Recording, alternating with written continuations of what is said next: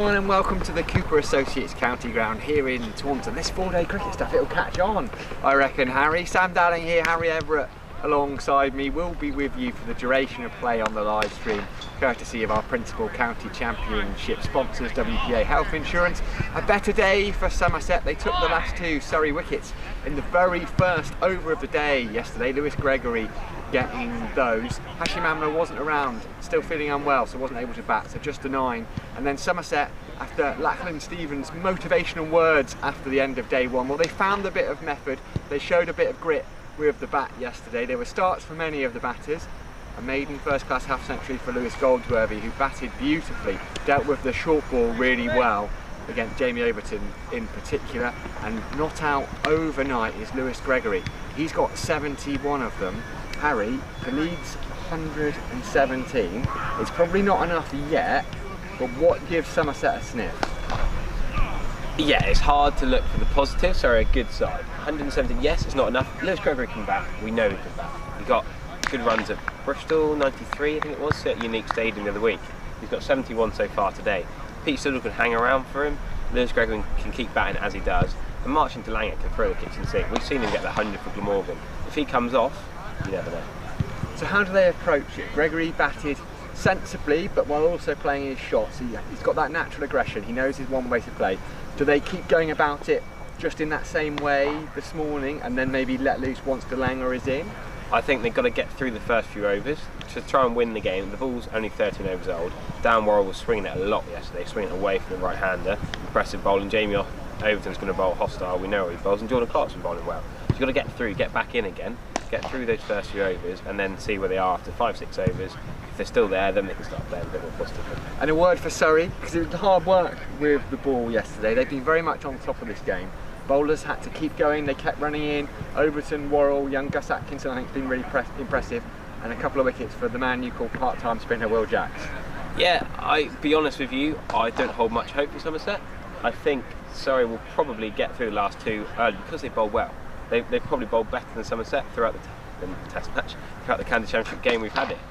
But Somerset just need to try and dig in and get through. That's what I say, yeah, there's so many bowling options for Surrey. Ryan Patel hasn't even bowled, and he's been Somerset's nemesis. I expect him to get good runs to the bat when he's needed. But yeah, it should be an entertaining day's cricket. Yeah, an entertaining day's cricket ahead then. I'm going to run off and put my factor 50 on. We'll be on the live stream from 11 o'clock. Myself, Sam Dowling, Harry Everett, Charlie Taylor will be joining us as well. Thank you very much to WPA Health Insurance, and thank you to all of you for joining us. Good morning everyone. I hope those two lovely chaps doing the pre-game video, eh? They look a lot of fun. I want to be them. Welcome to the Cooper Associates County Ground, day 4. This 4-day cricket, won't it catch on? Sam Dowling here, got Harry Everett alongside me. Players on their way out into the middle. Lewis Gregory strides out there unbeaten on 71. Just behind him in his long sleeves is Peter Siddle. Surrey need 2 wickets to finish this Somerset innings off. Somerset 319 for 8. They lead by 117. Harry, you're ever the optimist. What time are Somerset going to wrap up victory? Good question, Sam. It is a good question, thank you. I'm ever the optimist, but am I allowed to not be so optimistic today? You are allowed to be anything you want to be. Flattish pitch. I'm slightly worried for Somerset here. Lewis Gregory got 2 wickets in the first over yesterday, and I'm slightly worried there could be a little bit of a dampener if Gus Atkinson bowled as well as he has done the last couple of days. Dan Worrell swung it around a bit too as Jordan Clark. I fear Surrey are going to wrap this up fairly quickly, and Ryan Patel, when he comes out to bat, I feel like it's just one of those days where he comes out and whacks it. Interesting this, isn't it? A bit of a show of faith in Gus Atkinson for Surrey, who's going to open the bowling. Yeah, I thought he's bowled really well in this game. The young gun in that Surrey bowling attack, Dan Worrell, Jordan Clark, Jamie Overton. He's going to bowl first up at Lewis Gregory. He's immediately underway for the day, opening the face-up. Mr. Laws is on as sub-fielder again. No Hashim Amla since the end of day 1. That's soft hands. Yes. Jinx padlock. Chuck the key down the well. That wouldn't be a very good commentary, would it? It would only be you that couldn't speak. I'll be all right. Charlie, you ready to come on already? No, that's the soft hands we were talking about yesterday. Lewis Gregory does it first ball for us. There you go. Well, we got people tuning in on the YouTube comments and the Twitter already. Plenty of. I love it when everyone says good morning to each other. It's like a real social situation on the YouTube live stream. I can just hear Richie Benno in my head. Free slips in, Jamie Overton. I dare say that's Will Jacks at second, Ryan Patel at third. Ian Shepherd has answered the question just asked me with an hour of march and smashing them into the tone would be nice. It would. Could be exciting. I was saying on the pre-match video how he scored that 100 against Glamorgan, and I feel like he's due some first team runs. He's whacked it in the second team. An hour of march and smashing it would give Somerset a lead of about 400. Yeah. Start from Gus Atkinson. Yeah, Ian Shepherd, we had him on day one, didn't we? Always look on the bright side of life podcast, concentrating on all things Somerset. Dan Kingdom, Steve Tancock, Anthony Gibson. Even B. Warren makes the occasional appearance on that one, I believe. I was even asked for a guest appearance the other day. I did have to turn it down with my coaching commitments, but at some point I will go and join the chaps. Showing off now. Wow.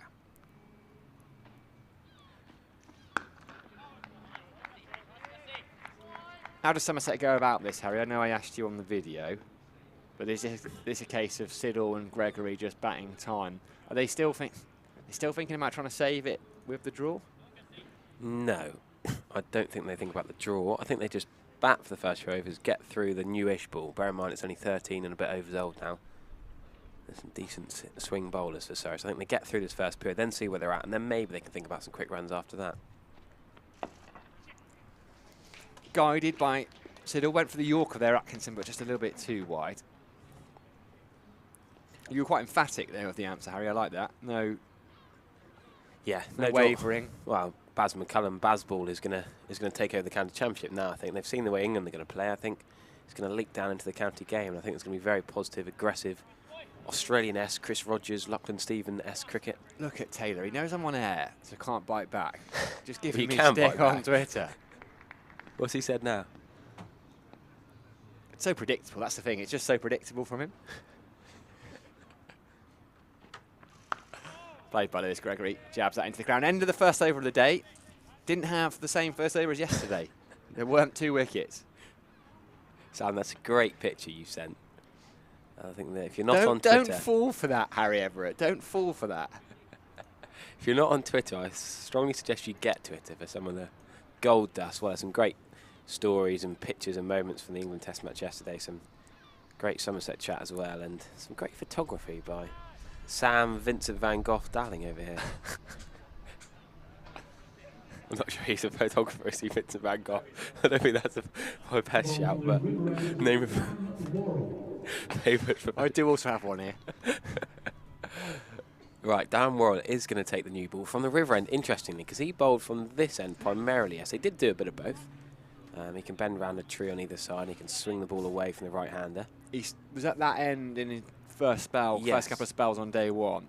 I just thought he bowled better yesterday. Yeah, he bowled at both ends yesterday. I thought he bowled better from this end, but shouldn't make too much difference on a flattish pitch with similar size boundaries. He's going to swing it away from Siddle, except that's a leg stump half volley, which Siddle's played quite nicely for at least 2. Should be 3 really. Depends how many bananas Pete Siddle's eaten this morning, I reckon. He's back for his 3rd. The potassium's kicked in. Decent start for Pete Siddle this morning. On to 10, to double figures. We talked about his 2 Test match 50s. Never got past 51, but got to 50 twice.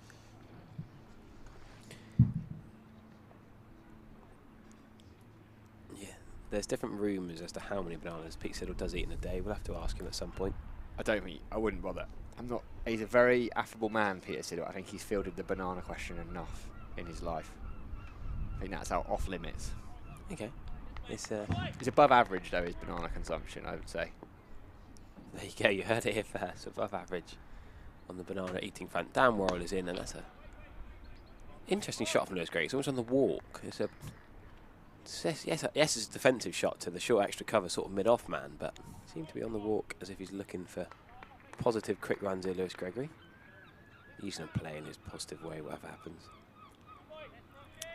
Yeah, Rory Burns hasn't really got orthodox mid-on and mid-off. They're sort of both quite close, sort of somewhere in between a mid-off, mid-on and an extra cover and short mid-wicket. That sort of trying to stop one dropped either side. And again, we see the soft hands from Lewis Gregory. You know what, Harry? All this talk of soft hands, I know you promised us a demonstration yesterday. I think we should have a demo from you at some point today. Well, I suppose if you had to be playing with soft hands... There's that glorious Cooper Associates County Ground bathed in sunshine on the screen. That's a couple of slips in. It's interesting to see where Surrey go.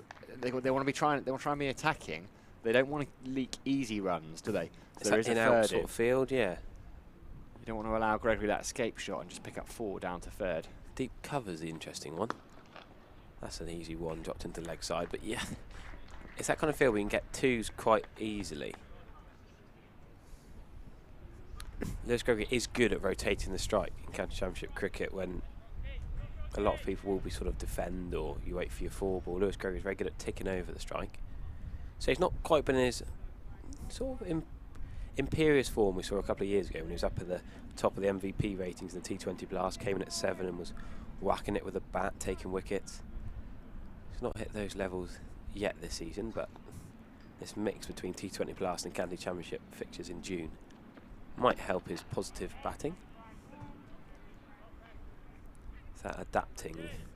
We're going to have to mention it again and again. Johnny Bairstow yesterday, and people saying, oh, you can't go from the IPL to test matches, but well, if you whack the ball into the stand, whatever format you're playing, it's pretty useful.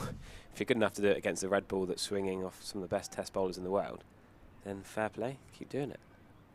So maybe Lewis Gregory's going to take a bit of that Bairstow attitude into today's innings. Deep square leg goes back, as does deep point. I would imagine that's because they're quite happy to give Siddle the single. Yeah, this is a bit of a tactical plan from Murray Burns here. He wants to keep Siddle on strike, but Siddle's not going to take that one. Well, talking of soft hands, H, you promised us a demo yesterday. Any chance of a demo first thing this morning? Yeah, it's probably hard to do without a ball and in quite a cramped commentary box, but Mr. Bryce from Somerset County Sports has lent us a bat to use for demo this morning. So what have you got? Got a kudos here, Lovely. limited edition, available in the Somerset County Sports shop, of course.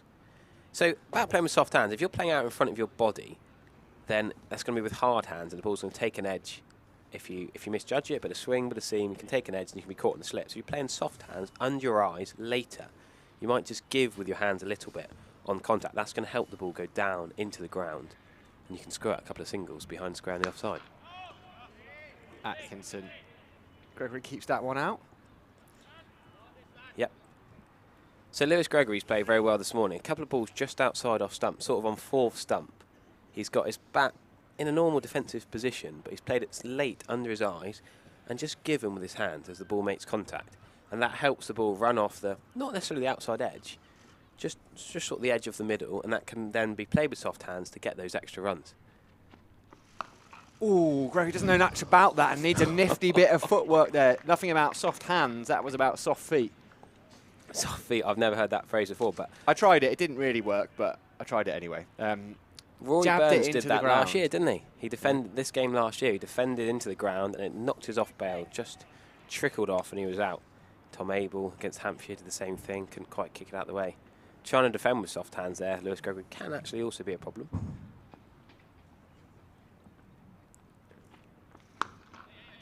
Just drops it on the offside, takes a single. Lewis Gregory survives, round of applause here. That was lovely, Harry. Can we come back to you for some more demos a bit later on? Is that right? Whenever. Always ready. Did you play Will Williams with soft hands? I'm not sure if playing and missing and hitting the air quite counts as soft hands. I guess I was soft through the oxygen particles. But yeah, she could say. I wonder how many wickets has Will Williams got so far today, has he? We need an update from the He'll do well to have more than one. Warwickshire-Lancashire game. Given Lancashire a batting. He can. Big LBW shout, big LBW shout. Oh, I looked all right from here. Maybe impact outside the line.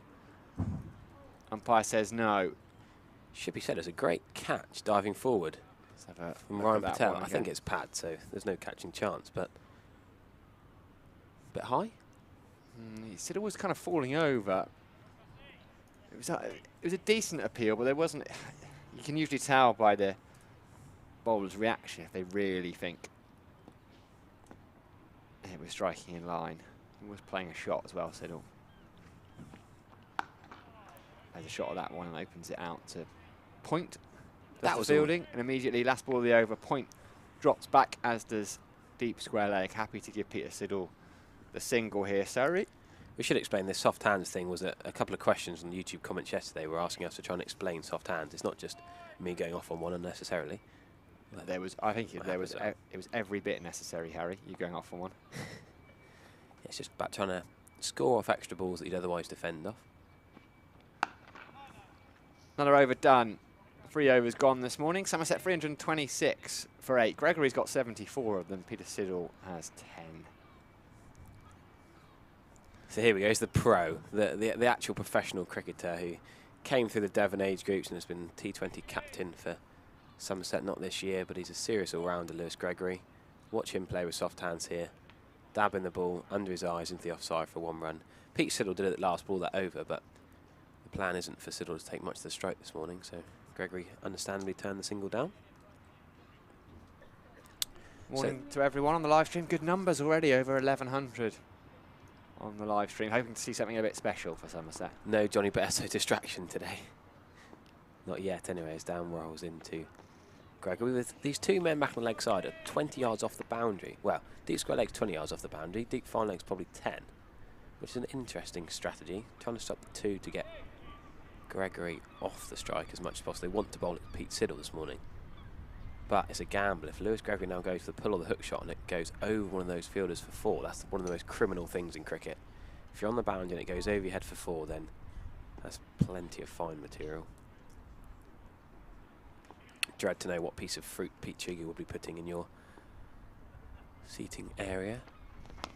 He was telling us the other day about the pears they like to go and get from local supermarket. Someone to get a couple of ducks in the game.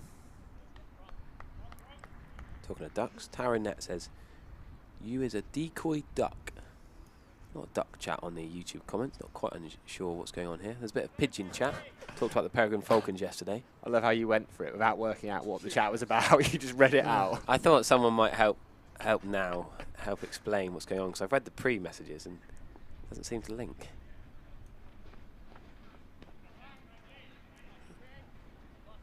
Dan Warren not quite got his line and length right yet this morning. It's a bit sedate, a bit quiet out there this morning. Not much chat in the field from the Surrey men. They just want to get this done and get back to London. As much as they're enjoying the West Country sunshine, I think they would have been grateful for a day off had they wrapped this up yesterday. Oh, the fixtures come thick and fast, don't they? At this time of year, this red ball game, just in the middle of the Blast campaign, so it's relentless for the Surrey players and the Somerset players. So yeah, I think when they had Somerset 2 down for not many, they'd have been quite fancying a day off.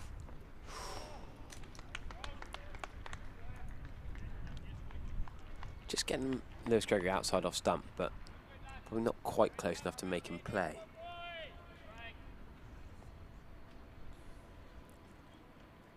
Sort of bowling that sort of 5th stump corridor line.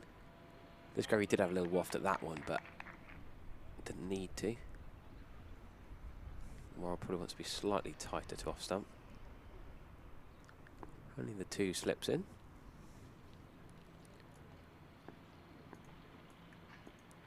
Leads up towards 130 now. That's a better ball from Dan Worrell. Just popped a bit, as Lewis Goldsworthy was saying after play yesterday, about a bit of sort of tennis ball, poppy sort of bounce. Not making it too easy. It's always interesting when you interview a batter after they've scored a few runs. They're always going to say how difficult the pitch was, wasn't it? Oh yeah, it wasn't easy to score runs out there. I just batted really well for my 50, which is not quite what Goldsworthy said, but I like the way. I like the way they say at the pitch. It looks from here. It looks flat. It looks like it should be easy run scoring in the blazing sun we've had the last few days. But Goldsworthy was saying a few of them were bouncing a bit funny, a few uneven bounces, which is understandable on day 4.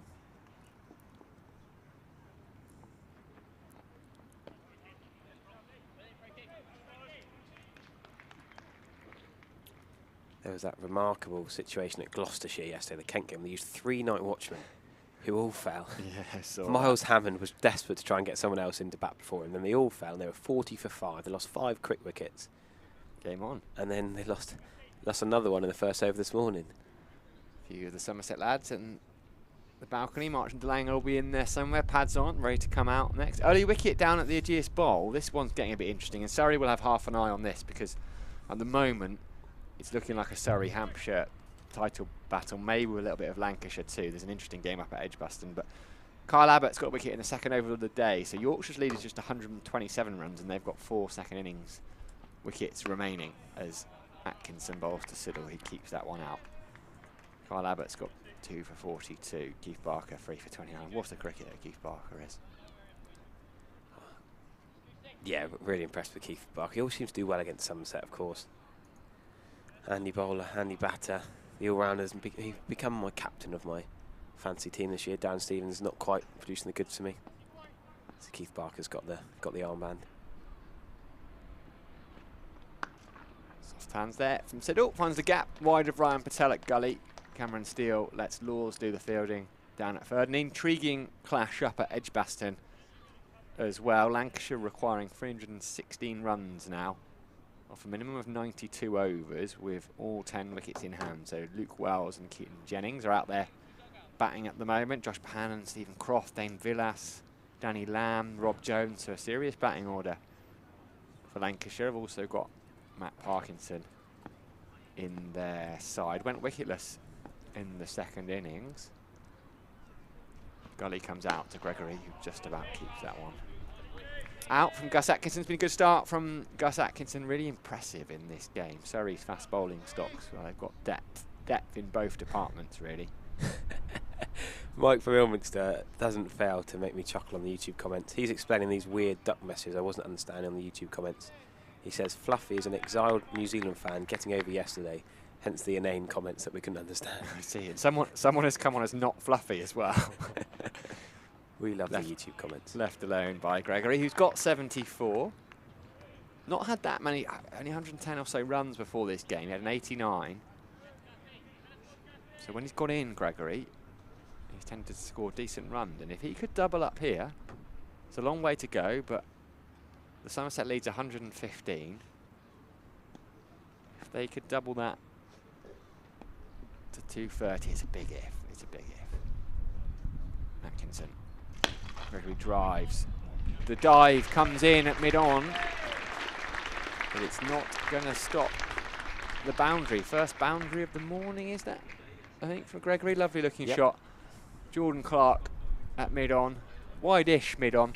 Put a dive in to his left, but Gregory just almost trying to flick it from the leg side, and it's gone straight. He moves on to 78, Lewis Gregory. We talk about fans watching from New Zealand. We've also got fans watching from Australia. I've had a message from Izzy and Andy Tyndall who are saying, we're in Adelaide, surely we get a shout out because Peter Siddle is basically an Adelaide institution. The long distance fans, her and her dad are listening. He's at Tasmania now. He's a Hobart boy. He played for Adelaide Strikers for a while, didn't he, when they were particularly successful. Still does. Skippered them last season. Meant to be revising for exams down under, but 7:48 in the evening, what better way to chill out than watch a bit of Somerset on the YouTube channel and Pete Siddle. You could help them revise live, Coach. Atkinson in, good bit of lift. When you've done your batting demo, you could do some live quizzing. What are they revising for? Yeah, what are they revising for? End of the over, 331 for 8 Somerset, so they've got through these first 5 overs unscathed. Oh, there's Jeff. Jeff and his wife doing a little bit of knitting there. They run the bookshop, the second-hand bookstore outside. There he is. Second-hand bookstore outside Somerset County Sports. What are we making there, Jeff? What's happening? Why is the bookstore not open? Come on. Not till lunch or tea, Sam. Oh, Come distracted from the play. Jeff, brilliant. What a career Jeff had behind the camera with Sky Sports. Well, he's still our streaming consultant. He is still the consultant, yes. Magnificent. Met Jeff a couple of years ago. Huge Somerset fan. So we're going to continue with another Aussie. We're talking about the Aussies and the Aussies down under revising for a law degree. I can't help anything with law. Well, fortunately, the man to my left is a lawyer. So, Sam, can you help some law revision, please? Yeah, my hourly rate. I'll give you my hourly rate. What kind of law are we revising for? I know we're going off. I'm intrigued now. You piqued like my interest. Yeah. We've got time for tangents in the county championship as Worrell's just bending at the end of his mark. A bit like Morning Morkel used to do, but slightly more ovular. More of a curvature. What's it called when you... Yeah, a segment. I'm looking for a fancy word here. An arc. I could just say I'm just going to let you say yeah. silent. Watch me going. struggle. Yeah, I'm You enjoying know, this. we look for words. I'm enjoying this. What I'm trying to say is Morne Morgan does quite a tight, or did, I'm sure he's still playing club cricket somewhere in South Africa, did quite a tight bend at the end of his run-up. Well, he just kind of quickly went, didn't he? Yeah, whereas Dan Worrell, you look here now, he's what, in line with the Colin Atkinson Pavilion door, and now he's going to go all the way around past the painting white sheet that's acting as a sight screen at the river end, and then he's going to run in. Edge. Edge in. That's a diving effort from Ryan Patel. Doesn't quite get there, but it's going to be 4 runs. Couple of boundaries now. Pete Siddle not in full control of that, but you could say it was soft hands. If he'd gone really hard, it might have flashed higher, but to be fair, I think the reason that went for 4 was more the wideness of the ball going past Ryan Patel at third slip. And it's equity law, Sam. I don't know what that means, but you're the lawyer, so. Yeah, unfortunately, I do know what that means. It's a very fluid concept, equity law. Okay. More fluid than our commentary. Well, we are going to keep going with Dan Worrell here, halfway through his 27th over. He's put a decent shift in. I'm surprised Gus Atkinson hasn't bowled a little bit more. He's been arguably the pick of the bowlers, 2 for 79. He's bowled quick, and Siddle is defending. Well, look at the way Siddle's going down the wicket. You can see on the stream 3 or 4 paces out of the crease when he made contact with the ball, trying to nullify the swing. These two would have done battle a few times down under in the Sheffield Shield. They'll know each other and have bowled in the nets against each other a fair bit, I suspect.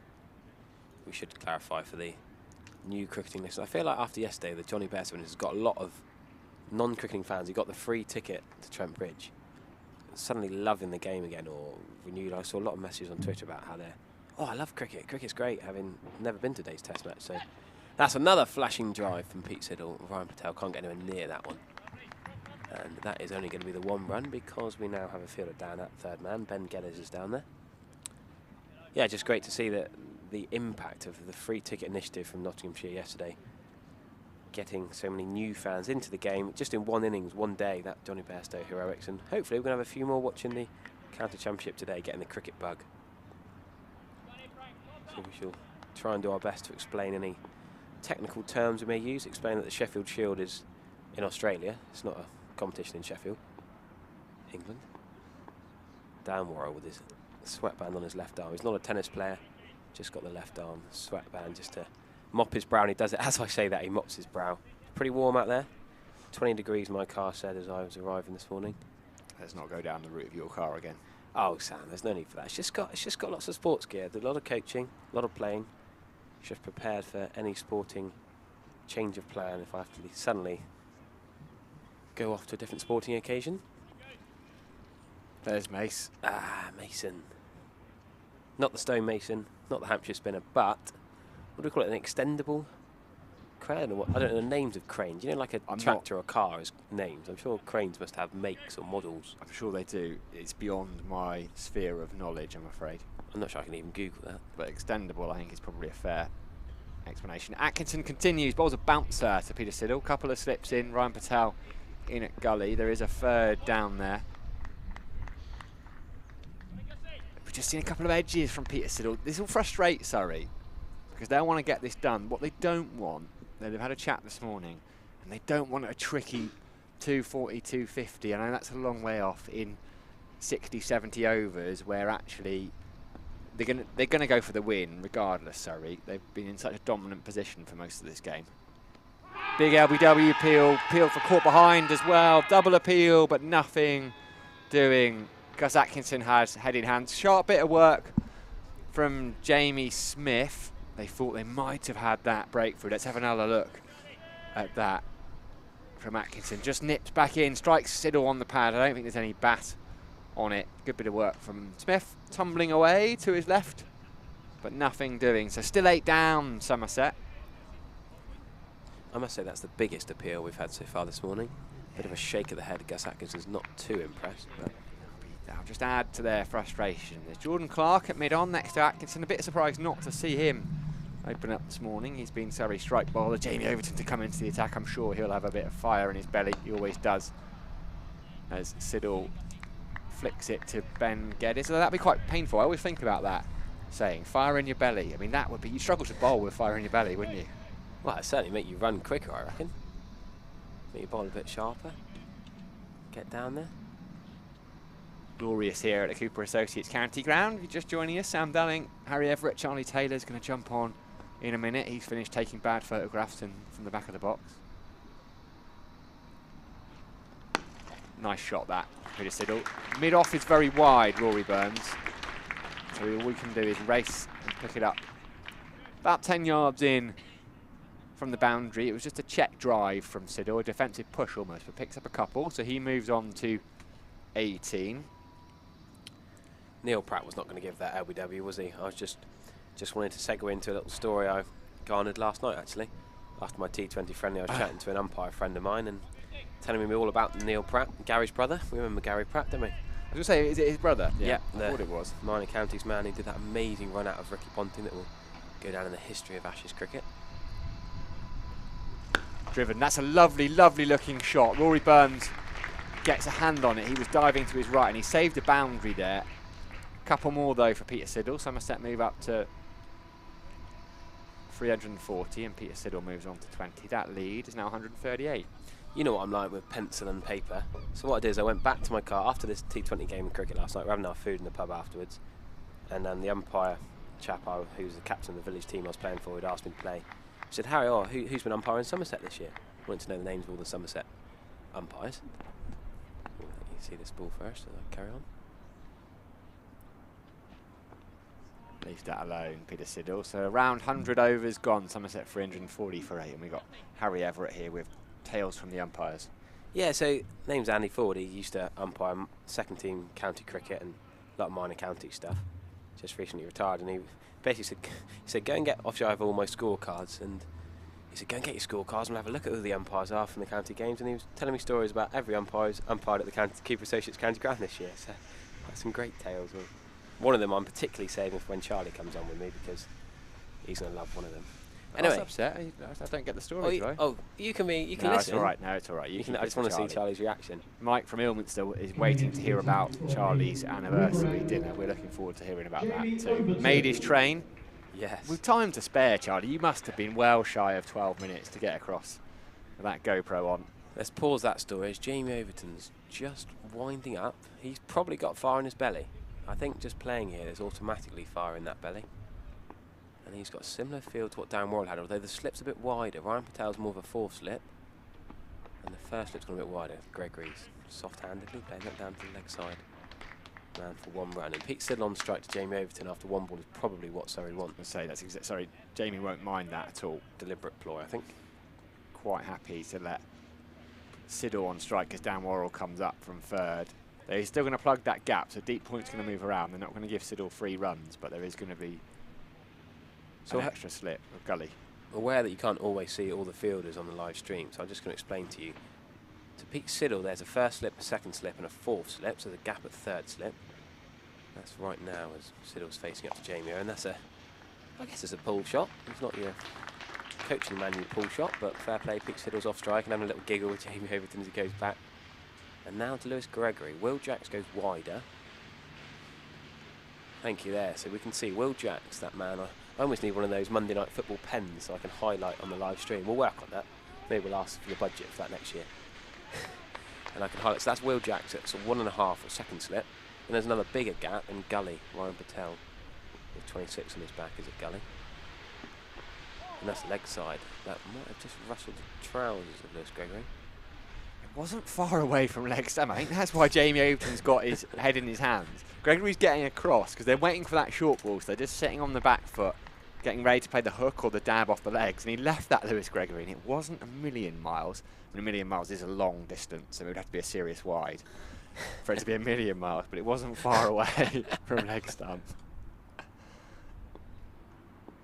Wow, Jordan Clark's rustling his arms, doing a bit of a glute stretch, ready to bowl. That's a short ball that Lewis Gregory, back foot punches a little bit squirty off the outside edge. It's a point to Dan Worrell for no run. And Mike Unwin doesn't miss a trick here. Here's that umpire story, and straight away he's on the LinkedIn. I don't know, he's one of those guys who likes to message me on LinkedIn, does Mike. Top chat. Straight away. Sounds like a great article for the website. The Cooper Associates County Ground from an umpire's viewpoint. There you go. brilliant to have Mike, one of the moderators on the stream. Brilliant work with the digitalising the Somerset Cricket Museum as well. Amazing building that is. It's well worth a visit. I think it's open at lunchtime, isn't it? Yep, and tea time if we get that far. Lewis Gregory, great soft hand single. Jamie Reggie's going to charge over there, throw it so unnecessarily. Tumbled over in a heap. Risk of injury for the big fast bowler for no reason really, as Pete Siddle was clearly in his ground. He's frustrated. Sorry, before Lewis Gregory, didn't he get 100 in that game in 2019? I think he got like 120 something, I think. I'm sure Rory Burns got 100 in it too. Pretty sure one of his three first-class hundreds, Lewis Gregory, is against Surrey. Sorry, just looking at a change in the field now. Interestingly, cover point is going back on the boundary to Pete Siddle. Last ball they were trying to give him the one, basically, but interestingly, I think Siddle's going to take it to the cover point man, and then he bowls it leg side. Maybe it's just a bluff. Jamie O then goes quick and fast, aiming for leg stump, hits nothing, and that's a dot ball down the leg side to end the over. Well, I'm going to drop out for a second. Charlie Taylor's going to come in. I'm going to hang around. I want to hear this story. I'm waiting, Harry. It better be worth it. You're giving it the big it's only a build-up. little short one-liner. Oh, it's not a story. A one-liner isn't a story, H. I thought you'd tell me off for telling my stories too long. I get told off for using too many words. Oh! Sam's taken the headphones with him as he's trying to leave the box. Oh, it's Sam's gone flying into the wall. Ever professional up here, aren't we? We're fine. Sam's alive, just for those of you worried and concerned. He's not headbutted the lovely WPA signage, thanks to our principal live stream partners. It's a nice soft wall that Sam headbutted. But Jordan Clark is going to come and have a bowl from the river end. Technical knockout, says Chet from Gladiators.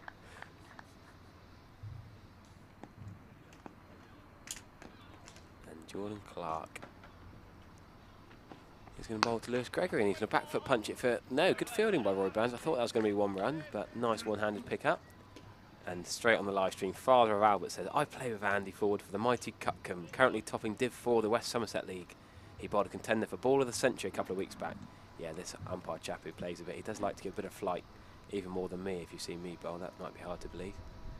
But yeah, so I was chatting about the West Somerset League till the, not quite the early hours of this morning, but talking all things Somerset cricket. I know Charlie's a big expert on West Somerset cricket, as Lewis Gregory drives that. No run, good bit of fielding. Yeah, do you play, is it the West Somerset League you play in, Charlie? No. Oh, got that wrong, didn't I? Yeah. No, don't play in the West Somerset League. The team I play for, Axbridge, is not part of a league system. We are too good for that. Too good for that, friendlies. It's the general thought around why we're not in a league. So we're sort of above it.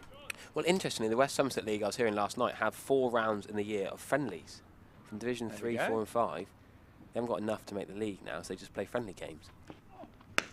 On a Saturday, just got a nice initiative. I like that.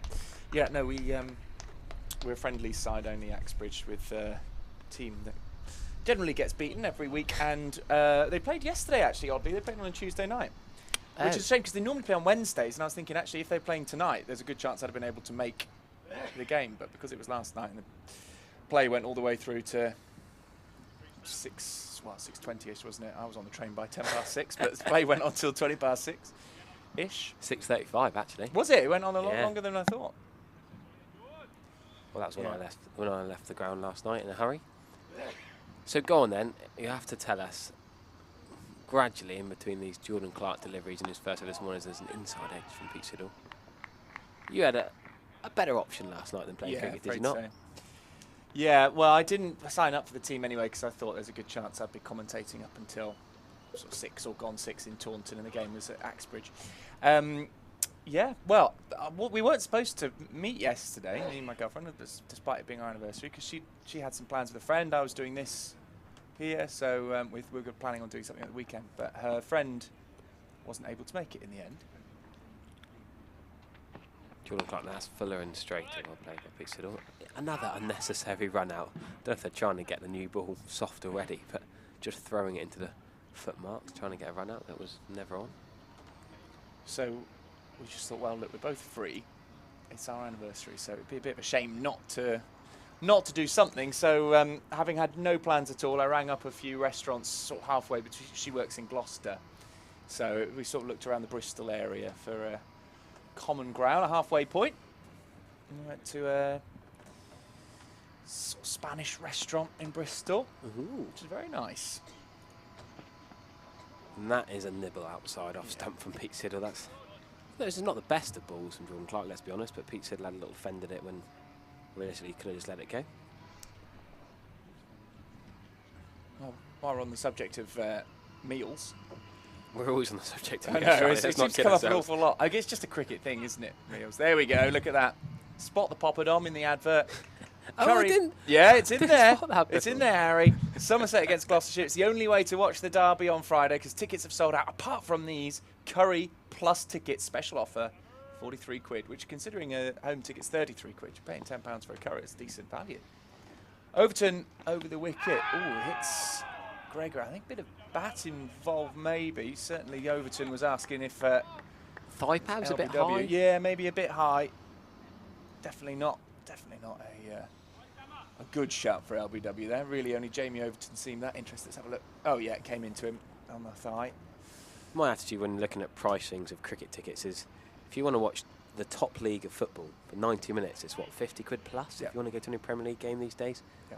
So, and you get far more than 90 minutes entertainment, even the shortest format of cricket. So Definitely. it's always a bargain compared to the other main sport in England. Overton into Gregory, who just glances this one off his hip for a single. So Siddle's on to 21. Gregory's into the 80s now. We were slightly worried, weren't we? We'd see a repeat of yesterday and 2 wickets and 2 overs, but thankfully for Somerset that hasn't been the case. But yeah, we went to a restaurant. We got there about 7:45 once we'd navigated the slightly confusing Bristol roads. Sophia, my other half, got slightly lost. So I had to go out to the front of the road to find her and then sort of directed her down. And as she drove past me towards the restaurant, she then took another wrong turn before she'd even got to the restaurant. So we got there in the end. Ducking under this one is Peter Siddle. But it's very nice, thank you. Lovely evening. Beautiful evening. Oh, I expect absolutely. you had that playing cricket, did you? Yes, I even took some little photos and Oh, please tell me that you took inspiration from Sam and Downing put my on thumb in the photo top frame. corner. Yeah. No, I just thought there's a little video actually as I was arriving there with the sheep in the car park to the ground. I thought Which you'd ground enjoy was it. this? This is Studley, just Oh, above yeah. Tiverton up towards Rackenford and Very nice. Knoxbere. Thought you'd enjoy the sheep in the Yeah, car I like park. that. Oh, your car is a wreck, isn't it? Well, it's full of cricket gear. It's got a lot of stick with Ford Fiesta. Overton in Siddle, defending, keeping it out. Good stuff from Somerset so far today. Very nice, mate. You'll like There the are view. the other cars, Wait yeah. for the view. The view of the sheep You and did. the car. You stopped filming. I can't see the view if you stopped filming before you got there. Maybe I didn't quite capture the view so It's well. very but nice. It was a lovely evening. Look It was at a that. Not chain. cloud There were in 13 the overs in sky. by the time I got there, so it was a Oh yeah, one of those. get changed and jump on the One of those. the fielding. If you get the chance, well, for me, because I'm a sort of late middle order batter. Let's go for that because there are some that come in. I'm normally in around 7, 8 maybe. I say, look, bat first, then you won't know if I'm running late. So that one just sways out of the way, Peter Siddle. But the thing is with Axbridge is that there's no guarantee that batting first, they'd still. I'd probably miss my go at batting if I'm 20 minutes late coming in at number 8. Root back at the top of the ICC Yes. Test cricket rankings, which is good news and not in any way surprising, given the form he's in. It's just insanely good. When he went out yesterday, when he got out in the Test match, I thought, ooh, that's now we're going to be a really tough chase for England. They need Root in there, but turns out they don't. Siddle, oh, nice shot, but not really timing it. Getting on top of one from Jamie Overton, back of a length. Bit of width on it, but picked up at point. No run. 345 for 8. That's a lead of 143, and we're not at the stage yet of saying you never know. You never know. But the more this builds, and this has been a good morning so far, I've heard the phrase "stranger things have happened" about 6 or 7 times from different people today Yes. already in the ground. It's kind of the buzz phrase, isn't it? It's a good view of what we're looking at there. Jamie Overton's bowled 16 overs. He's going to be feeling that. The ball, 20. They took it straight away, didn't they? So it's 23 overs old, the ball. So it's not lost that shine by now. It's Somerset can hang around here for another hour, maybe get to 20 to 1, even lunchtime. Well, they'll be in a good position. Oh, well kept out that one. Yeah, Lewis Gregory's fallen over as he's trying to defend that. He's in a really weird position. Sort of almost looks down like he's trying to do a lunge. He's got almost like a sweep position he'd ended up in. I think it stayed quite low, to be fair to him. And he's gone to defend it and made a bit of a hash of it. Managed to defend it into his leg, not onto the stumps, and get away with it. Jordan Clark has a little chuckle. Got away with one there. But yeah, I had a very odd hour of listening to the radio on the way back, so I stopped off to get fuel, which was a complete mistake by the motorway. Always a mistake to get fuel by the motorway, and that's well played with soft hands again from Gregory. Thing is, Harry, because I wasn't planning on driving up to, my plan hadn't been to go out there. I was actually going to, my plan had actually been to stay home and clean my bike. Oh, great. Which desperately needs some oil on it. Is that a hose job or No, white with a cloth, bucket and sponge? Yeah, okay. No, I haven't got an outdoor tap. So I hadn't been planning, so I didn't have much fuel in my car. And then everything was so short notice last night.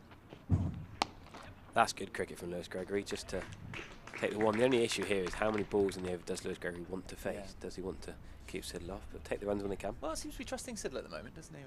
Siddle can bat, yeah. Definitely. So I hadn't been planning on driving to Bristol.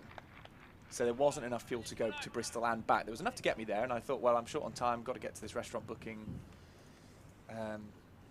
But yeah, then I had to stop on the way back, and I don't know Bristol near the motorway that well, so I just stopped at one. And yeah, well, I didn't fill up. I just put in enough to get me sort of another 100 miles or so. Jordan Clark was 3 steps into his run up, and Rory Burns stops him, whacks the point into gully, and the gully into second slip, and the deep cover round to deep point, and now the gully is going to go into fourth slip.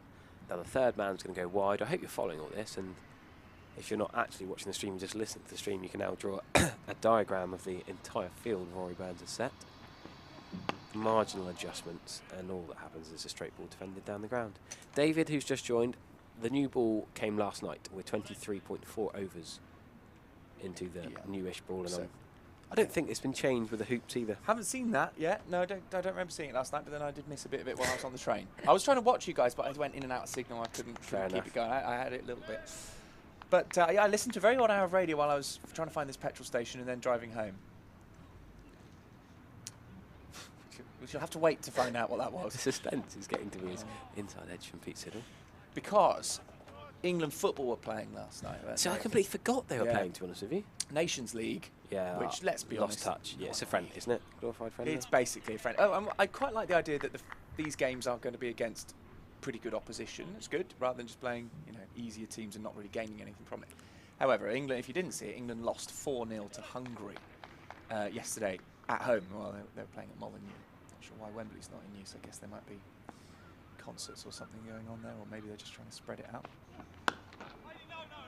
And so I heard the last half an hour, not of the game, but of the pundits, including Dion Dublin, like ripping England to shreds. Yes. Although Dion Dublin wasn't quite as much as Stephen Warnock, who was also there, alongside Ian Dennis and John Murray, who did the interview with Harry Kane and then Gareth Southgate.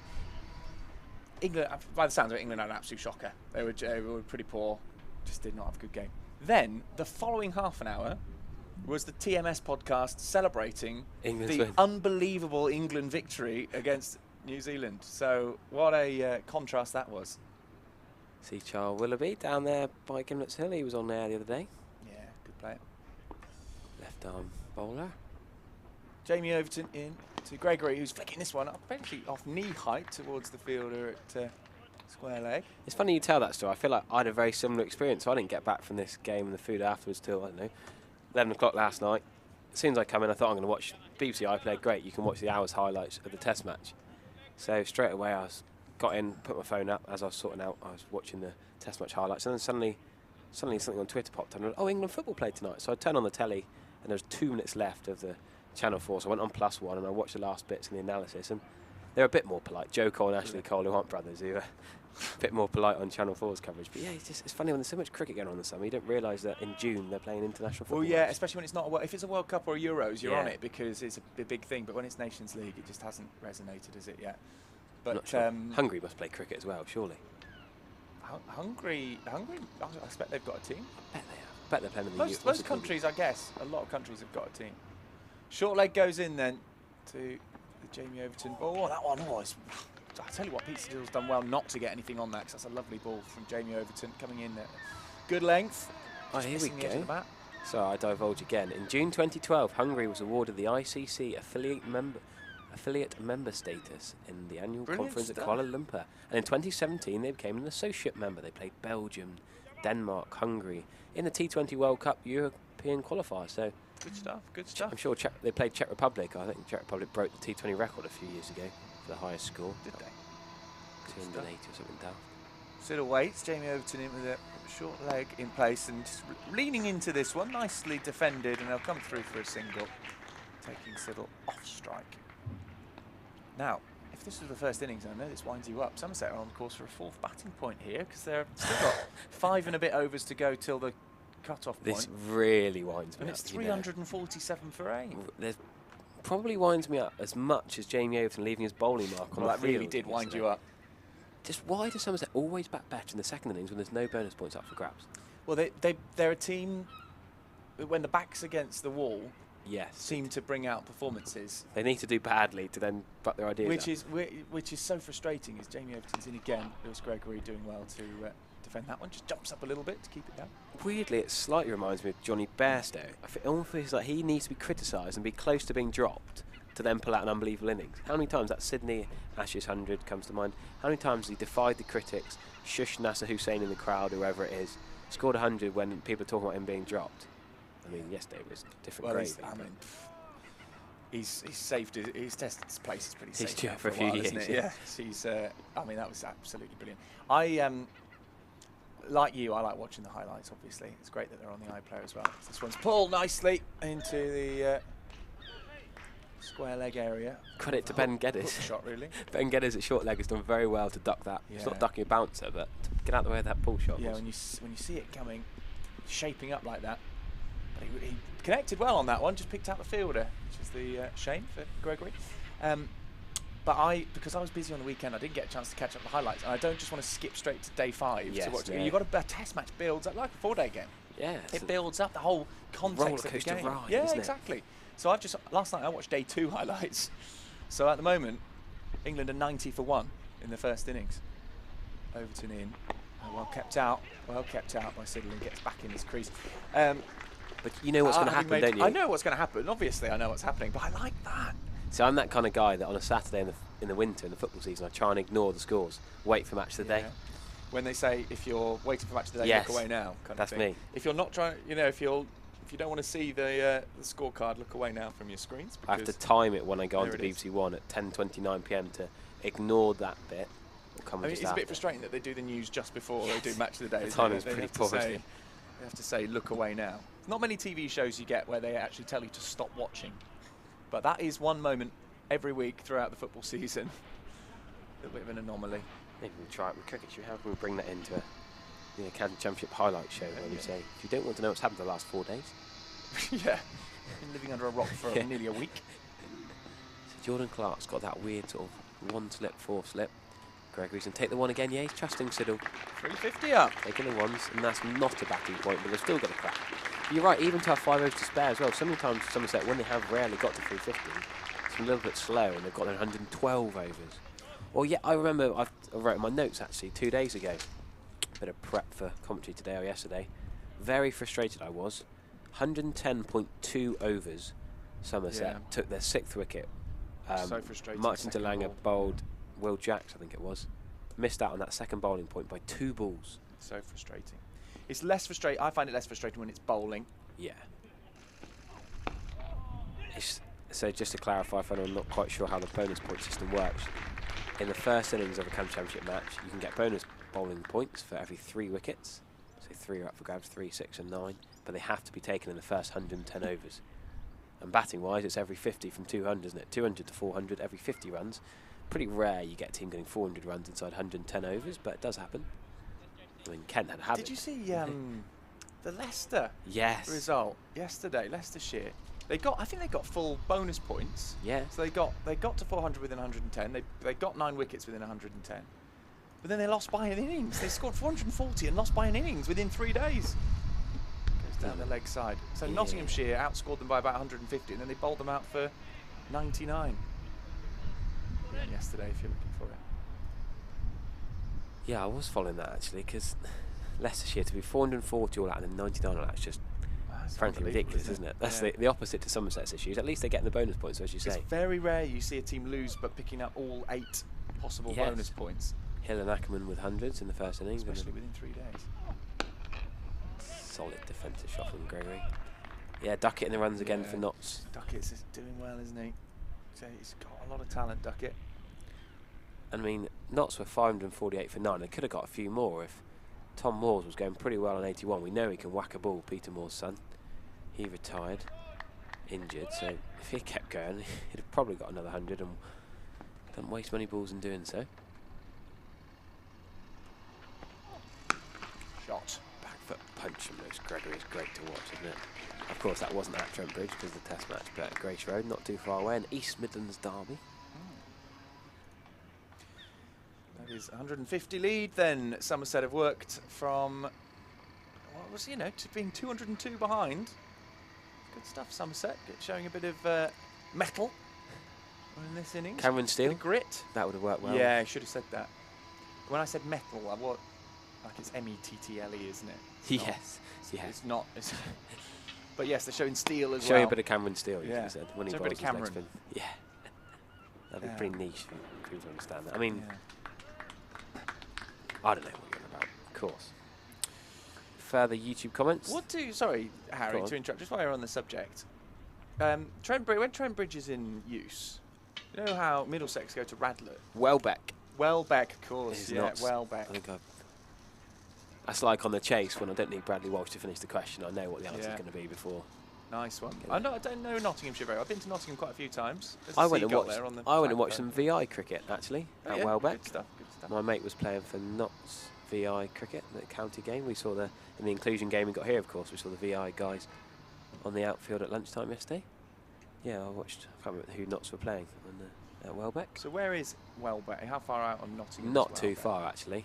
Before I look at a map, I'm going to say it's fairly. Go on then, guess a mileage. From where? Where's from Trent Bridge. From Trent Bridge. I'm going to go. I've got no idea. Googled Welbeck and it's come up with Danny Welbeck. 14 miles. Go on, what's your shout? 14 miles. Oh, I don't know. From Trent Bridge You're to the one who's Welbeck. been there, mate. I've not been. That's a few years ago. I'm going to say, I'll say 15 then. Okay. Yeah, I played the game there. Play that game where we just go one up, one down. Yeah. I always just let my dad go first when we play these guest and then just go one up or one down, obviously. Then there were 3 of us siblings, so you couldn't. Okay. Overton with a bouncer. Wow. Bringing that one in short. Gregory's on 87. Oh, not really close. 33 miles. Yep, so I won. Great. 33 miles. 33 miles. It's not far off Yorkshire. I was going to say, because Sheffield and to Nottinghamshire is actually very close. So there's so many counties that sort of mingle around there. You've got Leicestershire's not far away either. Lincolnshire's not far away. Right in there, yeah. 352 for 8 score. Yeah, Welbeck. Up near Worksop and Clown Creek Club, mate, at Clown Creek Club. They're at the Chesterfield Festival Week. Short ball coming because we've got 3 people out on the leg side. Got a, as you can see there, got a fine leg, square leg and a mid wicket, backward square leg and maybe slightly forwards a square leg. Plus we've got a shorter square leg as well, so a lot of cover in this leg side. Makes you think Jamie Oaten's not going to be bowling full and outside off stump here. Changing his action, coming around the wicket now. To Lewis Gregory. And Lewis Gregory can't do much with that one. What's the noise going on? Is it bin day?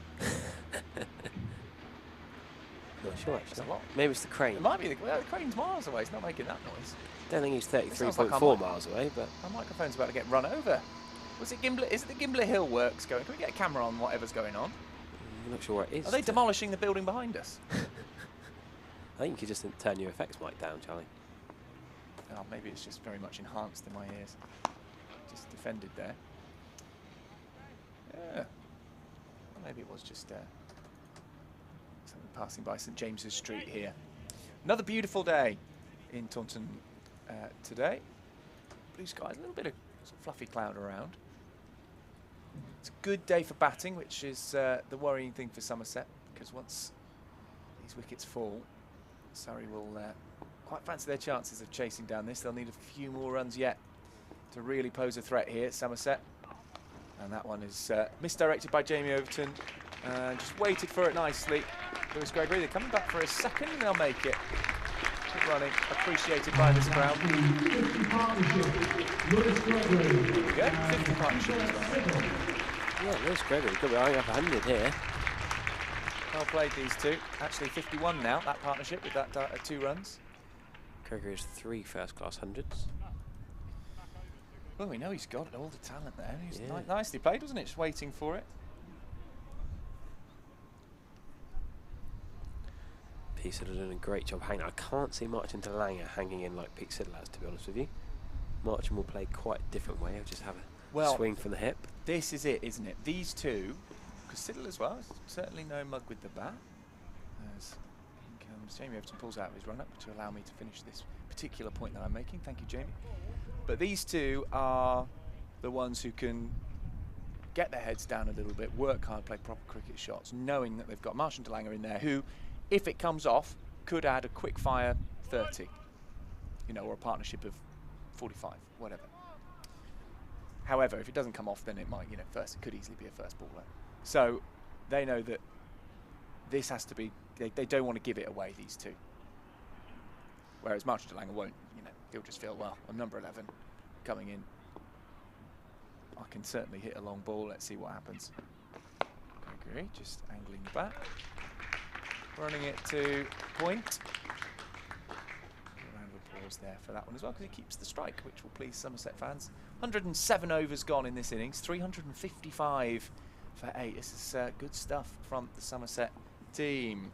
Nice to see sunshine all over the country today. It's cracking the flags up in Durham, which you don't often get to say. Chester Street, it's a bit of a run fest. Worcestershire, 457 for 6 in the first innings. Replying to Durham, 642 for 7. We saw Ravindra get that double 100 on debut. Ed Barnard is now 128 not out. A few rumours about Barnard moving to Warwickshire, but I'd like to see him stay at Worcestershire. Nice to see a young local lad play for England Lions doing well. And Lancashire 19 for 1 as Keaton Jennings has gone to Oliver Hannon Dolby. And Hants Yorkshire also could be a decent day for. Don Bess has just got LBW to Carl Abbott. Carl Abbott picking up the wicket of a Somerset player, or former Somerset player. That's something we got used to. He was up in the box the other week. Great to chat to Carl Abbott, all about all things Lou Down in Devon cricket and Clevedon in the Weppel. So Gregory on to 90. Jordan Clark still bowling. That's a full delivery outside off, so there should be full runs. Roy Burns is in hot pursuit. I was going to back the ball, but Roy Burns has done well to keep up with it. Good slide. It's not quite as rapid as you think the outfit might be, how dry it's been lately. They do water it a little bit. Gregory's picked up 3 runs there, so he moves to 93. Lovely shot.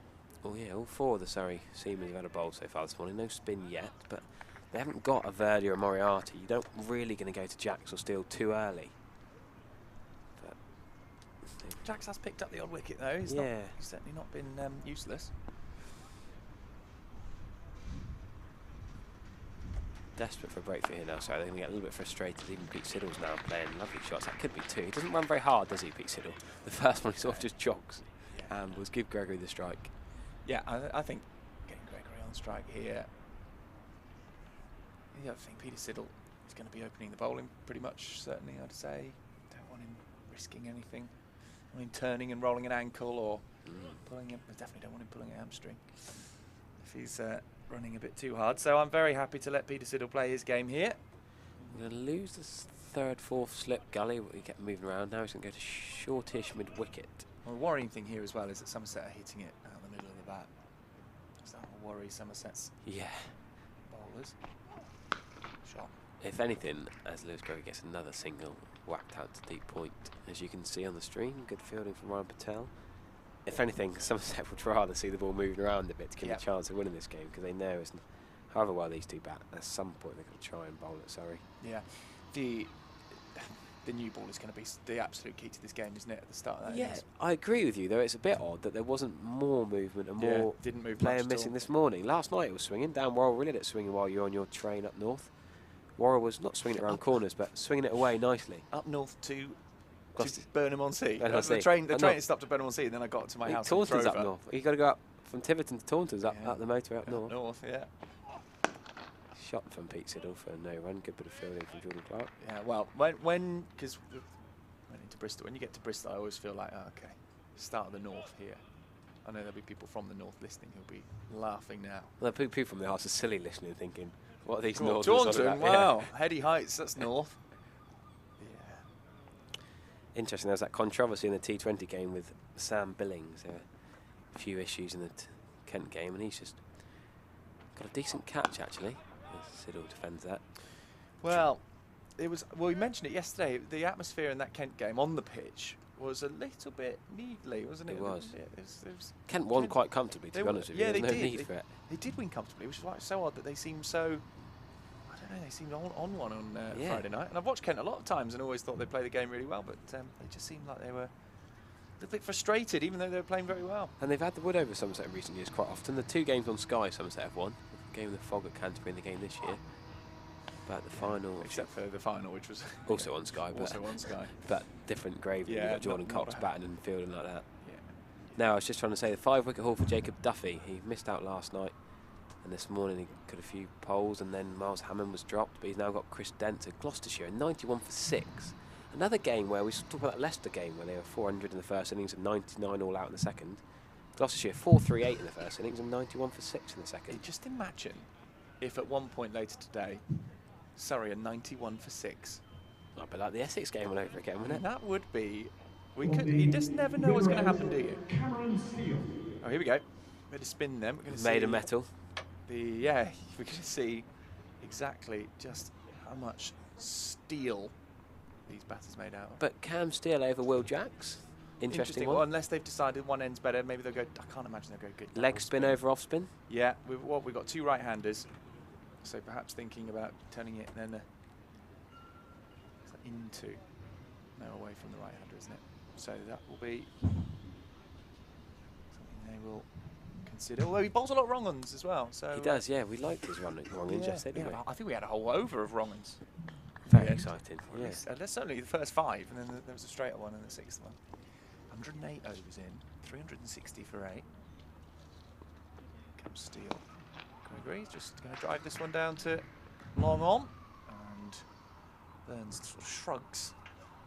Quite know who he was talking to there, maybe Jordan Clark. Shrugging, saying, well, how are we going to get these 2 out? It's a cracking comment. We saw Charles Willoughby on the stream a minute ago at Gimlet's Hill, and cracking comment. That's where Charles Willoughby stood when he was facing fast bowling when he was back. Thanks to Andy Bass for that. Yeah. Well out the way. Don't blame him. As Don't Peter fancy Siddle quick bowling. gets a step in here to... So lots of we've been too busy chatting away. So much interaction on the YouTube stream. It's not really a good time to come to it during a bit of an over spin. But he's going to soldier on anyway. Siddle on strike to Cameron Steele. Ooh, rocking back, cutting here. It was a misfield, and it will bring a single as long as they make it, which they do because the throw's not very good. So a bit of a cheeky run there. That brings Gregory on strike, who's on 95 here. 1 blow away from 100. Do you think he's thinking like that? I don't. Not today. He would do in other games. We've seen him do it. But I don't think he'll be thinking about getting there in one go. Certainly not that time. Build up some of the best comments.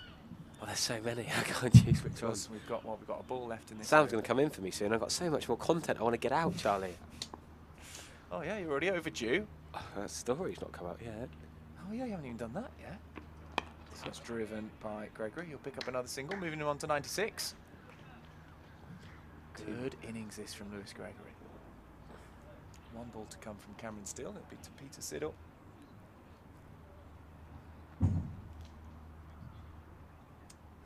.363 for 8.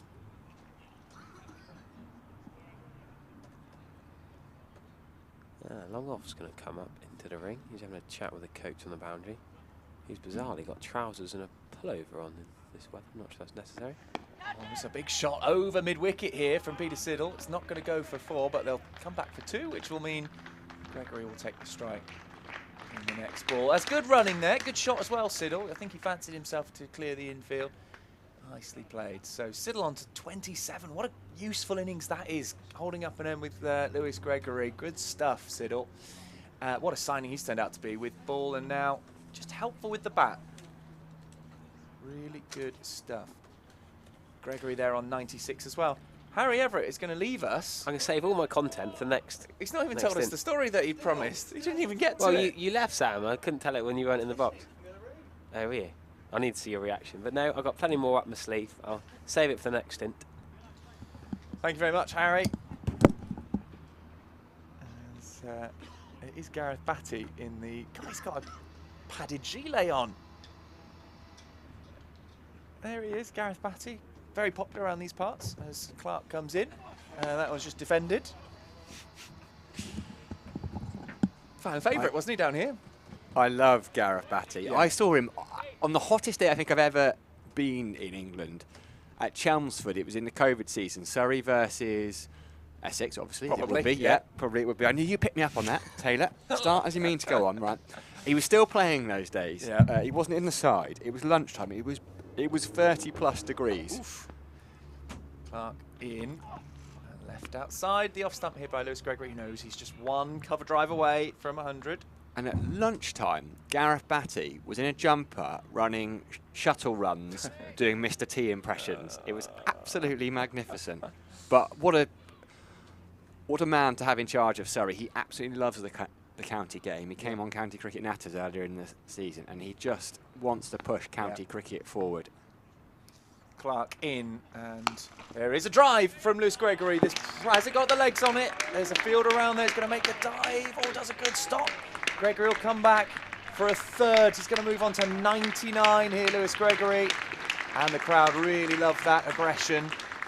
Gregory, 99. Well, when we saw Somerset bat in the first innings, they top scored with Craig Overton of 29.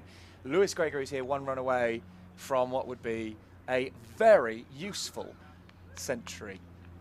He's not there yet, though, and Siddle is on strike after that 3. 368 for 8. A lead of 166 now. As Clark decides, looks like he's going to bowl a bit of off spin then, but sadly decides against that. Well, Gregory, who's been so short of runs, he's nearly doubled his whole season tally, hasn't he, in this game? What did you say, 110 for the season so far before this game? What did he make in the first innings? In comes Clark again, and Gregory, Siddle, sorry, ducks underneath that one. Gregory made a duck in the first innings, so didn't add to it. He had, before this game, well, 206 minus 96, so yeah, exactly 110. You were right. Good recall, Thank you, Charlie Taylor. And of that, there was an 89 Yeah. in there, so his other 6 innings had 21 runs. yielded 21 runs. 6 innings for 21. Clark in to Siddle, who's angling his bat here in a defensive way and picks out the fielder. Siddle 27, Gregory 99. Coming in at 7. Well played. 8 fours, 1 6 so far. Strike rate of 60. That's a well-paced innings when there's been plenty of time. Somerset well on the back foot. He's done really well. Eclipsing Goldsworthy, who was the high scorer up before this point, in 67, his highest score ever in first-class cricket, actually. That one is full and on middle stump and just defended. Walking down the pitch a little is Siddle. End of Jordan Clark's over, which means that Lewis Gregory will be on strike for the start of what we suspect will be another Cameron Steele over. Yeah, I didn't see that first Cameron Steele over. I just nipped to use the facilities downstairs. Did he bowl any leggies, or was it all wrong uns? It was, from the other end to us, hidden a lot by the batter. Ah, I see. Okay. So we might need to get some replays going. Good. But it was quite straight, I think. I asked Lewis Goldsworthy that question last night. I said, did he bowl any leggies? He laughed and went, maybe 1 or 2. It was all wrong uns. Maybe I think there was some foot marks, some footholes outside off stump he was just trying to pitch it into. So he's got Gregory on 99 here, Lewis Gregory. Closing in on a 4 first-class 100. The first came at Lord's back in 2017 with his team in real trouble as well. Tom Abel had won the toss, decided to bat, and it was in that early stages of Tom Abel's captaincy where things were going against them. There was something like 69 for 5. What an innings that was from Gregory. Him and Dean Elgar really rescued that game. Here he is on 99. Field is up. Steele, I think that was a wrong one, and there is the 100. Crashed through the covers. Will Jacks was there at short cover, couldn't do anything about it. There's a warm round of applause from the Surrey players. Charlie Taylor's up on his feet. Lewis Gregory has the helmet off, salutes the players, salutes the decent crowd in here at the Cooper Associates County Ground. A hug for Peter Siddle. What a moment for Lewis Gregory. 4th first-class century for him. First since this time last year for that game against Hampshire here last June, and what a critical moment it was where he came to the crease. This partnership now worth 73. Lewis Gregory 100 for 69, in fact, 103 not out, and he just drives steel down the ground for a single. Magnificent stuff, Charlie Taylor. Well, that was just what the doctor ordered for Somerset. Came in at 7, the score 191 for 5, still behind by 11 runs when Lewis Gregory came in. What an innings. Siddle just push it into the offside, takes a single, and Peter Siddle has played a good hand too here. He's unbeaten on 28 now. Partnership of 54 between Aldridge and Gregory for the previous wicket. This one is worth 70 now, unbeaten. Somerset have had 4 half-century partnerships now. Highest is 74 in this innings. Oh, Gregory gets onto the back foot and just jabs the bat down. There's those ones that Lewis Goldsworthy did say last night there were a few just going up and down, and that was one of those. Goldsworthy also said it's a shame we couldn't just push on and get those 100, 150 partnerships. That's what these two will be looking to do here. Taking time out of the game, pushing Somerset further ahead. Gregory signals towards the dressing room. Thinks he wants a little bit of extra kit, or a bit of kit to be taken away. It's a blazing hot day out there, it's glorious. Last ball of the 111th over. Works that out with the soft hands that Harry Everett demonstrated earlier on to Ben Geddes. It's a point of Somerset. 374 for 8 now. So Surrey still very much favourites to win this game. Can have changed so quickly, but the lead is 172, and Surrey still not got those last couple of wickets. Yeah, it's been a tough all morning for Surrey. Really well played from Lewis Gregory. 104 in tough circumstances, although a good pitch. I think the state of the game is that Somerset were well on the back foot. And they've done really well today. And I'm, fair play, let's mention Peter Siddle as well, because you can only make 100 if you've got partners with you. And he's been really good. He's been solid, in fact, making runs as well. Not just hanging around, but scoring 28 very useful runs. Yeah, very good signing, Peter Siddle. But all Somerset's way so far today. So Everett didn't tell his story then, after all that build-up? No, I know. Let down. Let down. It's not the first time, won't be the last. Yeah. Maybe Worrell then. Dan Worrell for Surrey. As this one is punched into the offside by Siddle. 28 he's on. Gregory 104. The lead is 172. And there's a word which came into my head yesterday when I was thinking about the state of the game. I need to tell you what else happened yesterday evening after I got back. This is post-anniversary dinner last night? Yeah, did anniversary, yeah. You did that, talked about that. It was lovely, very nice.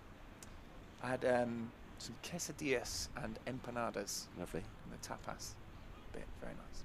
Up in Bristol, wasn't it? Yeah. I was listening. Lovely. I was listening to Charlie. Very nice restaurant.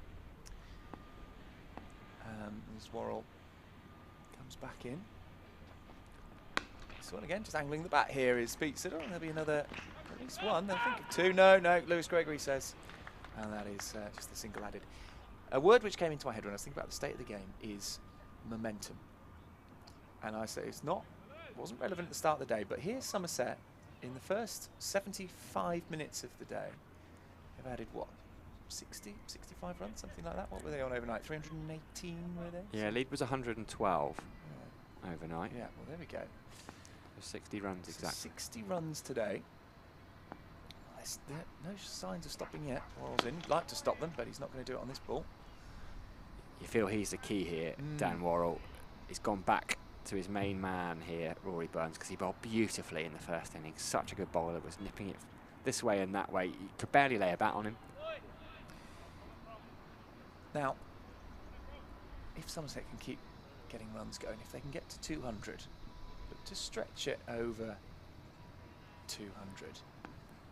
What will happen to Surrey mentally? What will happen to Somerset mentally? Just the pendulum might just swing a little as that is punched forwards. Clearly Surrey will fancy themselves chasing down pretty much any target on this pitch, but a bit of momentum, a bit of, you know, a couple of early wickets. The new ball just does something. Brains start to be scrambled. They've been out in the field all day yesterday, Surrey. An hour and a bit today. I'm just trying to... We've talked about to Marchant de Langen on the end of day 2. The question was, how can Somerset win from here? Well, he's talked about psychology a bit. There's that one just angling the bat. Lewis Gregory will pick up a single through the third area. Psychology will have to come into it. If Surrey start to slightly panic or worry, and momentum moves, you see it in T20s a lot, don't you? See a good end to a first innings, even from a bad start, and suddenly that team comes out raring and ready to go. Seen it this season here at Taunton. It's all about the wickets really, because even if they've got 45, 50 overs, Surrey will come out and try and chase 250, 300, and they've got the batting lineup more than capable to do that. But as you say, lose a couple of wickets, and they'll probably still go for it.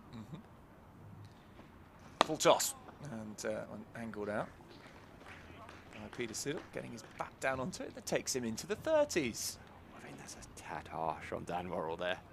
Well, full toss. It was a missed Yorker length. It was a slightly full Yorker, I think, wasn't it? I'm going to say that. Right, Charlie. You can't keep me waiting like Harry Everett does. You promised me a post back for anniversary dinner so I got story. I got back from the dinner, and I was walking around. We live in a newish estate, and I was walking from my car to my house, and there were a couple just walking along, and they were holding something in their hand. Steele going to continue to Siddle. Oh, that was a full toss, and it has been chipped over Ryan Patel. He was interested for a second. A bad ball put away, not the best shot in the world. He's got away with it. Peter Siddle, bowler hasn't. There's 4 more. Yeah, I'd say that is a worse full toss than... Definitely. Yeah. That definitely was a full toss. By definition, it didn't bounce before it got to Siddle, the previous one, but that one certainly didn't. But they were holding... Oh no, hang on. We're in a leg spin over. I haven't got time to tell this story now. The suspense. Oh, there's another wrong one, I think, from Steele. Picks up a single. They were holding a cage. This is. Now I'm intrigued. Yeah, they were holding a cage like this, and in the cage was a canary. Oh, wonderful. And obviously, you don't walk past that and not make some kind of comment. So I said to them, I didn't realise, they told me it was a canary once I'd asked them what it was. Pushes forward, Gregory. And they said to me, he likes summer evening walks. The bird likes summer evening walks. So there they were about 10 o'clock at night, walking this little bird in its cage. Only in the West Country. Yeah. Gregory jabs his bat down, long on. Well, mid-on has gone to long on. It's Ryan Patel down there, so he'll pick up a single. Gregory moves on to 106. Taking your canary for a walk. I was, I thought it was a great thing to do in the evenings. I'll be keeping an eye out for them now on the summer evenings with their canary. I want to know how they established with the canary that it likes to walk. Can canaries talk? Well, I don't know. But if they can, surely it's what they've been taught. Yeah, it's not a two-way conversation. They don't have thought, do they? Because you've got to establish, right, in that conversation, you've got to establish, A, that the canary likes going for walks. Wrong one, big LBW appeal, sliding down leg side. This is, by the way, umpire. Before he finishes this story, just say this is what we imagine when Sam Dalling is doing his lawyer speak now. Go on then. Give us your sum-up argument as to this canary. The defendant is saying that the canary talked. What are you saying? It talks and it enjoys walking. Yeah. So A, you've got to establish that canary enjoys walking, right? And not just that. Not just walking. This canary, they've established with it, the owners, that it enjoys going on late summer evening walks. Yeah. Fair play. It's a clever canary, that. Yeah. I guess they're thinking he's not going to enjoy the really hot weather in the middle of the day. I don't know. Where do canaries come from? They must come from hot countries, canaries. The Canary Islands. I was going to think. I was thinking that. Is that right? No, they can't be from the Canary Islands. No. 2 mid wickets in now for Lewis Gregory. Jamie Overton. Yeah, two mid wickets. Is it Will Jacks? Yeah, no slip. Morrell with his angled run up. And as we expected, quite a straight ball to him. And defending there, 381. Sorry, 181 the lead from 383 for 8. The Canary is native to the Canary, Azores, and Madeiras There we go. Islands, Madeira Islands. So it might even prefer a hot summer's day, like in the middle of the day. We know it doesn't. This Canary doesn't. Well, this Canary doesn't. This Canary likes late summer evening walks. Quite particular about that. All in, and Gregory is down. Did that one keep a bit low? That's why he's, or is he just a bit tired? Might just be a bit tired. You saw those 2 mid wickets a second ago, Jamie Overton, and Will Jacks just started to roll the arms over as we had the camera on him, so we might see a little bit of off spin from Will Jacks. When you said camera on him, I thought you said Cameron Steele. I couldn't. Changed you. I'm not. You're the proper pro though, Charlie. I just haven't got the experience like you. It doesn't come so easily. No, but your argument about the Canary was good. I wouldn't want to come up against you in a court. Well in. Gregory again defending. It's good stuff from Worrell. Not giving him anything to play with here. So are you doubting the owners of the Canary? I'm intrigued as to how they established it. Yeah. I suppose you could do it by process of elimination, take him out, or her. I don't know if it's a male or female. I think they said he. Taking it out at various points. Yeah. Well, you'll probably see them again during the summer. Yeah. So Well, I mean, we they can have a follow-up segment. They live in the same estate as me, so I'm guessing that I'll see them again. Yeah, it's quite nice actually. We've got a little field just behind our estate, which is sort of open land that people walk. I don't actually know. On the maps, it doesn't have any. It's got one public footpath on it, but people just walk all over it. It's not farmed or anything. So they're just walking a lot around there. I'm going to say the bird was loving it. I'm sure the bird would prefer to have been out of its cage. It's almost teasing it, isn't it? Yeah, I'm not a big fan of keeping caged birds. I know there'll probably be people listening who have them, but I don't know. I feel like a bird is quite a free creature, isn't it? And cages aren't that big sometimes. That one's defended. Although then some people let their birds out at home, don't they? Sort of fly around at home. So maybe they just take it out in the cage and it lives free at home. Out. You say who let the birds out? I sang it actually. You sang it. You did sing it. That's very good. Fantastic century from Lewis Gregory, says Matthew Cleve. Yeah, can't disagree with that. Really good, given the context of the match as well. Very good.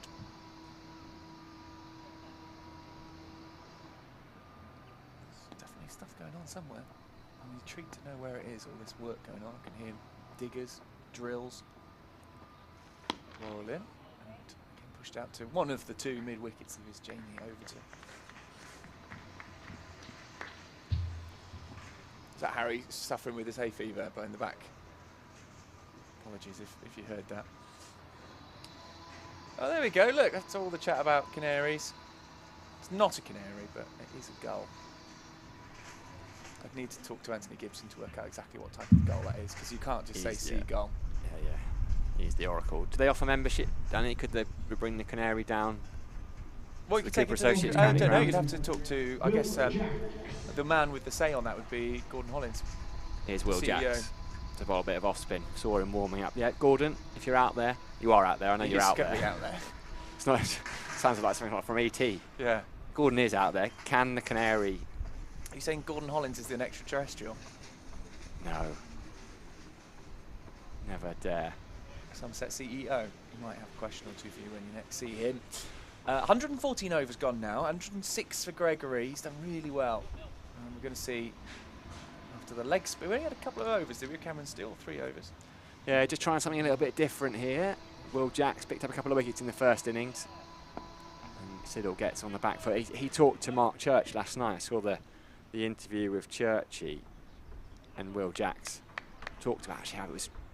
They were pretty pleased with their day yesterday, Surrey, and rightly so. It was a proper county championship day's cricket. They picked up the 8 wickets. It was hard work for all the bowlers out there. Siddle goes for a big one, doesn't quite get hold of it, but there's no one at cover. So it's Dan Worrell at deep cover, and he picks up a single. So Just eyes lit up a little bit there as Jax now has Gregory on strike for the first time today. So has a chat with Rory Burns about a change in field to what we've got long on, long off. Laws is at deep square leg. There's a short leg in still. Dan Worrell was at deep cover point it is really. Gus Atkinson has come across the point. Rory Burns is still there at first slip and Ryan Patel's at mid-wicket, straightish mid-wicket. And Jax, I don't think Gregory was ready there. Jax went through his action and Gregory was still stood and he just stood there. It signalled dead ball, so the ball's raced away to the boundary. Luckily, we haven't got any controversy because Jamie Overton's run-up mark isn't down there. Harry Everett Called dead ball anyway. didn't like that, but it was called dead ball by the umpire. I can see. Oh, Charlie, look, there's a flag over there that's got the dragon the right way around. Yeah, on the bottom deck in the middle. The white, the white one? Yes. The white background. Yeah, that one's already there. Was That's it? the Somerset County Council one. Gregory on the back foot just pushes it out to point. The other two are still the wrong way But around. that one is the right way around at least. Yes, but yeah, that one's easy to know it's the right way around because it says in big letters over the dragon, Somerset, whereas the other two don't. You just have to know. You just have to know it. And these people clearly don't. Gregory, watchful. I'm surprised you didn't pop round on your way into the ground. I can't get in. You have to be over 55. Unless I could just go and stand at the top of the Somerset stand and sort of shout. There's a man there in a turquoise top who, if he's got the stream on, Watchful again from Gregory. turn his flag around. Well, I'm more forgiving of that one because actually as he looks at it, it's the right way round. Because he's behind it.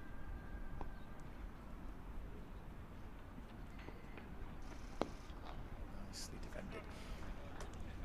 But the other one, up against the brick wall. No one can see it. There we go. So there's the guy in the turquoise top. Unforgivable, you say. Oh, is he heard? No. Is he heard?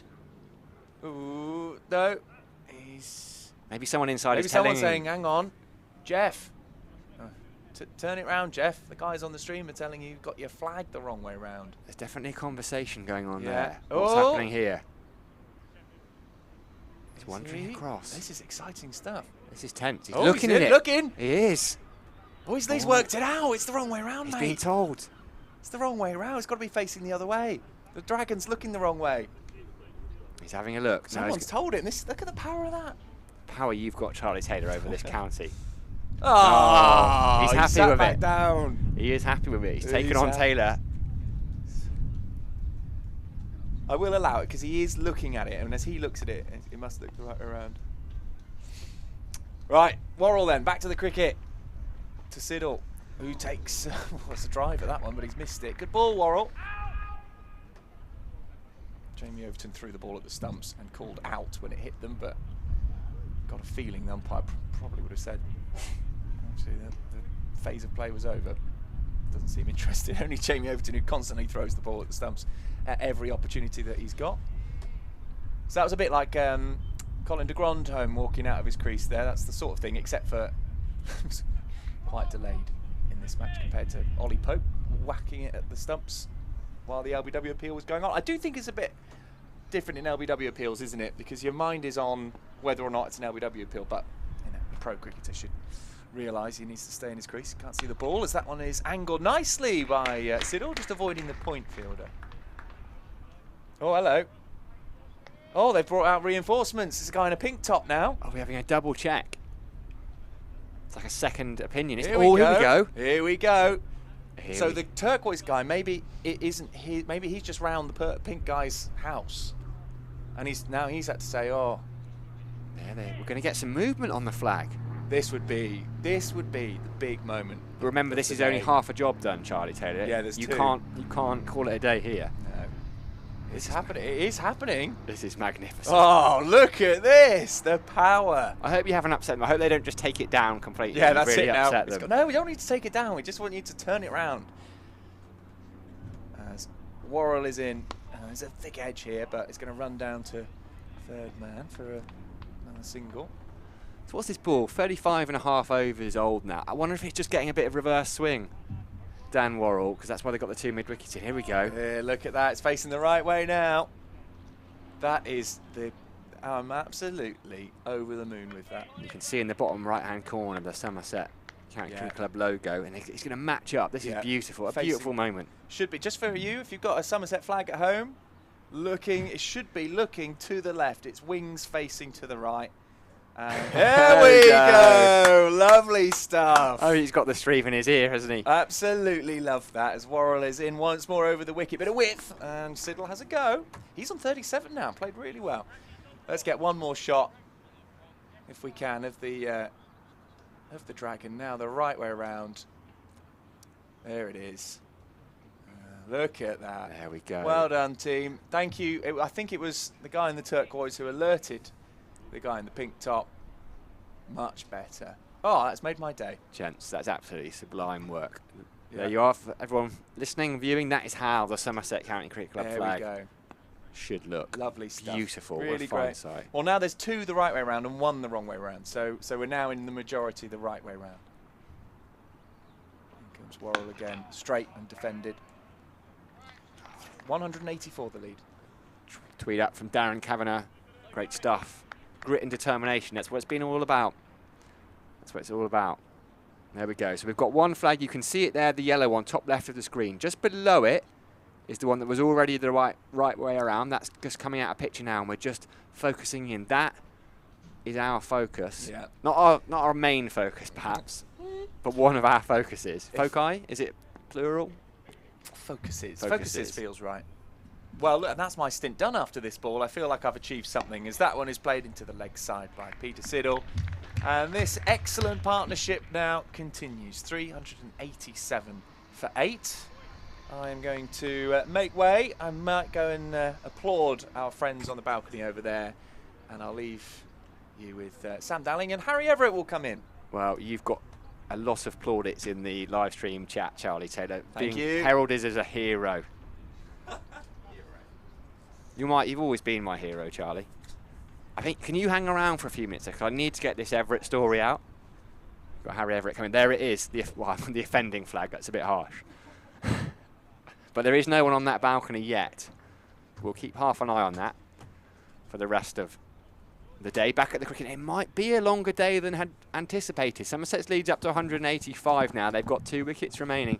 Surrey toiling out there, working hard, but they haven't been able to find that breakthrough. Will Jacks to Peter Siddle, sweep, top edge, but it's a safe shot because there's no one on the 45. Rory Burns is going to give chase, and the ball is just going to stop. Oh, Burns, I think he does really well there. It really teased him there, Rory Burns. It stopped just maybe an inch short. He dived forward. You see, look, Siddle, he took that shot on, and it looks a little bit risky, but there's no one there. And we'll just follow the ball, and I think Rory Burns does really well there to keep it to free. Yeah, gets that hand in just. And that shows how much it means to Surrey. Every run counts here. The skipper leading from the front. Brilliant to see from Rory Burns. This time it's Gregory in a different way, but it's the same result. Burns gives chase again. It slows up. It's going to stop completely. No need for the dive there. But free. So 7 off the first 2 balls of this.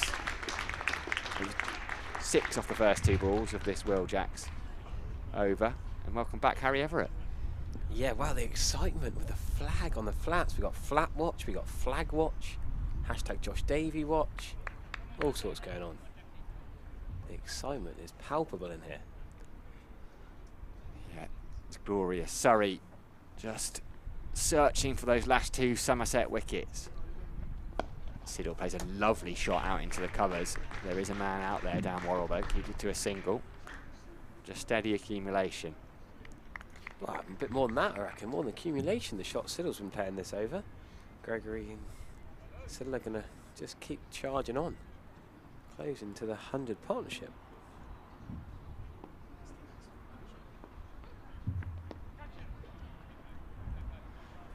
Now you would say that the pitch is such that you wouldn't expect Surrey to get bowled out, but because they will be going for the chase, if Somerset push this lead forward, this is what county cricket is all about as Gregory gets on the back foot, keeps that out. 4-day county championship cricket, we're into the 4th day, it's just before lunch. All 3 results are possible. I think a result rather than the draw is still the favourite. Surrey very much in the driving seat as Gregory pushes that out to Gus Atkinson to end the over. But all around, I was going to say all around the world, all around England, there are fascinating contests going on. That Yorkshire leads up to 169.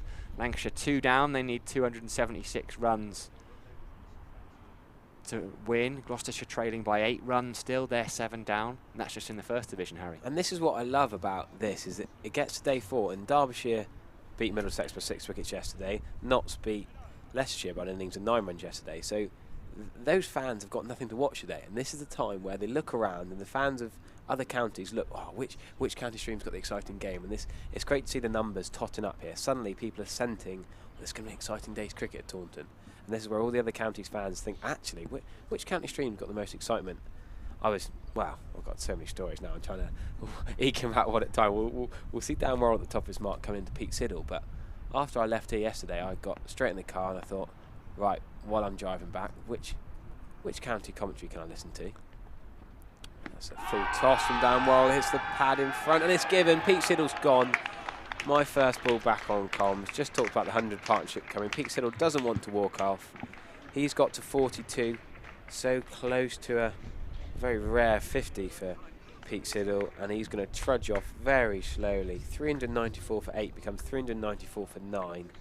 It's a low full toss, really. Pete Siddle coming down the wicket, out of his crease, trying to nullify the swing of Dan Worrell. Dan Worrell's bowled well the last few days. I think, to be honest, he does deserve that wicket. Yeah, I think that's a great ball from Dan Worrell. In swinging Yorker, we talked about there's a little bit of reverse swing out there, perhaps. We saw with Lewis Gregory, the 2 mid-wickets. Worrell's just been shaping it in. He's got the one that swings away. Siddle, I think, is more just disappointment. He's batted so well. It's his... I think that's what's done for him. He's bowled so many away swings to the right hander. We know how, well, I kept saying on commentary yesterday how much he was swinging it away.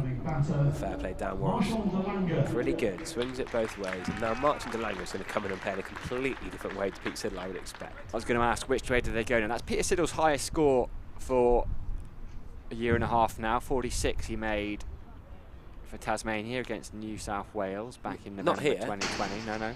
Definitely not here. Didn't make 46 in November here. No, that would be excellent, I was wouldn't it? But, so what do they do now? Gregory and DeLanger.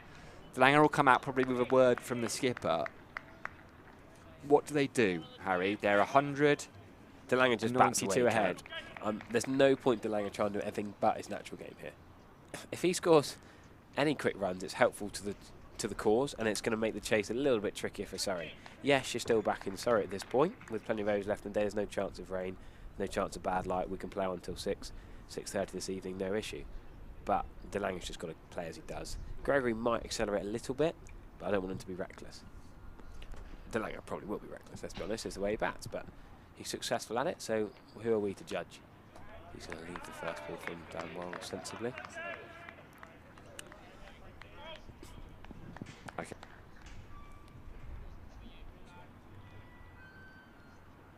So Pete Siddle was out of his crease to try and nullify the swing from Dan Worrell, and that almost can York yourself sometimes. And just that was a good pitched up ball from Dan Worrell.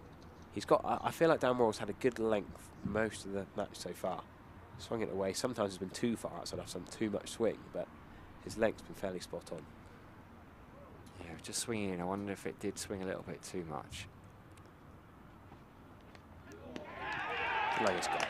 Second ball, we're talking about the swing, we're talking about the way. DeLanger's still there rehearsing the shot. Lewis Gregory's walked off, not in a huff, but a bit gutted. Rory Burns comes and congratulates him. Lewis Gregory couldn't reach Rory Burns' 113. Gregory gets to 110, but Martin DeLanger just hanging out the washing, hanging out his bat and full stump corridor line. Well bowled down Worrell. DeLanger's always going to be vulnerable to that kind of ball early on. Hasn't any batters, to be fair. Should have left it. But let's give credit to Pete Siddle and Gregory. Siddle's still not happy with that LBW, but the 3 men at the end will be ready to get their bowling boots on soon. They're going to have a 10-minute blast at Surrey before lunch.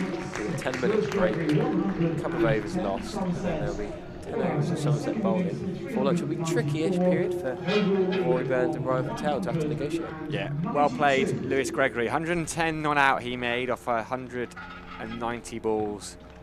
Valiant effort, batted for over 4 hours. Let's have a look at that scorecard. Look, and it makes much better reading than on the first day. That was where the damage was done for Somerset. They started this innings 202 runs in arrears. Tom Abel made 45, was going along nicely. He looked, to be honest, as Lewis Goldsworthy said, penciled in for a big score. He was run out by a brilliant throw from Gus Atkinson from deep square leg. Tom Banton batted well for 31. Lewis Goldsworthy, maiden first class half century for him, 67. He coped with the short stuff brilliantly. Davies made 29 before Jacks got him LBW. Lewis Gregory, a fourth first class century for him, 110 off 190 balls. He remains unbeaten. His second, 2 of those 4 first class centuries have come against Surrey. He got one a couple of years ago. Peter Siddle played a good hand, made 42. Worrell in swinging Yorker got him LBW. Siddle wasn't so pleased with it, and then Marchant DeLanger, he was just caught in 2 minds. He knows Worrell can swing it back, he knows he can swing it away. That was an away swing and got the edge behind. Credit to Surrey though, they bowled really well. Dan Worrell, the leader of the attack, 30.5 overs, 3 for 77, so 6 in the game for him. Jordan Clark not been at his best in this game, wondering if he's carrying a little bit of shoulder stiffness. Gus Atkinson been really impressed with him, 2 for 83. Jamie Overton, 2 for 56 off 18, and if you consider his first 2 overs went for 18 runs themselves, it's pretty good figures. That great to see Jamie Overton back at the Cooper Associates County Ground. Really looks like a player at the top of his game. Will Jacks, 2 for 66 with his off spin and 7 overs from nominally leg spin from Cameron Steele. Try saying that 10 times quickly, but largely wrong uns. But Harry Everett, Somerset leads 192 runs. Surrey will be, having been frustrated for an hour and a half, they'll be quite pleased with that and be confident. Yeah, you'd bat them to chase these runs. At the time we got today, Ryan Patel, I could see him teeing off on a flattish pitch on day 4. He loves to go after the ball. Saw him in the One Day Cup, those heroics last year. Rory Burns scored at a pretty quick rate in the first innings. I don't think they're going to try and play defensively in it. I think they'll be very positive in their approach. But yeah, big credit to Lewis Gregory. He's got with history, and like when Somerset are up against it, there's back to all positions. He got 100 was it against Middlesex? He got 137, was it? They were 5 down. Thomas won the toss, elected to bat. Him and Dean Elgar. Elgar got 102 at Lord's, wasn't it? Yeah, I spoke to Gregory about it not so long ago, and he said, "Yeah, great having Dino at the other end. He was just making sure I didn't whack one up in the air like I normally do." He also got that 100 against Hampshire, didn't he? He's got that high score of 137, average of 23. He'd want to get that bit near a 25, sort of late 20s, Lewis Gregory. There was that issue the last couple of years, not an issue, but the debate whether he bats 6 or Craig Overton was batting 6 when Overton was batting well. Craig Overton's not been quite as good with the bat this year, so Gregory will be really keen to sort of bounce on from this with his form. Frustrated to have run himself out on 92 at Bristol just a couple of weeks ago, so great to see him get to that 100, and he's got to be massively grateful for Pete Siddle for hanging in there, because, well, DeLanger only lasted 2 balls, so if Siddle had gone earlier, he probably wouldn't have got his 100. No, it was all about partnerships, and there were some. I think what Somerset would be a little bit disappointed with was a much better effort. Second innings, Lachlan Stevens challenged them to do so. And they did much better. There were 4 partnerships above 50, 74 between Abel and Banton for the 3rd wicket, 72 between Goldsworthy for the 5th wicket, 54 between Gregory and Aldridge, and then 91 between Siddle and Gregory. And they might have given themselves a sniff if there'd been 100+ partnership, 150 partnership. Suddenly it might have been a tricky total for Surrey. Gregory's going to have work to do with the ball shortly. Remember, no Craig Overton, no Josh Davey. They're doing all right, but both concussion subbed out of the game, having been struck by Jamie Overton bouncers. So Somerset have got Peter Siddle, Lewis Gregory, Casey Aldridge, no Craig Overton. Marchant DeLanger came in as the second COVID sub. Rudolph van der Merwe. Tom Lammonby bowled well in the first innings. Tom Abel. It's going to be a big ask though. Surrey strong favourites. They're a strong side. They'll be confident of knocking these off. Now, Harry, we've got a little bit of a gap before the second Surrey innings begins. And I've been waiting. The nervous tension is almost getting too much. I don't want the fans to not be listening. I don't want people to have a little 5-minute coffee break and miss out. But there's almost 2,000 people on the stream, okay, Harry. Your audience is waiting. There's big build-up. I don't want to be underwhelmed. But it's just, there's this theme for birds of prey. The birds. There's been chat about canaries, you guys talk about. There's peregrine falcons chat. There's been talks about Mason Crane. That's not actually a bird, it's a crane behind, but, you know, bird chat. And How is there a chat about Mason Crane being linked to the birds? because the crane's a bird, Sam. Did you not know that? Okay. You Well, need yeah, to but get we're you talking about an RSPB actual membership. crane. Anyway, there's been Todd, the director in my ear, has been getting a bit frustrated at the random chat about birds, so I thought we'd just keep on going. Anyway, chatting to the umpire last night, Andy Ford telling me a great story about Billy Taylor. And Billy Taylor, former Hampshire man, umpire for many years. Brother James Taylor played a bit as well. Billy Taylor played for Sussex and Hampshire.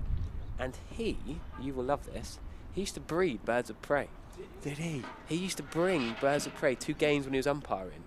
Let them out. Some great stories back in the day. So I thought you like that. Yeah, I do. I've seen at Crystal Palace, they used to have an eagle that came in. Torquay United have one at Plainmoor. Do they? Not an eagle, it's a... Gull. Seagull. Trained seagull that flies It's a across. harrier. No, it's a bird of prey. It's a harrier, I think. How's that? Aren't they the seagulls? They are the Torquay gulls, gulls, not the seagulls. But they wouldn't be quite as cool if you just had a... Seagull. It would be quite impressive if you could train a seagull, though, just to fly across. I get scared because to get to the press box at Torquay from the press centre, you have to walk right next to this bird. And I get really scared every time it's going to peck my arm off or something. But It's amazing. I mean, I don't know if I think that stopped at Crystal Palace now. I'm sure in the world of... It's very difficult to get stuff by health and safety. And you can train a bird of prey as much as you like, but I still think it's probably quite high if you're doing green, amber, red for risks. I'd say having an eagle swooping around a crowd of 30,000 people is relatively in the red zone, no? well, Billy Taylor was in the years when you could get away with it. Oh, he's only 45. He was born in 1977. Billy Taylor used to play for Hampshire, Sussex, Wiltshire. He took 2 hat-tricks. I remember him. But more Did he not renowned play? for It's not birds of the prey. who's the Taylor that played for? No, that was Chris Taylor that played for Certainly Taylor. Gloucestershire. Jack Taylor, James The Taylor. fielder. But you remember the really good? Wasn't he a fielding coach? Chris Taylor. Yeah, not quite John T. Rose level, but I know what you mean. Yeah, up there. Well, anyway, I don't want to dwell on the story too long. I just had to get that birds of prey link in there. That was a lovely Worth story. the wait, thank you. A lovely story, Harry. Tick that one off on your. Yeah, just tick your that off book. my notes. I've got a few more up the sleeve, but Players are on their way back out now. Then it's going to be, I would imagine. Can't think it'll be anyone other than Ryan Patel and Rory Burns. Burns 100 in the first innings, just going through his final warm-up down on his knees. Ryan Patel made a duck in the first innings, so he'll be looking to bounce back. Did make 100 in the second innings up at the Oval. Fine player, having a brilliant season as well. Ryan Patel, really like him as a cricketer. Good human being, spent quite a lot of his time in lockdown helping out at a food bank down at AFC Wimbledon. That's where he played his local club cricket. now you were chuckling, you two, when you were on comms, and the heavy roller was being driven off as the players were all set to go. So now it's not the driven heavy roller, it's a light roller, I think, being pushed. The players are all set to go. We'll get the camera. Please, Todd, can we have the light roller being pushed off the outfield? Could that be zoomed in? I love listening to him. He's so polite. He's directing the camera people. He's beautifully delight. What a polite young man. He's not listening to my polite request for the roller being pushed off the outfield there, is he? And he's got Peter Siddle on the camera. That's why. He's staying hydrated. It's important. You said yesterday, you talked about the importance, Harry, of keeping hydrated. Pete Siddle then, will the frustration of that LBW decision that John Hayes reckons was going down to fine leg, was that far not out? We won't possibly comment. It was swinging. Pete Siddle is going to be angry with a new ball. If it was hitting a stump, it was leg stump. There's Tractor. We haven't heard. People were asking on the live stream a bit earlier. Where's Tractor? Well, we've heard him. He's down. He's not in his... Yeah, he is in his usual spot, hiding from me. There he is, bottom of grid, Gimlet's Hill.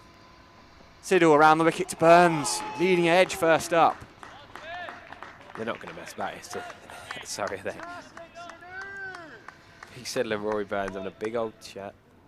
Bit of hoop on that from Pete Siddle. It was. Somerset won't have given this up. Peter Siddle marching to Langer, Lewis Gregory, Casey Aldridge. There's the quality to take 10 wickets quickly. But sorry, that batting lineup. Burns, Patel. Hashim Amla, we haven't seen him yet. Will he be required? Ben Geddes, Jamie Smith, Will Jacks, Cameron Steele, Jordan Clark, should he? Jamie Overton. No, he shouldn't. It's a wonderful batting lineup. Patel gets in behind that one from Siddle. Couple of steps in, batting in a jumper. Ryan Patel. It's a baking hot day out there. No, Yeah. I don't think. I think Hashim Amla will be penciled in at 11 and will not be required. I'd be surprised to see him come out with Lancashire, Younger lads. Lancashire are 3 down, need 264 now off a minimum of 71 overs. That could be a good finish. Luke Wells, a bit of ballast at the top of the order, he's unbeaten on 40, but Jennings, Bohannon and Steve Croft have all gone. Croft have been in the runs recently. Out for 11 in this innings, yeah. Dane Villas though at the crease, what a wonderful cricketer he is. Another great chap as well. Great to speak to after games at Old Trafford. Always very positive and usual batter and keeper. There's tractor driver on his own with his sandals on. Concentrate on the cricket. He's not got a mug of cider. He won't give up. Yeah, well, he was using he's gone on green, he's gone disposable cups. Has he? But he used to, I'm right, isn't he? He used to have his mug, own tankard, didn't he? Big old tankard like a china mug for cider. Driven by Patel. Much of Delano does the fielding. Well, I remember when I first came into this ground as a kid, there was the Somerset Stragglers bar down there, and that's where he would occupy, where the scoreboard is. Never got to go in there, I was just way too young. Gloucestershire have nicked into the lead. They lead Kent by 4 runs, but with just 3 second innings wickets remaining. So Kent pushing for what seemed an unlikely victory at about tea time yesterday. Current partnership between Glenn Phillips and Ryan Higgins is worth 22 or 55 balls. Just slightly distracted by a cracking video. The Twitter sphere is great, isn't it? The England team all out for a dirty takeaway in Nottingham last night. How cracking is that? Hundreds of fans in a massive queue outside, and Root and Pope getting their orders in for a takeaway outside Championship. Jimmy Anton's there as well. Isn't that great? They're just normal blokes enjoying their takeaways after a Test match victory. Oh, well deserved. What a Test match victory that was. Fined 40% of their match fees for slow over rates. Lovely shot from Ryan Patel. Won't be a duck this time for him. I've got a feeling about Ryan Patel. I don't know why, I just get these weird inklings. I think it's going to be his day. I think he's going to go mental, really, for Surrey, to be quite frank. Too much width there from Siddle, really. But Patel put it away outside off stump, all along the ground. End of that over then. 5 without loss, Surrey. Probably got time for a couple more overs before lunch. Yeah, there's plenty of frustration on the Twitter sphere and the YouTube comment back there. Pete Siddle, LBW. Absolutely fuming with a lot of Somerset fans. Too late now. A lot of umpire chat, so we won't criticise the umpire's decision. These things happen in cricket. There's no reviews in the county championship. But anyway, we're going to see probably Lewis Gregory. I like it when Stuart Broad, we've talked about so many times, when he gets some runs. Mitchell Johnson was the same, I reckon. Particularly those two always spring to mind. When you get some runs and then you come in with your tail up. Bowl quick, not just about being quick, but fired up, bowl well, confident, positive cricket. And Lewis Gregory's fresh from his 100. Just 11 minutes ago he was batting out there.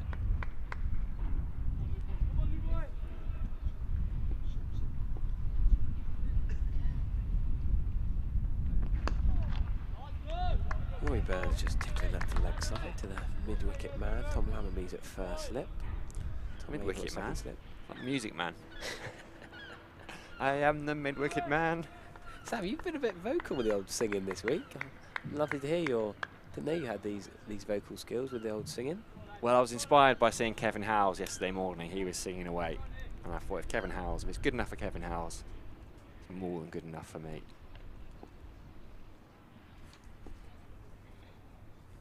Rory Burns with his hair sticking out the back of his helmet, his long sort of mullet, isn't it? He's got that chin tucked to his shoulder. Big chat for Louis. Not Lewis Goldsworthy, but Louis Gregory. And there it is, Rory Burns. Leaking out the back of his helmet, really, the hair. Flowing, I think he'd probably prefer. I don't think he's listening.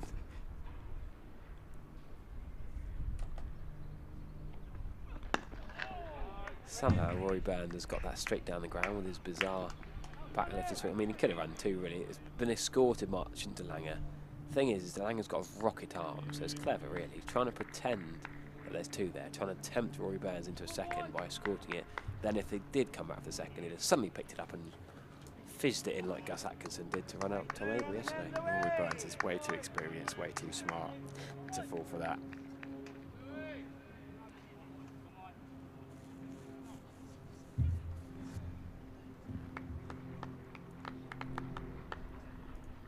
plenty of clapping from Tractor. Keeping the Somerset players motivated. They won't need that. Oh, that's a good ball from Lewis Gregory. Ryan Patel just plays and misses at that one. Let's have a look at that one again. Delivery from Lewis Gregory, as you say. Runs give you a bit of confidence. Bowled well in the first innings, Lewis Gregory. Bowled well yesterday morning. Just the one over, picked up those last couple of wickets.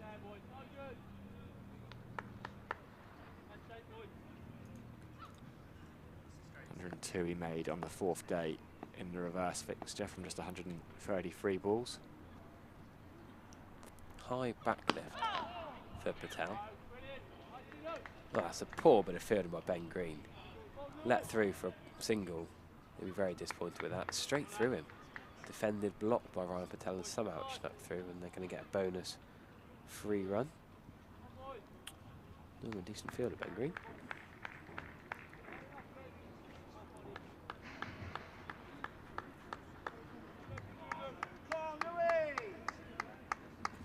Tom Abel's got his woolen sweater on. So is Lewis Goldsworthy. Surprised. We know Banton likes it. There's 3 or 4 out there. Roelof van der Merwe has 2. Or Roelof van der Merwe. I've just been sent a vocabulary. Ah, that's a no ball given. As I try and work out if I'm saying it correctly. The Zimbabwean lady who's umpiring me in this friendly last night. She just texted me saying, ensure you pronounce it Roelof van der Merwe. She's written it out in Van der Merwe. Yeah. I think I said it like that, didn't I? Maybe not the fun. Van der Merwe. Van der Merwe. Roelof van der Merwe. Not far off. Lewis Gray then another no ball. Plenty in the first, and that's a good stop by Roelof van der Merwe. It's a great stop at mid-wicket to keep the dot. But yes, 16 no balls in the Somerset innings just finished. Surrey a bit wayward with their front foot. And Lewis Gregory bowled a few as well in that first innings. So it's been a match for no balls. Good umpiring to spot them all. Steve Davies brought up 23,000 career runs on Sunday. He's with the gloves in hand and looking for a few catches to the Somerset Seamers. Oh, what a career Steve Davies had. I think probably had the best of it at Surrey. Yeah. I think his average was north of 50 in first-class games for Surrey. I'm sure I checked that the other day. Super player. So the clock on screen indicating 5-1. It's a bit behind the scoreboard clock, which has 3 minutes to 1. So this will be the last over before lunch. Siddle wide. He does well. I think he does well to get away with that one, Siddle. I know that you don't see wides very often in county championship cricket, but that was almost outside the white popping crease. There's the digital clock. 12:57 it reads. And you can see the scores there. 184 for win there, the bottom right-hand corner. Bonus point, Somerset just a 1. Surrey 6. Is that 180? That's what it's cost Somerset. We'd imagine it's going to cost them a game as Siddle tries to get his radar changed. This time he goes too far towards the leg. Patel tried to just tickle it around the corner. Didn't get any bat on it, but it came off the pad and has rolled away for 4. Ben Debenham, the house developer umpire, just signalling the 4 runs. You could write a book about umpires, couldn't you? Got all these tales. Yeah, well, I find it interesting hearing about the careers alongside, because umpiring, it's not a full-time job, what you do in the winter if you're on the local panel. The match referee is Dean Cosker, and I remember watching him play down here for Glamorgan in that brilliant side that Glamorgan had. Siddle around the wicket. Patel drives, and again it's dissected. Tom Banton, who's a short cover, and Tom Lammonby at backward point along the ground. Patel, as Harry Everett predicted, getting on with it. Too much width in this over so far from Siddle. Let's have another look at that shot. Just waits, drives that all along the ground. Yeah, Dean Cosker, that side we had Rob Croft, Matt Maynard, Steve James, Powell, Michael Powell. Was Powell the keeper? Wallace was the keeper. Steve James is doing a bit of commentary, isn't he? He writes for the Times, Steve James. Very good writer. Lovely looking shot again from Patel. He just caressed that. Eased it past Marchant de Lange at wide mid-off. Patel moves on to 13. And you can never tell. When someone gets out for a duck, you don't really know what kind of touch they're in. And that was a beautiful shot. Just holds the bat face. I mean, I'd love to see a Harry Everett demonstration of that bat face. Left-handed. At some point. It was just punched.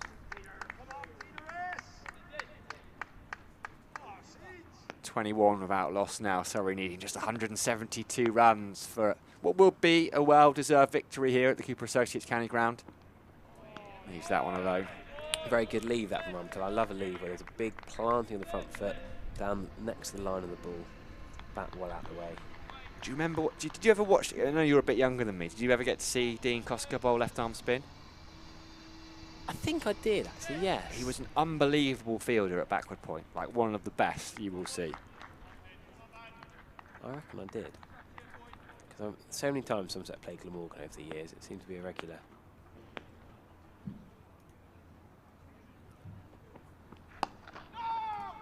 Turn towards Casey Aldridge, who swoops at mid-wicket. The shout is no, so that'll be lunch here at the Cooper Associates County Ground. So Surrey, Ryan Patel and Rory Burns will wander off, knowing they can have a bite to eat, come back out. 172 runs to win, 66 overs remaining.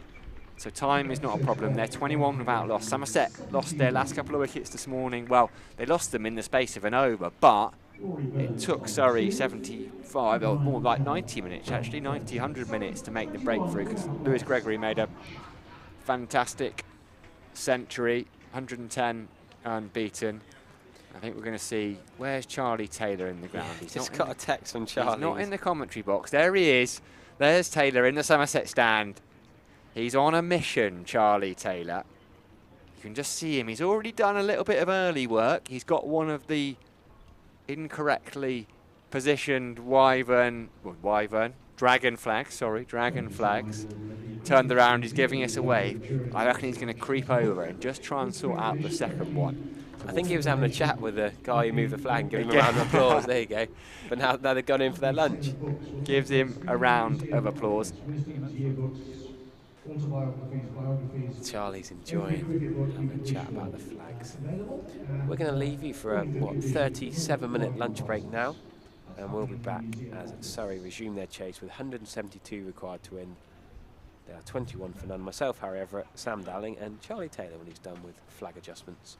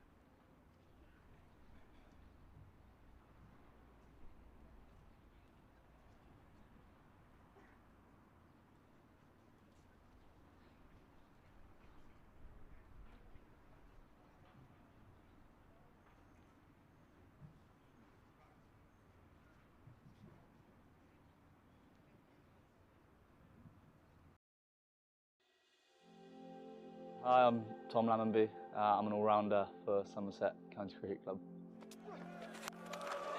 Slow ball dispatched. As a kid, my dad came over from Australia to play cricket, so I've sort of just grown up around the sport, and sort of every weekend, every Saturday, Sunday, would just follow him around. So still remember sort of the first few times I rolled through the gates here and saw the likes of Trez or whoever it may be, and almost just surreal a little bit playing for them now, but I still have those memories, as I said, from the first time I walked in.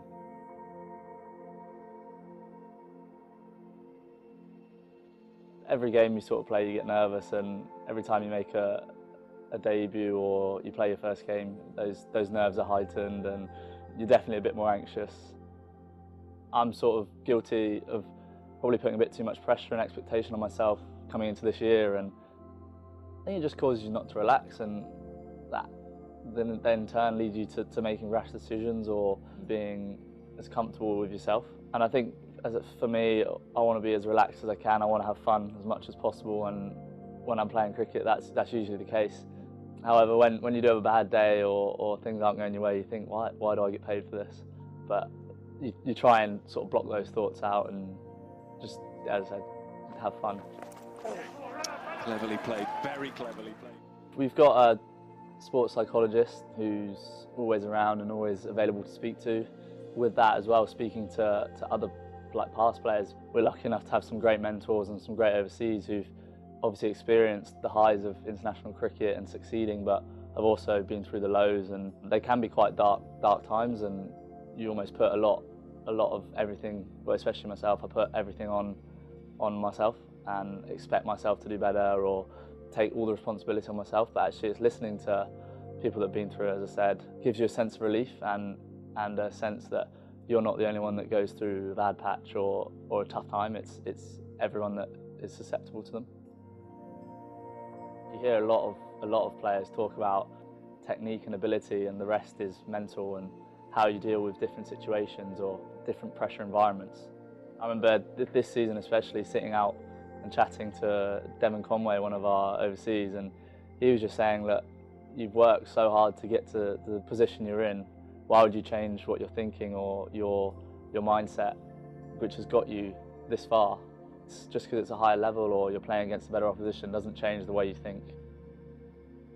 Something that's worked for me this year was working on my breathing, especially before going to bat, before bowling, before fielding, is actually taking a couple big deep breaths in, a couple big deep breaths out, and then focus on 2 or 3 key things that I want to do when I'm out there in the middle, which keeps it simple but also hopefully keeps me concentrated as well. I've sort of taken it a little bit into everyday life, and it was actually listening to sort of a podcast about breathing and sort of being in the moment, and I think that I give a lot to cricket, and actually sometimes I take that with me when I go home, or I'm still thinking about it the next day or a week later, whereas actually it's something I'm learning to do, but looking to have that off switch, or looking to maybe use breathing outside of cricket to just focus on having dinner with your family or going out for a walk. I'm not going to say that I'm sat here and I've worked out how to deal with all the nerves and pressure in cricket, because I haven't. For myself, I look to have fun and play a game, and when that happens, that's when I'm at my happiest and most relaxed, which obviously means, well, most of the time means it's a path to success. Oh, that was just so easy the way that he does.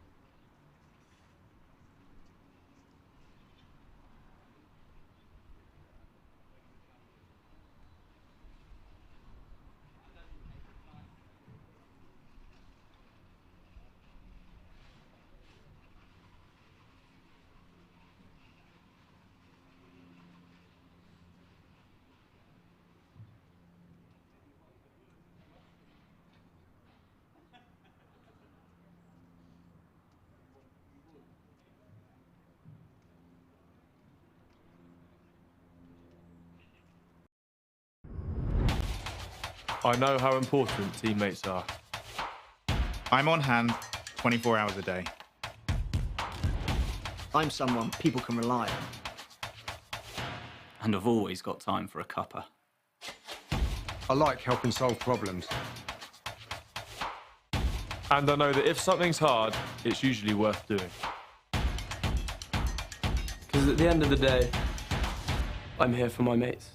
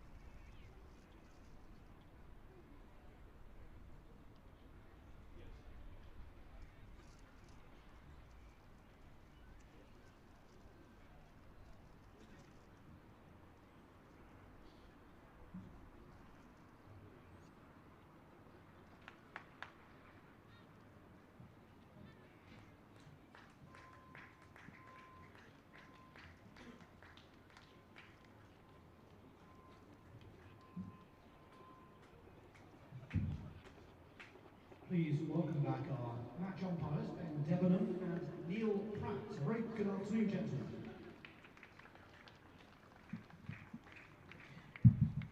The Somerset team led out by captain Tom Abel.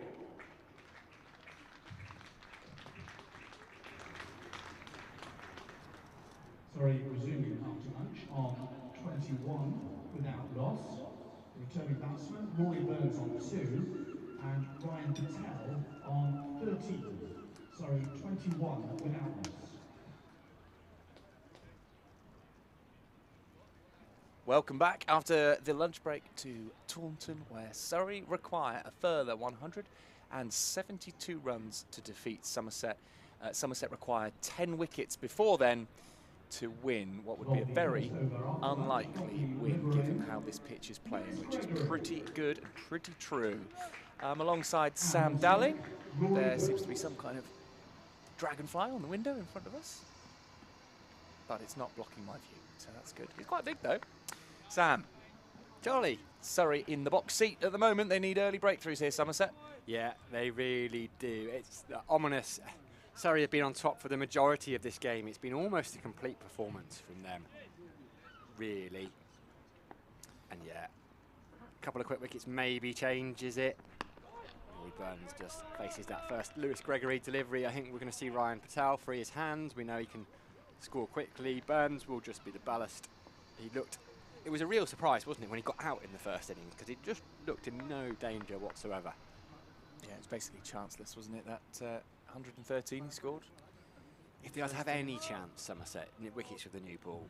Lewis Goldsworthy said last night, you know, new ball's new ball anywhere, it's going to swing around. So if Gregory and Siddle pick up a couple, maybe push a few nerves in the Surrey camp. Yeah, that's it. It's going to be a psychological game if they can pick up those wickets. If they don't, then that psychological battle is going to be for Somerset. How are they going to take these wickets? But not only that, another defeat. And it's been a season of a lot of defeats for Somerset. It'll be 5 from 7, won't it, if they lose this? So Somerset really don't want to be in that position halfway through the season. No, it's been a wonderful season for Surrey so far. Absolutely. Well, goes right back to last September. I think it's a 16-game run as Birds plays that nicely against Gregory. 16-game run since they last lost, September 2021. I mean, it's a magnificent outfit they've got, and it's completely different. You know, they've done this as well without Hashim Amla. I know he batted a little bit at the end of the first day, but to do it without Amla, to do it without Folkes, to do it without Pope, to do it without Topley, to do it without Curran. I mean, I'm just having a look down here at the side that plays T20, and what have you got? Jacks, Jamie Smith, but Jamie Smith bats at 9 in T20. Clark, Overton and Worrell. Burns thinks about a single. These two teams will face each other again on Tuesday night. Going to be interesting. I'm getting a train back to London, but coming back for the Gloucestershire game. But there's going to be tube strikes and train strikes on Tuesday when they play. Yes, there was talk about moving it to avoid the railways. Well, I think it's difficult. Where do you move it to in this pack schedule? Well, this is the thing. In any other ground, you don't really, you wouldn't. A rail strike probably wouldn't be enough to move it. But the two London clubs, the railway is such an important way of getting there, especially the Oval. Tucked off his hips for Burns. There is Peter Siddle down at long leg, so it just keeps it to a single. You mean moving venue or moving date? No, moving the date. I think. But where? Well, the following day, or the day before. But then there's a massive problem for fans because they might have booked hotels, booked transport already. Yeah, I don't like that. It's for fans, but for players, because I know I just move a T20 24 hours. But actually, the way that the schedule has been in the Blast this year, Somerset finished a game here. They were on a coach straight away going down to Hampshire. And I know Surrey have faced similar difficulties. Half a shout for LBW, but it's an overstep anyway from Lewis Gregory. So, and they pick up. Is it going to be a leg bye, or was there a bit of bat on it? There's arms out. Almost everyone's got their arm out. It's leg byes. It's a no ball, so it's 3 runs to Surrey. We've seen that too many times, really, from Lewis Gregory. And it's not just the travel. All the sports science is done to the minutiae of the detail is looked at, and to suddenly change the rest days, the training days, you've got to really carefully manage the bowlers and the batters too. Yep. Yeah, no, I can't say I'm advocating it, really. Well, there was talk about it. I think it's too late now to do it. Balled. And it's gone over. Has it gone over deep square leg? Yes, it has. It's gone over Tom Banton. 6 runs for Rory Burns. He moves on to 9.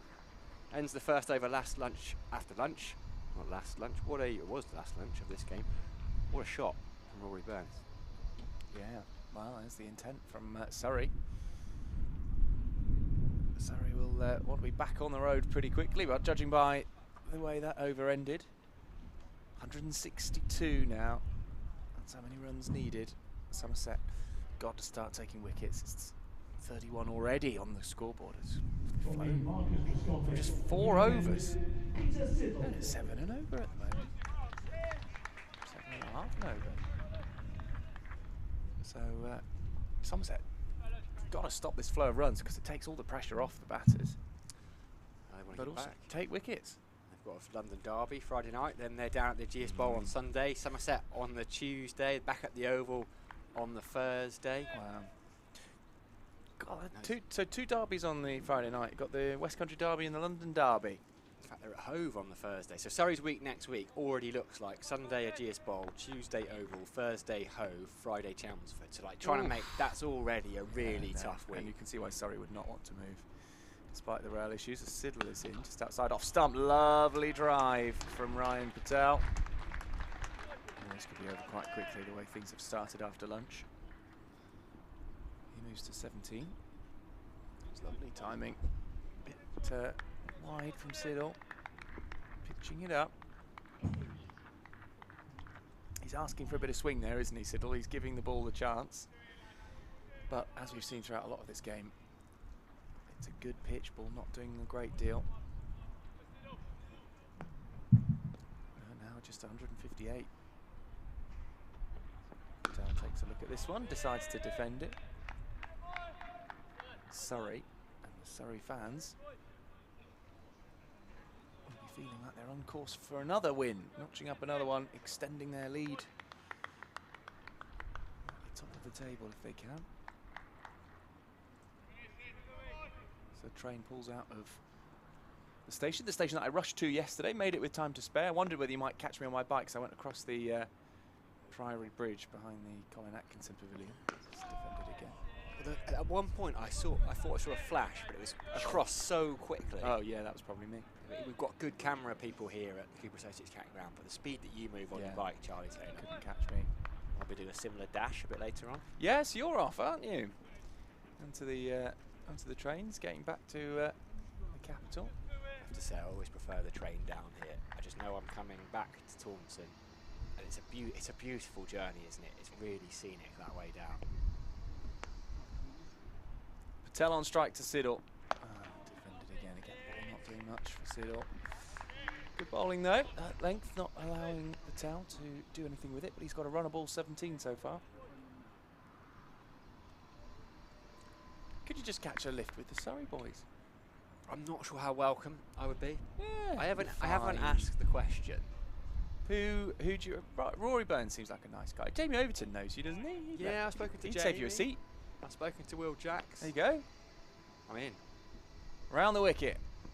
Patel who's driving, and he's found the gap. Oh, that's a beautiful shot. Ryan Patel picks up another boundary. They've got places to be, this Surrey team.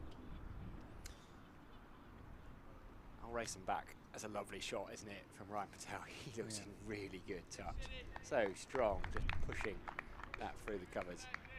Glorious. Didn't see him with the ball, did we, in either innings? He's got some good records with. Got 6 for here, didn't he, or something? He got a 5 for within 11 balls. Siddle in again. 39 without loss. A couple of boundaries coming from that. Siddle over. The crane's in use. A couple of construction workers. Oh, I'm going to have a look at them. Binoculars. See what they're doing. They're sort of lowering this great big girder. There we go. We can see it now. Just lowering that. There we go. Delicate work. A lot like building an innings. Building a Digital Innovation Centre. So that's been cool. I think the Digital Innovation Centre in Taunton, to be honest, is up here in the Cooper Associates County Ground, over to our left. Oh, you've seen the wires, all the wires they've got on the floor, and Ben Warren, plugged into stuff. Todd Linley, Henry and Andrew on the cameras. There's the innovation. Gregory around the wicket to Burns, who is certainly innovative in the way he bats. Keeps that one up. I enjoyed reading this news over lunchtime. David Willey is going to return to Northants from next season. I do wonder. Is he really? He signed a 4-year deal. I do wonder if there might be a loan deal coming for the rest of the season. But it's great to see players going back home, basically, for him. Yep. Yeah. Well, he'll make a good difference in that. Although Northamptonshire having a great T20 season. I've certainly having a good few results. Chris Lynn in there. He hits the ball hard, doesn't he? They've got Jimmy Neesham as well. Yeah, they have. Oof, what a T20 side that is. Lynn opens and Neesham comes in free. Yeah, I mean that's pretty horrible for the bowling side, isn't it? Seeing that coming in. Back at Gregory, who gets a hand on it. Good news. I left it late, but Cat is booked in for his holiday when we were at Glastonbury. Oh, you got Glastonbury tickets? Yeah. You work here? You sneaking in? No sneaking. No, it's proper tickets. Thing. Glorious. Yeah, I've had those tickets for 3 years. So that's next week. Big event here in Somerset, of course. About 250,000 people on site overall, including performers, and stewards, and medical staff. Tapping to the leg side. On the berth. Can't stop it. Tom Banton can now out on the boundary. Making this look quite easy, Surrey, at the moment. It's very pedestrian, isn't it? Yep. Very pedestrian. I mean, it's a good pitch. The players have said that right the way through. It's hard work for the bowlers, and both sets of bowlers have done actually quite well. Surrey's bowlers in the first innings in particular were superb. Take nothing away from Surrey, who I think have been fantastic in this season. This game. Well, I think you could also get away with this season as well with Surrey.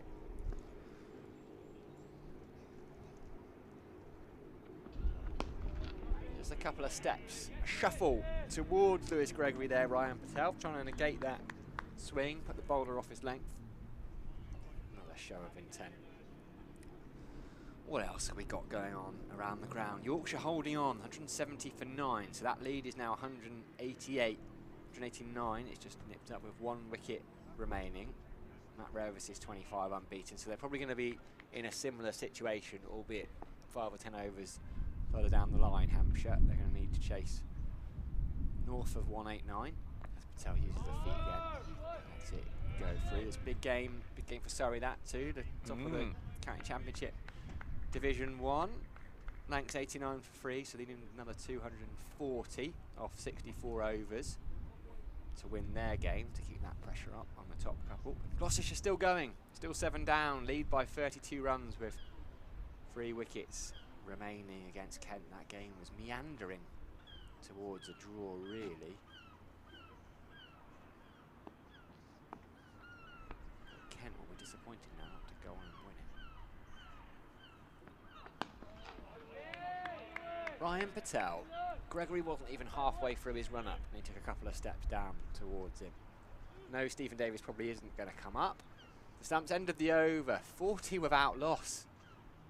After 6 overs, it wouldn't be the worst power play in the world. No, you'd be very happy with 40 without loss. You obviously no fielding restrictions in place here. So yeah, I mean, that's good stuff from Surrey. Lovely view of the director of cricket with his head coach there. What they'll be saying to the players after this one. Still time for a miracle. It's difficult, isn't it? Well, be careful, he took a big swig of, what is it? Strawberry tea or something? I'm on the coffee still. Coffee, yeah. I'm the man after your heart. I was trying to get some of the buzz that you had yesterday in the commentary box. Well, I've got buzz every day in the commentary box. There's Siddles around the wicket. Oh, that was come in. And Burns took a step outside the off stump and let it go. I wonder how close that was. I was waiting for a bail to fly off, to be honest. Let's have a look. We'll get a good view from this side. Oh, there we go. Sides change. Yeah, it did come in a little bit off the pitch there. Yeah, nod of the head from Roy Burns. Well bowled, Peter Siddle, but not good enough for me. Yeah. It's been superb in this game. Rory Burns thought he's captained it quite well, bowling changes at the right time. Again, leading that one. Brought his spinners on. We wondered if they would struggle without a frontline spinner. There was Dan Moriarty and Amar Verdi named in the squad, neither picked. We got Will Jackson and Cameron Steele. Do you think they took a risk, Surrey, thinking, well, Somerset are not going to have Jack Leach available, so they're not going to prepare a pitch which will help Leach? Do you think Surrey thought, well, let's follow by their lead, let's take that risk? Yeah, I think that's probably a fair point, Charlie. Burns facing Siddle, leaving again. And I tell you what, Siddle's not far away, but I think Burns is well aware of where his off stick is. I don't know what's going on in the chat here. I'm enjoying it. I think we're talking about words, the kind of literal meaning is words, and someone, Muttley's just said, is Gatorade made of actual gators? That's how it started. Presumably that animal rights things mean they can't use alligators anymore. Siddle in, leaving again here. Good stuff from Siddle. Probing away. I'd hope it didn't start that way. It'd be a real waste of alligator to be used in a blue sports energy drink. A waste of alligator. Didn't think I'd say that. What a waste of alligator that is. No, I'm sure it isn't. I'm sure it isn't. Wonder where it comes from though. It's a funny name. Must be American, isn't it?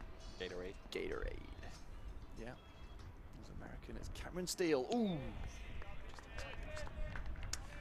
I had a quick chat with the man who swapped his flag around for us. I saw you went over there. Were they happy? Were they? Yeah, very happy. Grateful for you, Charlie? Very happy. Yeah, very happy. They did make out the point. They said that as soon as we turned it around, we lost 2 wickets quite quickly. So he said I might turn it back round, but no, he was. He said he was very pleased that we got it right. He said there's still one to go. I said, yeah, don't worry, I'm well aware. Need to get that one turned around as well. But I don't think they're in today. I haven't seen them on the balcony, so we're not going to have much luck with that one. They'll pick up a run. No, they won't. They turn back. Sorry, batters. Got a lot of time for that though. Leaving the flag flying. Not half mast. No. Let's have a look. This is Ryan Patel, the previous over against Lewis Gregory. Starts outside his crease, and there it is, a couple of steps forward. So he's almost batting off 18, 19 yards there. Gregory getting a little bit of away shape. Still only 7 overs old, this new ball, so I can't imagine Steve Davis will come up to the stumps. Leg stump Yorker would be interesting, if that way he's moving outside his off stump. Gregory still has a sharpish bouncer as well. He sees Patel coming. Yes, he does. He's able to bend that back a little bit. Round the wicket he's going to come to Patel. A couple of slips in. Tom Lammonby elevated to first slip with no Craig Overton, no James Hildreth in this game. Tom Abel at second. There's that step. Gregory gets a hand on it, tries to flick it onto the bails, misses, and they scramble through for a single. It's very deliberate that from bowlers these days, isn't it? When they're not actually trying to stop it when they go down to field off their own bowling. Get it on their fingers. They're just trying to tip it onto the stumps, try and catch the non-striker unawares. 41 without loss then, Surrey here at the Cooper Associates County Ground, day 4 of this LV Insurance County Championship. Flash, Charlie Taylor, Sam Dalling on the live stream. Harry Everett is around as well. I wonder if he's gone for an ice cream. It's about no, I can tell you, definitely hasn't. Because Ice Cream Man has decided not to turn up today. Decided there wasn't enough prospective sales. Harry Everett will be disappointed, and Lewis Gregory will be disappointed because that's a no ball from him. Just struggling with his run-up, isn't he? We've seen loads of no balls in this game, it seems to me. I know you get a few in every match, but it just seems to be quite a few. I'm sure Sam will get some stats up for us about how many average no balls we see in the games at the CACG. Well, 12 in the Surrey first. As in 12 runs. 12 runs, so it's 6 no balls. So Burns gets behind that one, and Rudolph there swooping with his right hand. 16 in the Surrey first, 16 in the Somerset second, so 8, 8 and 6. To me that makes 22. Yeah. And we've already seen 6 runs, so 3 of them. 25. Just 5 no balls. Does feel like a lot. And they're all overstepping, aren't they? So yeah. Yeah, no beamers yet. No beamers. I've seen that once. I saw Paul Walter down at Chelmsford. It was actually umpire Blackwell, Oh, a man yeah. well known in these parts. It was his birthday the other day as well. Happy birthday, Ian Blackwell, belatedly. Burns defends that Gregory ball. I used to love watching Ian Blackwell down here. It was exciting, wasn't it? He could hit. Yeah. I think I caught a little bit. Did he get 247 against Derbyshire? It was James Hildreth's first-class debut. It was a record partnership, wasn't it? Unbelievable. For the 8th wicket or something like that. Because he was not a slogger. No. He played beautiful cricket shots. Played a fair bit for England, Ian Blackwell. I remember watching him, Gregory, around the wicket to Burns, in what was the members' bar in the bottom tier of the Colin Atkinson pavilion. As Burns just pushes that to Marchant de Lange, who I'm sure we might see in action with the ball in not so long. But Somerset were playing, couldn't tell you who they were playing, but Ian Blackwell was playing against India, I think it was, in an ODI series. I remember watching him get, I can't remember what it was. It was his I think it was his best performance in an England shirt. It must have been 70 or 80 odd. Yeah, super cricketer. Great, yeah.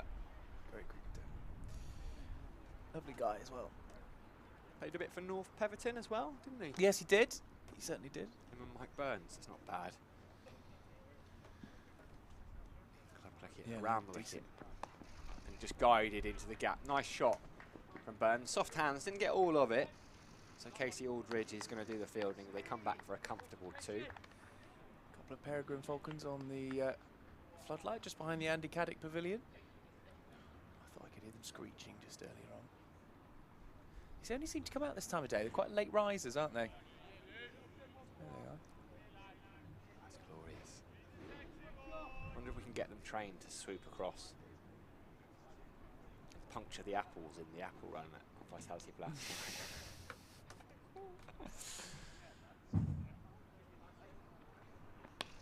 Again, open face from Rory Burns. Casey Aldridge will slide, almost a carbon copy really, does the fielding. Throws it in, Stephen Davies, couple more to end the over. 47 without loss, sorry. Yeah, already. This is looking like a big ask. Somerset, 146 more runs needed for Surrey. 10 in hand. They're quite happy just perched up there. They do a lot of sitting and waiting and watching, don't they? I don't think they use all the power that they've got, you know, that fastest animal in the world. Are they? Yeah. Something like 190 miles per hour. Insane. That's marching to Lange quick. Yeah. On a good day. Down the hill with the wind. Let's have a look. How quick did we get Peregrine Falcon fly? I mean, they are going literally down as that's punched into the offside. Peregrine Falcon. Peregrine Falcon, historically known as the duck hawk in America, is a large crow-sized falcon. Renowned for its speed reaching over 320 kilometers per hour, that's 200 miles per hour, during its characteristic hunting stoop, making it the fastest bird in the world and the fastest member of the animal kingdom. Siddle in, just defended. I feel like I need to find a niche. You're very much all over the birds. Harry has got umpire watch. Yeah. I need to find. I need to step up. I've got nothing. Got nothing, Charlie. You can have. I tell you what you can have is ravioli watch. Oh, well, I tell you, I have been enjoying my ravioli. Really, really enjoying that this week. I've had pumpkin. On what? On Sunday. On Sunday, yeah. On day 1. Yeah. Day 2. Yeah. Celebrate Halloween early with a little bit of pumpkin Oh, ravioli. very nice. Pumpkin ravioli twice in a row. Sunday and Monday. In comes Siddle around the wicket. Left alone. Ooh, came back in a little. Day 3, I mixed it up a little bit. Oh, okay. I had pumpkin ravioli. Ooh. Buff bourguignon. It's a classic combo, yeah. And today, this is served in all good restaurants on these shores. I had ravioli of the pumpkin variety. Oh, very nice. But I just added a few chips in. Of course. And some vinegar. Pasta and chips. And as you know, I'm sure if you went to the finest places in Italy, you would get mustard with your pumpkin ravioli. So what you had? Mustard? I did have a little bit of mustard. Inside edgy. Get the kernel. We go through. What, you have a KFC as well? Just a single. Phil. Philip mustard. Oh, a bit of the Phil, yeah, Phil mustard. The highest measured speed. No segue, just goes, no, just goes sometimes back to it. Sometimes it's best just to crack straight on with it. The highest measured speed of a peregrine falcon is 242 miles per hour. That is sharp. Yeah. Females are considerably larger than the males, and I'll stop there as Siddle is around the wicket again, just defended by Burns. So there we go, a little bit of peregrine falcon chat. Good peregrine falcon chat, though, I think. Yeah, strong stuff. Bit cloudy now. Clouds have come in. Not enough to create the sort of conditions that Somerset's bowlers desperately want. High cloud. Just to take the edge off the heat today. It has been hot. Hotter this week. London. Surrey playing. You say there was the London derby on Friday night. So it's supposed to be mid-30s, isn't it? Oh, is that an edge? No. But he's played and missed. Just kept low a little bit there. Roy Burns, I think he'll give that area a little bit of a pat with his bat. Just reaching, wasn't he, at that one? Let's have another look at it. Didn't miss the bat by very much, I'd say. Ooh, can't be far away. Yeah, I'm not looking forward, Charlie, to getting back to London. I'm excited. I'm going to go on the Queen Elizabeth line now. Oh, have you not been on it? I've been on it. I went on it on opening day. Did you? I did. Me and a few colleagues. The Lizzie for line. work reasons, we just did one stop for from work Farringdon reasons. to Liverpool Street. What work reasons? Why? Just to show our faces on the Elizabeth line. Right. Was the Queen there? She might have been. I didn't see her. It's amazing. The stations are and the walkways to get to them, the tunnels and things. Gregory around the wicket. To Patel, pushed it to mid-on. Now, I didn't think I'd be having this gripe here, right? But they made a big song and dance about opening it. 2 years late. Didn't even open Bond Street Station. No, Bond Street's still being built. Yeah. So, yeah. Yeah. I know what you mean. But I went on it and it's lovely. It's quick. Yeah, so I'm going to double the speed of the tube. I'm going to get from Paddington to Liverpool Street in 11 minutes. That's quite amazing. I know our Surrey viewers will be nodding along saying how quick that is. Foot movement, half an appeal, and Patel just tries to flick it to the leg side. Leg by though, signal by the umpire, another single. And here's a little tip. This one is a freebie. I'm going to pass it along that. So yes, it's Liverpool Street Station. There is a Moorgate exit, which does basically take you out of Moorgate. So even if you think you'd be going to Liverpool Street, but if you're actually a bit closer to kind of St Paul's area, you can get out of Moorgate. Got less of a walk. So don't say I never bring anything. There's my niche. Well, that's Tubes. useful stuff.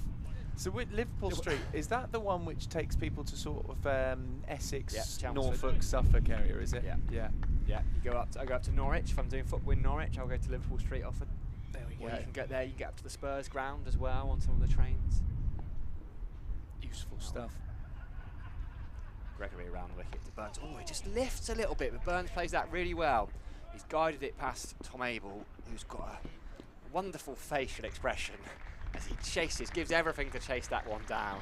Tom Abel picks up a couple, so Surrey, if they're 50 up, 51 without loss, so they're making relatively light work of this fourth innings chase. They now need just 142 runs to win. They've got a minimum of 60 overs remaining, so that's no real problem, and neither, unfortunately from a Somerset perspective, is the wickets column. Yeah, Somerset. Well, Martin de Lange, when he was talking about how can Somerset win this game, he talked about double hat-tricks. Well, now, I'll give Martin de Lange that. If there's a double hat-trick, there might be an interesting climax. Yes. A double hat-trick would change the game. I think in any cricket match, a double hat-trick, unless that side's already losing. But a double hat-trick's only 4 wickets, isn't it? Oh, well, yes. So are we talking about 2? This is the pedant in me. This right. Is so double hat-trick is 4, yeah. So I suspect he was talking about back-to-back hat-tricks rather than. I still think 4 and 4. We take 4 and 4. 4 wickets in 4 balls does change most games, yeah. I would say. Yeah. Oh, yeah. God, if it went from 51 for no loss to 51 for 4, suddenly this game bursts into life, doesn't it? It's a big hypothetical, that, mind. Yeah. Well, that's what Martin de Lange is thinking about. Round the wicket. Flicked into the leg side, lovely looking shot from Rory Burns. Martin de Lange might have been thinking about double hat-tricks. He's going to be thinking about chasing that ball to the long-on boundary. He's not going to make it. Burns timed that really nicely. He moves on to 20. Surrey move on to 55 without loss. And we're still one ball shy of 10 overs. It's not been good so far for Somerset. It's difficult, isn't it? You got it. It must be really demoralising to have to go out in this situation. Well, it's hard, isn't it? If you don't get those early wickets, then things do suddenly drift away from you quite quickly. I hear movement behind me. He's back. Burns pushes it into the offside, takes a single. Well, the movement you hear behind you is Harry Everett, who will probably be disappointed that he doesn't have an ice cream in his hand right now. Did you go looking, H? Too full of sausage rolls and chips and a bit of ravioli. Harry's a man. Because when you have things like when you have catering, right, what you don't want to do is leave leftovers. Yeah. Because then the next day the kitchen goes, well, they're not going to eat all that, so we'll bring less. Harry is the man we send out. If there's a little bit, finish it off. Yeah, extra sausage rolls. I expect there's probably a couple of sausage rolls in the back of his car as well. He's been downstairs. One of everything in the back of his car, isn't there? At least. It's like the Noah's Ark of sports items and memorabilia. Right, I will leave Sam Dalling to describe this next Pete Siddle over, and then it'll be Harry Everett coming in for me. I'll join you in around half an hour. Thanks, Charlie. Surrey easing towards victory here. 56 without loss at the Cooper Associates County Ground. It's been a complete performance from them. Credit where it's due. Really has been top stuff. Outside edge from Burns, but it's fielded by Goldsworthy down at third, so he just picks up a single, moves on to 22. Harry Everett coming in alongside me. He's got his H2O in a bottle. Always a man to stay hydrated. Oh, Charlie's got very warm ears. Has he? Maybe it's because you were talking about him downstairs. Ah. That's my first line back on it. Charlie's got warm ears. Insight. Siddle around the wicket. 2 slips. Patel pushes to Lammonby, takes on. Good bit of running there from Ryan Patel. He knows Tom Lammonby's left-handed, and it was just to his right. So we'll see Lammonby on the. If we can get a replay, has to do a little swivel to come round, and actually they were pretty safely home in the end. He did nearly smash his sunglasses again, though. Again, that's picking up to throw. The sunglasses falling off his cap. I'm a bit worried about the safety of the sunglasses when they're perched on the back of caps. Finish him off now. There's a good chap, says tractor driver. You can't hear that in the effects mic. Ever the optimist. Round the wicket. Burns keeps that one out. No, I just went and returned the bat we borrowed, the demo bat we borrowed from Somerset County Sports. Return that to Mr. Bryce. Who's going to offer me junior a or kudos senior? deal. Well. I don't know what I mean. What, I think hesitation. Was it Junior. James? It was Mr. Bryce. It's Mr. Bryce Junior, but I feel like I don't want to be rude about either their ages by calling one junior or senior, but it's just junior. It's junior. The look on Harry Everett's face. Burns pushes it out to Lammonby. No single this time. Just was completely stuck. And you're not a man that's often lost for words, Harry. But I could see the brain whirling. Tell you what we do need, Sam, is we need a little bit of Victoria Sponge in the back of this comms can. B. Warren is the man that delivers Victoria Sponge. He throws his arms out, shrugging. Come on, Ben. I'll tell you what, though, we were going to have. Oh, no, I think, what was that cake they were talking about yesterday? Was it Somerset apple cake? That yes. was it. Rosie. I think she's bringing it. She's a Gas fan. Gas head Rosie. Well, Charlie, she'll get on well with Charlie. He's a big Rovers man. Siddle around the wicket to Burns, tucks it off his hip. At least a couple. Ben Green does well down there at long leg. Keeps it to 2. Taylor was leading those raucous celebrations when that 7th went in at the Memorial. Is it still the Memorial Stadium? The Mem. It's a great the Mem ground. for sure. I mean, how about that? You've got to win. Lads, if we're going to go up, we've got to win 7-0. 7-0? 7-1, 7-0. Yeah, okay, we'll do it. Poor Northampton Town in the top 3 for the entirety of the season. Rovers hadn't been in there, had they? Oh, glorious.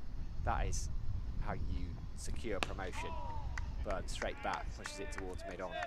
Richard Latham was there, Somerset press box. Worcester Rovers often see him up there in the winter. Trumpy was there. Harry Trump, Somerset. Yes, he was. Official photographer. Now that for a member of the photography fraternity, is it a fraternity? I don't know.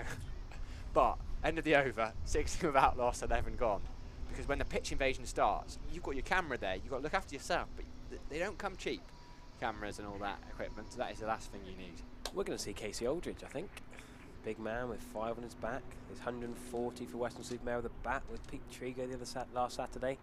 A few switch hits in there, but he is a bowler really by trade.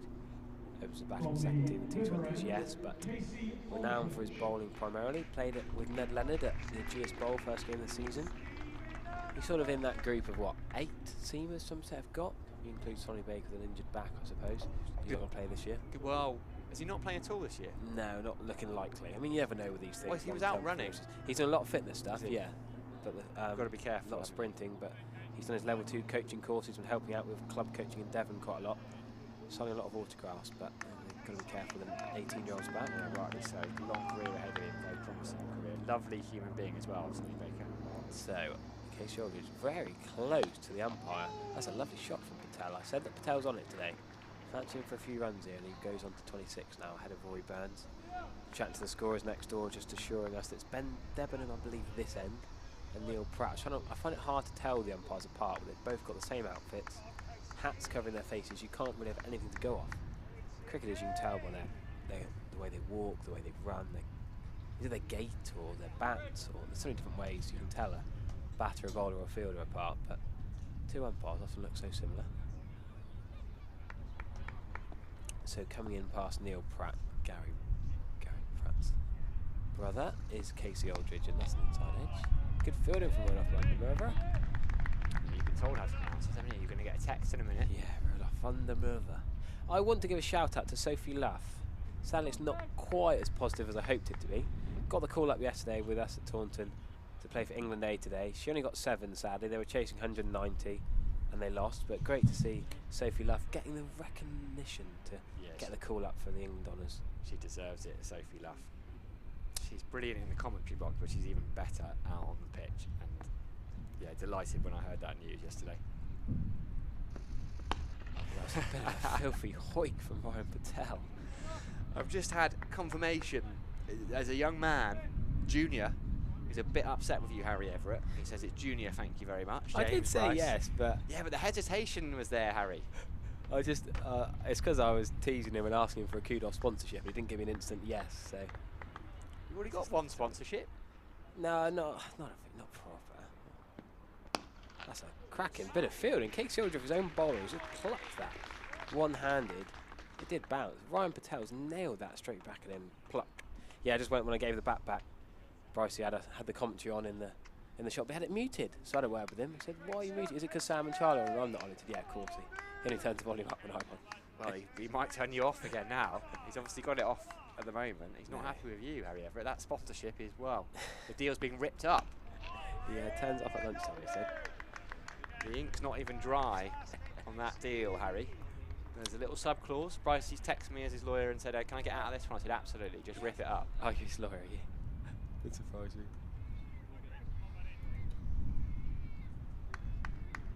Wow, this is incredibly exciting. Did I just hear that rightly? Oh, I'm not on the... Oh, Harry's got so excited. Oh, dear. Oh, big LBW shout. And they've come through for a single, just gone out to square leg. A bit of bat on that. So I got a bit excited to think it was the LBW shout. We actually hit it. Oh, see, this is... See, we just had in our ear, right, that Henry, who is one of the 2 brilliant camera operators we've got here. He's gone, he's scarfed. He's going to deliver us fan mail. We've got it. Can we hold it up? Shall I hold it up, Ben? Harry was getting so excited. There we go. I'm going to go home with my tail between my legs. Harry got really excited and he saw that it was addressed to Charlie and Sam. And then...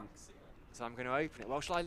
Is this your Hogwarts letter? Open it, Charlie. Your name comes first. Am I Dudley Dursley? Like, you two have got the Harry Potter fan mail. You're going to Hogwarts. Well, it is very Hogwartsy, isn't it? And I'm just stuck here on my own. It's been delivered first class. Always the post works here down in Somerset. I'm going to gently open cake in it. Gonna share. It says the Wyvern turners on the front, which will ruffle a few feathers. Look at that. Wow. How about that? How about that? Look, I'll hold these up.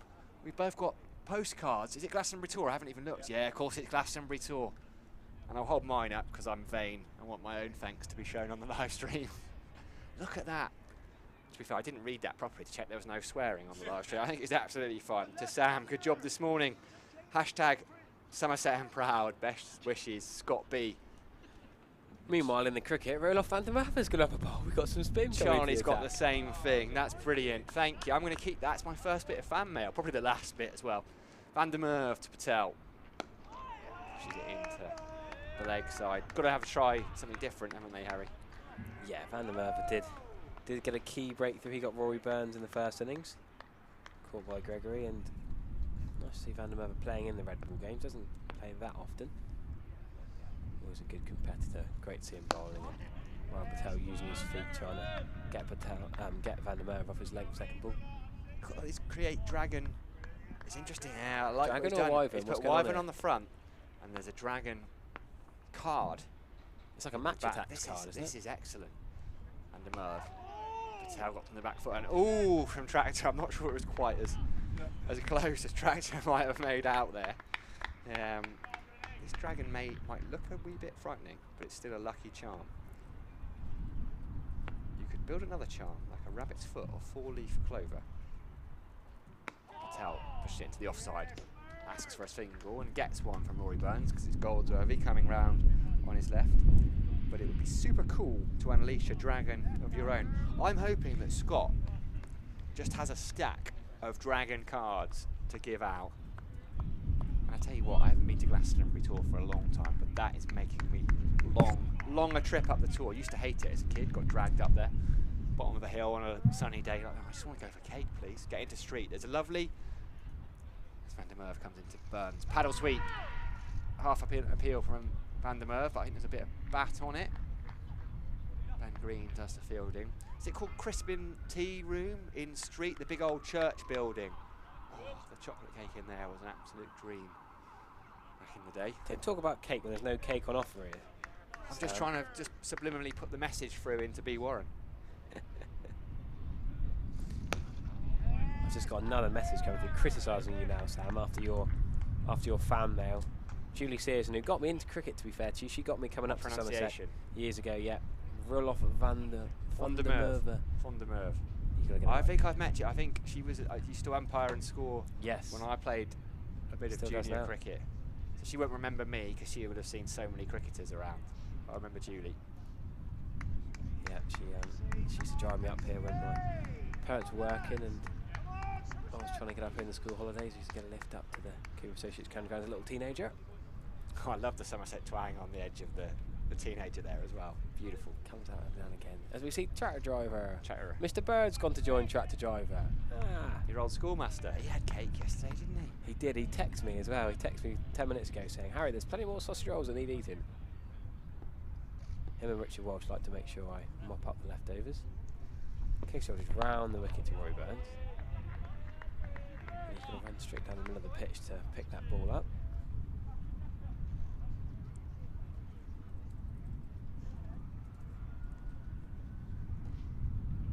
I feel like I had a few other stories I need to get off my chest before the end of this match, actually. All these notes I've got to tick off. Rory Burns likes his 50s at Taunton. We've used that one, haven't we? I can tick that one off. Since 2018, he's scored 50 in each first-class game he's played at Taunton. Old news, that. We've done that. Let's tick that one off. In the Day 2 match report, that one. Oh, that's a short ball from Casey Aldridge, which Rory Burns is nowhere near. It's not a wide or a no ball. It seems harsh to be a dot ball, really, but... Jamie Smith got double 10 in his last game, but he might not be required here. Pretty useful bloke to have up your sleeve. I was going to give a little update from Rockhampton, actually. Somerset 2s are playing today. I do like to give a 2s update. And then Abergavenny?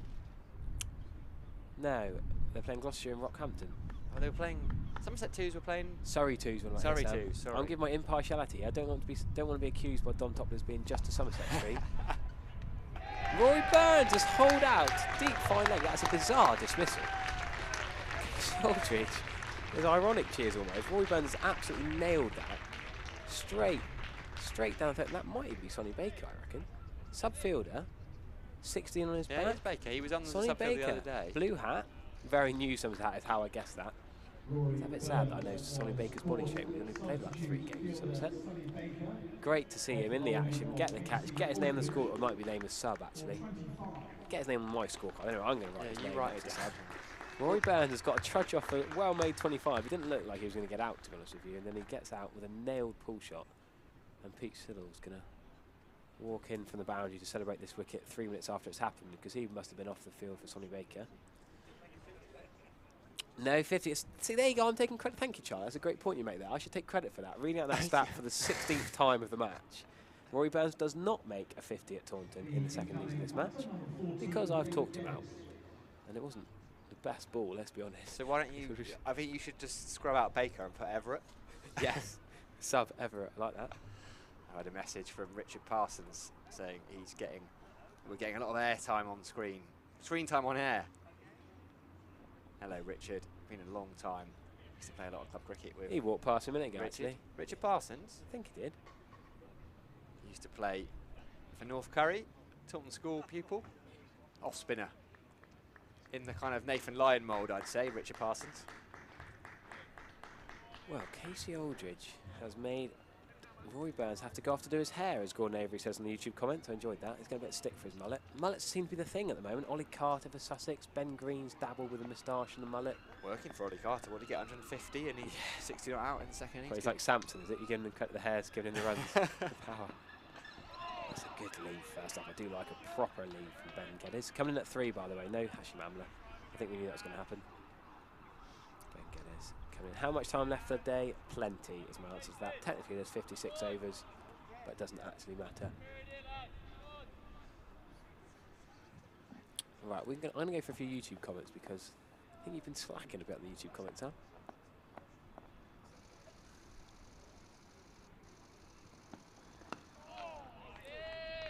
Great to see people engaging all day, up to 2,000 most of the day today. No distraction from Trent Bridge today, so plenty of people enjoying a social interaction on the YouTube comments. Half of it I don't really think needs reading out, to be honest with you. There's some bizarre we have some bizarre conversations, let's be honest. I like it. It's brilliant to have regulars, to have new people, Surrey fans, general county cricket fans, but I just love it goes off into all kinds of different directions. It's a real online community, moderated well as well.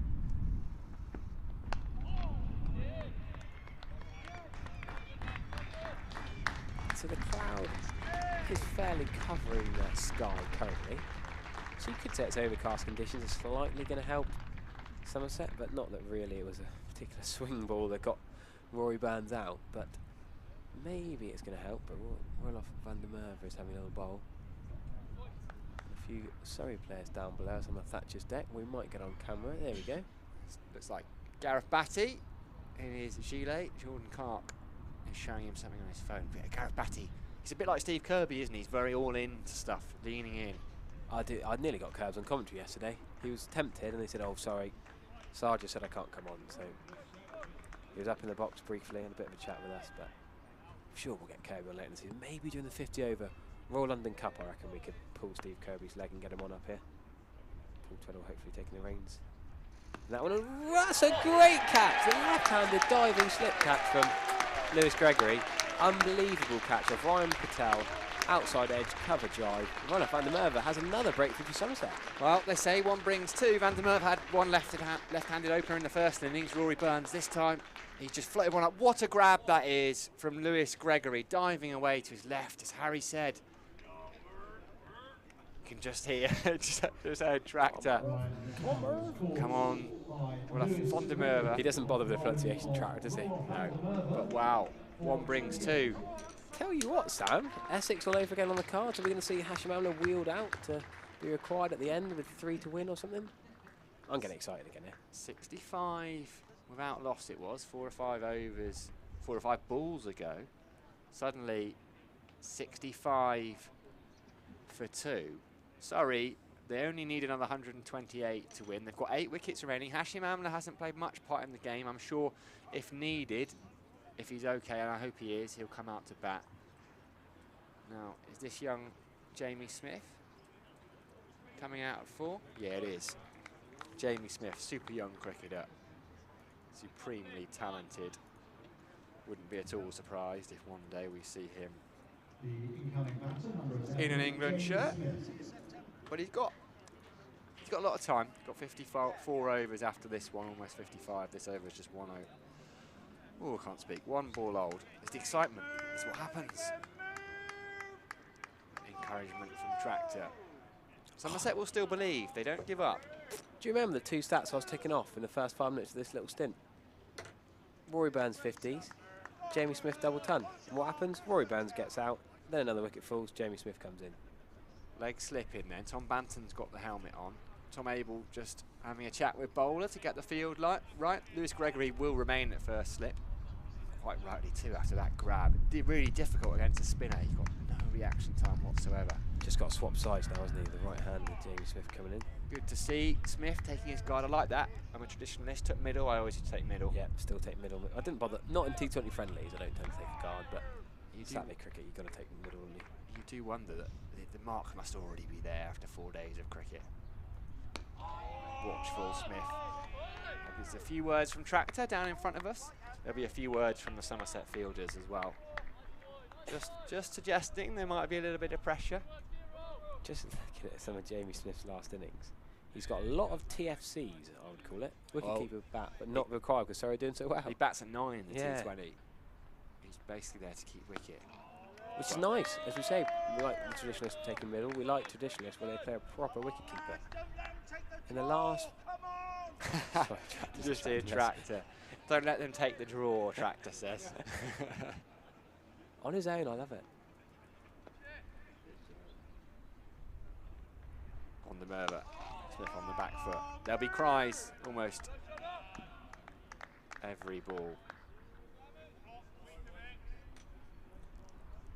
Jamie Smith is a serious batter. Got serious runs. Got 234 not out versus Gloucestershire in his last first class game against Bristol. Saw some highlights of that. Absolutely fantastic, and that's a lovely shot. Great bit of fielding there from Tom Abel though. Saved a boundary. He opened up with 127 on his first class debut against the MCC in the old Champions versus MCC game in early March. The scoreboard seems to be 1 ball ahead. I think it's the over bowled, but Van der Merwe's going to bowl another one. Oh, a little bit of inside edge there from Smith. So end of the over, Ryan Patel goes. Jamie Smith is out there with Ben Geddes. 2 batters without a run to their name, so that just brings a little bit of pressure in of itself. 1 brings 2, doesn't it? Isn't it funny how often 1 brings 2? Just need a March and Delang a double hat-trick now. 65 for none, then 65 for 2. Yeah, it's just making me chuckle. Jamie Smith, serious batter, but he played that first class game against Sri Lanka Development where he got 45. Played a couple second 11 games, then yeah, in the last 6 T20s, he's got 1 in 1 game and a Norton out in the others, and a DNB in the other 4 because yeah, Surrey's all-rounder skills with Curran and Overton and Jordan Clark, they all bat and bowl. Jacks, Roy, Evans all getting runs. He has got 300 in his last 9 first class innings though, including this one, so 3 in the last 8. 123, 138, 234. So I've got this really weird bug. It's starting to bug me actually. Charlie and I were trying to work out at lunch what on earth it is. It's like a 1-winged dragonfly. So if we've got any, what's the word for people who know about these things? Thank you. Something ologists out there. That's really poor knowledge for me, but you know what I mean. If anyone out there knows their flying insects well, then please help us out because it's right in the line of exactly where I look. It's on top of Jamie Smith's helmet. It's slightly distracting me as Casey Aldridge comes in and is driven straight. Casey Aldridge, 2.2 overs, 1 maiden, 1 wicket for 3 runs. Pretty tidy figures from these 2 current bowlers. You think the openers bowled pretty well for, what, 12, 13 overs, and then first changes come on and both get a breakthrough straight away. So often the way, isn't it? You see it in club cricket, the openers. So many times you see off the opening bowlers and then you get out to the first changes. I reckon this insect has got 6 legs. That makes an insect, correct? It's got 1 body segment, I think. I don't know if we can get it on the camera. We can get it on the camera because commentary camera's all the way round. So we need Charlie's GoPro, don't we? Can I twizzle it round? There you go. If I do that, Ben, I'm not breaking the place, am I? Ben's not told me off. I've turned around the commentary camera so I can see the insect at the after this ball while Jamie Smith is taking his guard. Can we flick to commentary cam that I've twizzled around? Jamie Smith's having a big old warm-up. So we've got to play. Oh, you can't see it. Keep moving. It's so small. It's there. There it is. You see the little blob? Just behind the wicket keeper. Yes. You can watch the game from our country cat. Yeah, just behind the wicket keeper. That little blob. Can I put my finger there and point to it? This is serious stuff on the Somerset live stream. That little insect is quite irritating. Keep your hand still. There. I can't keep it still. I'm wobbling. That little Nerves. insect there is The nerves. It's quite irritating actually, and I can't get rid of it. Right on my eye line, but Tom Abel is having a little tinkle the field. Tractor is still motivating. For those of you who don't know, some of you Surrey fans, Tractor driver is the most vocal, vociferous, positive, enthusiastic Somerset fan you will ever meet. What a glorious straight drive from Jim. I'm giving that shot of the match. Sam, have you got any arguments with that? No arguments, Your Honour? That is yes, it's a straight half volley, but it's a glorious straight drive. Perfectly placed, bisecting the 3 inches between Case Aldridge's right hand I wonder if and he the did stump. get a hand on it, you know. Just slow it down, yeah. Or as it hits the foot, it just pops out of the foothold. Charlie, do you want to come back with that? Charlie's just brought a laptop down. Go on, I'm going to keep swizzling this commentary cam, Ben, if you don't mind. Apparently it's a mayfly. We've identified it. And I'm just waiting for the ball to retrieve from the Ian Botham stand end.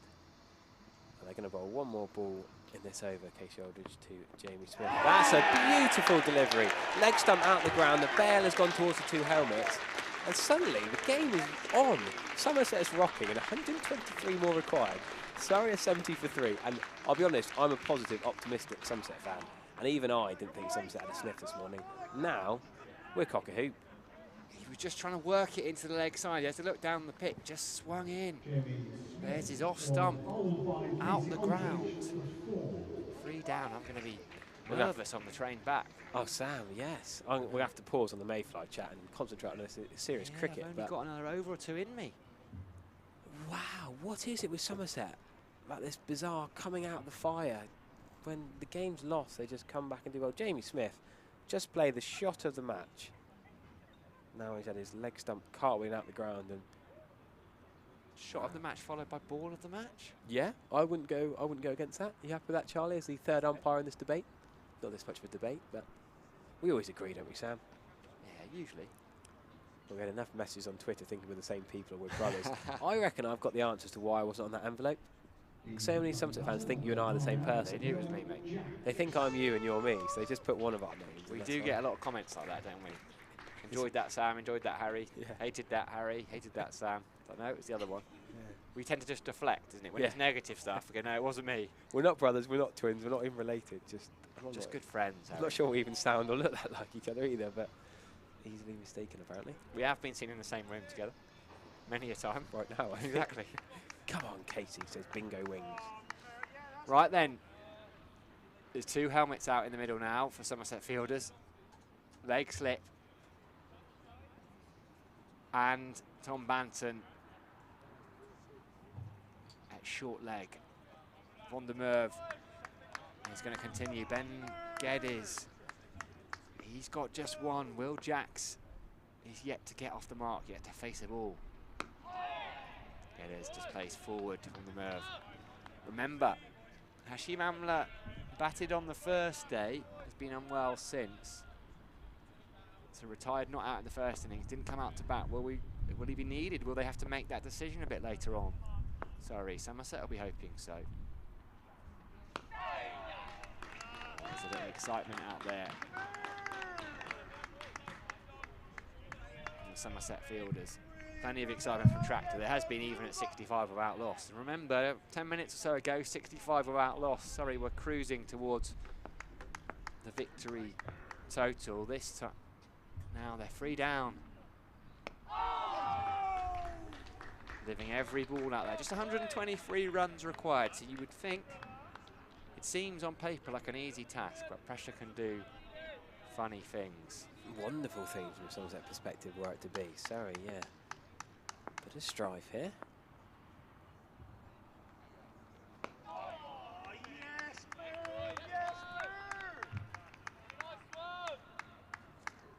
Come on, Swerve, comes the shout. Doesn't bother with Van there, does he? It's just, come on, Merv, come on, Swerve, whatever else. Benedict Brodie, Albert Geddes under the pump from Vandermeer here. Side edge, picks up a single, gets him down the other end. Van der Merwe, head in hands. I wonder, another wicket or two, and we might just see a few more seats occupied here. There's Hashim Amla, so he is here. He's got his whites on. He's in his whites. I wonder if he's going to come out net, because actually, if he's well enough, and I hope he is, that's what Surrey will want. When with pressure on, these two young lads, as talented as they are, someone like Hashim Amla walks out in the middle, and if you've got Amla batting alongside you in a pressure situation, he's seen it all. Not going to get to him in the slightest.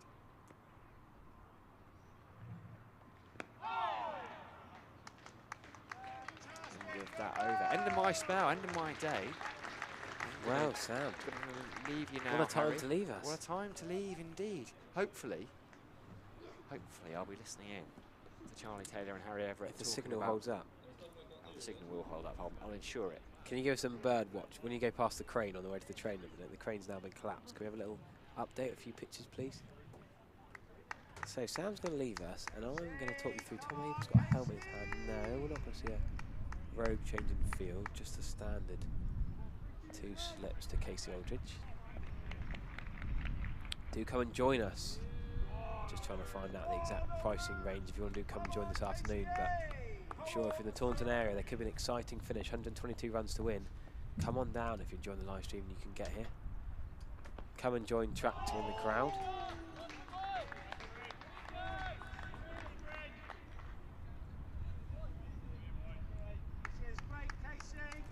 We'll keep watching us on the live stream. Now we've got Charlie Taylor back in. Half an hour ago when I stepped out to make way for you, Harry, something like 52 without loss. Surrey just looks so solid. Then Rory Burns holes out, hooking, and suddenly 3 wickets. Burns, you know how will Burns be feeling now back in the dressing room? They looked absolutely solid. Then a fantastic catch from Gregory at slip to dismiss Patel. Oh, is that bat? Down the leg side, I don't think so. We're getting a little bit carried away here. Probably thigh pad. Aldridge asked the question, but he wasn't convinced, was he? And then, what a ball from Casey Aldridge. Yes. Taking out the off stump of Jamie Smith. Let's have another look at that. Attempted appeal there. Yeah, he's asking the question, isn't he, Aldridge? Not really appealing. Well, game on. They will have 7 rather than 6 wickets to take, as we saw earlier on. Hashim Amla is here. Casey Aldridge is, look at that defensive shot from Geddes, solid in behind it. Straight back, it's like a wall. Hashim Amla will be very impressed with that one as he sits on the balcony stroking his beard in contemplation.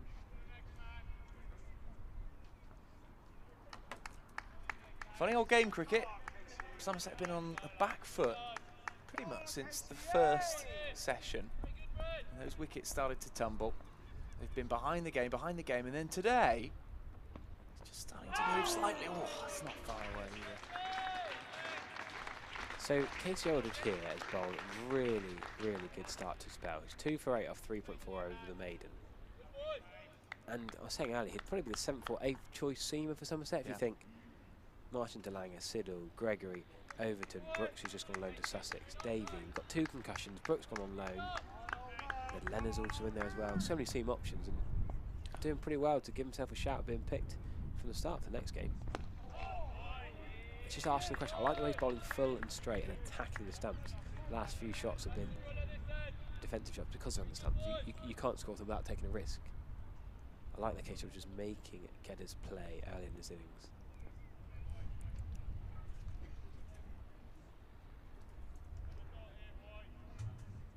71 for 3. 122 runs needed, or 7 wickets. We still don't know where this is going. Impressively, Geddes has survived that over quite well. Aldridge bowled a decent over, as I keep saying.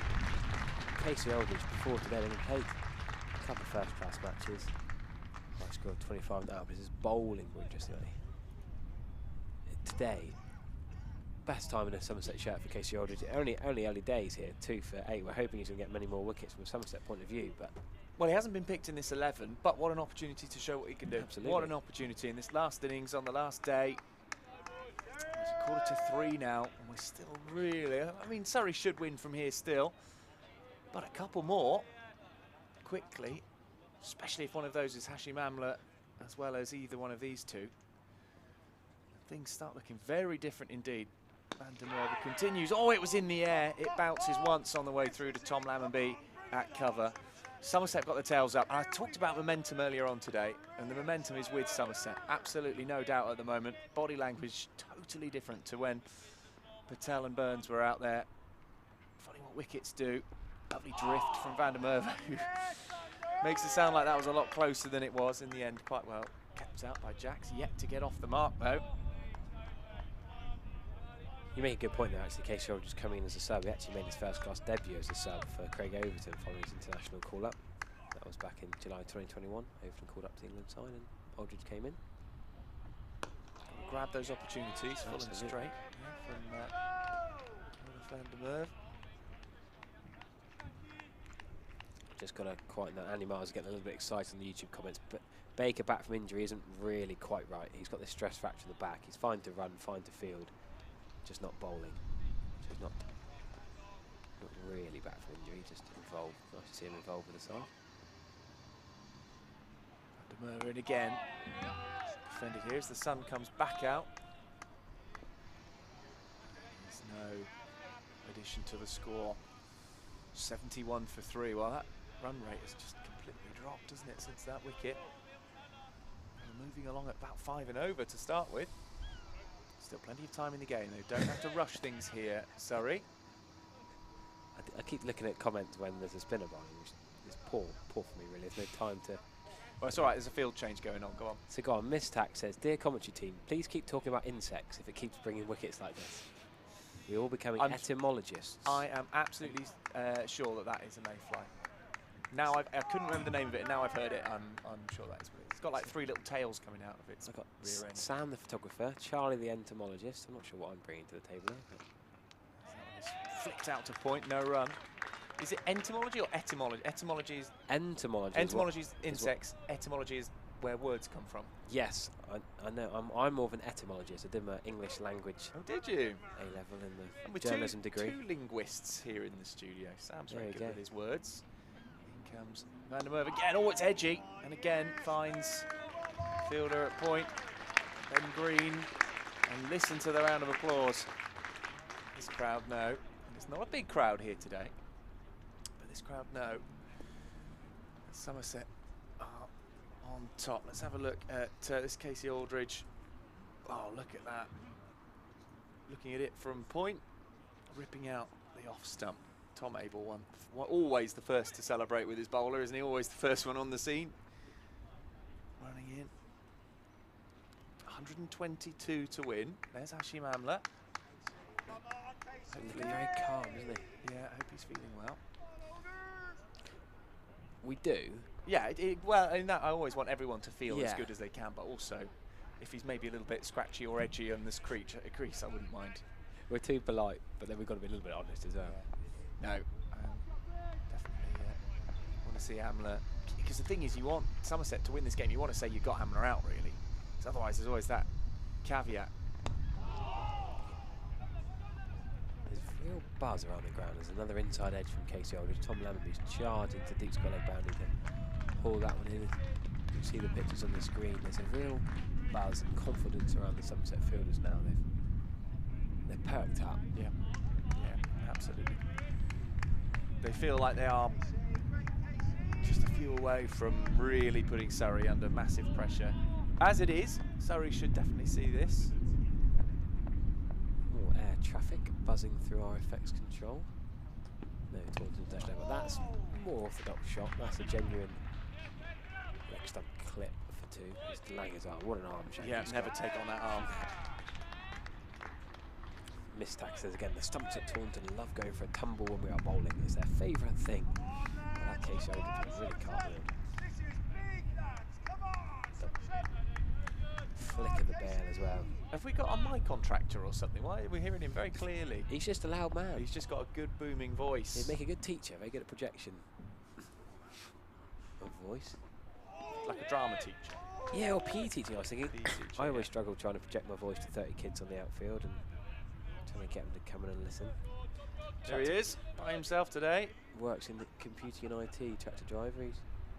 Does he? Here for the home game. So yeah, he's not been to his website. You've never been on tractor driver's website? I have been to his website, which is why it's slightly surprising that he works in IT. When you Google tractor driver, he's not the top hit, sadly. I'm gutted. What a ball that is, in case you're wondering. I'm gutted to see he's not the top hit. Tractor driver Somerset, have I got to put? Somerset Cricket, I would say, is probably a good. Tractor driver job, Somerset Cricket. Tractordriver.co.uk. He's there at every home game. There he is, all the pictures of him. Yeah, this is why it's slightly surprising he works in IT. Well, he's not updated it. Well, he hasn't updated 2007 it was the last reports. He's got his song on there. I can't read, I can't write, but that don't really matter because I come from Somerset. Casey Aldridge. Driven, that's a lovely shot, but good fielding. Cover, no run. Well off Van der Merwe, shining that ball for Aldridge. Van der Merwe will get a bit of drift, won't he? Doesn't mind a bit of shine on one side of the ball from himself. Bit of flight and guile, drift one way, spin the other. Sam's still here, by the way. He should have gone to catch his train, but he can't drag himself away from the cricket. Do you need to borrow my bike to get there? You could borrow my bike, leave it at the station for me. Please take the GoPro. Could actually.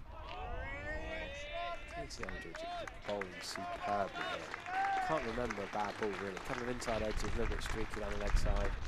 Because he's bowling, attacking the stumps. I like that. Too many bowlers in the county championship sort of hang it outside the off stump and get a lot of dots, but maybe if they bowl straighter they get more wickets. And I like the way Casey Aldridge is taking that positive, aggressive approach.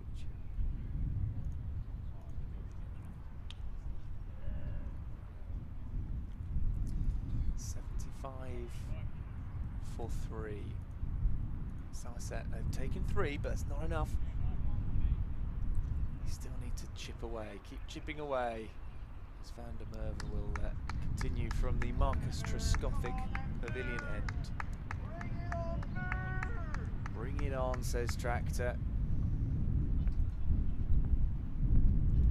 There's leg slip, short leg. Turned into that area, but with enough force that it goes past through to the square leg boundary. It's picked up. And Jax is off the mark.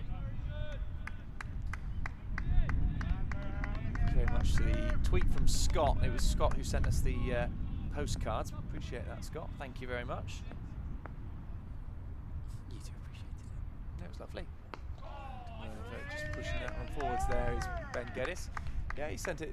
Nice when people send messages to their favourite commentators. Hashtag no nibble. You're letting that one go outside the off stump, are you? In comes Van der Merwe, and again defended by Geddes. Very watchful now, Surrey. Very watchful. You've got to attack the stumps more, Charlie, with your verbals. They've got to attack straight to the heart. Don't hit that middle stump. Playing a fourth stump line at the moment. You are. Yeah. Pat the horse reckons Jax is going to morph into Bairstow. Well, that is the worry as that goes to short leg. You know, these two will stay in, and well, we've seen Will Jax do it in T20s. No reason why he couldn't suddenly up the ante, but Somerset, if they could just nick these two out, could be very interesting. Shimama, of course, in there as well. Very good batting lineup this from Surrey. But Somerset done some brilliant hard work here, getting rid of Burns, Patel, and Smith. Didn't Jack score that 25-ball century in that ridiculous T10 match against Lancashire in pre-season? It's a world record for the fastest ton in a 10-over match back in March 2019. 10-over match? Yeah, 10-over practice match against Lancashire in Dubai. He scored 100. Around the wicket. Again, forward and defensive is Ben Geddes. Oh, it's tense. Very tense. As Sam is now going to head off and catch his train. We'll be looking out for you, Sam. We'll see. If we ask the cameraman nicely, I'm sure they can track your movements. Oh, look, there's a few people up on the top balcony there. Get down there. Ben, that's a good view up there. Side on, but good view. Lovely on a warm day.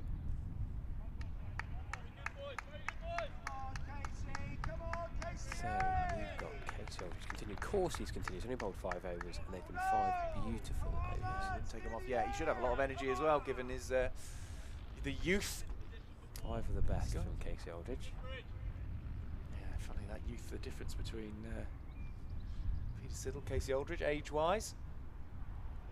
Yeah, no Lammonby or able to attack yet, but I don't think we need any changes yet from Somerset. They're only 21 overs in. Yeah, no, I wouldn't do that just yet.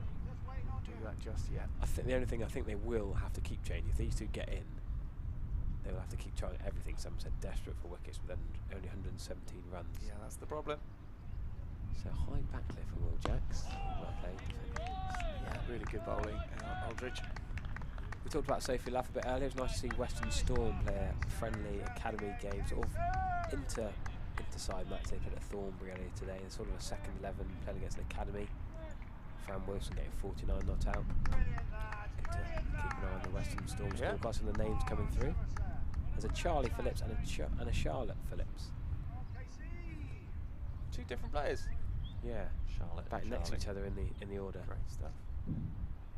Fionn Wynne, who does a bit of BBC Sport commentary stuff. Did some work for her on the England Test match a few weeks ago. Yeah, there's some great names, exciting talent.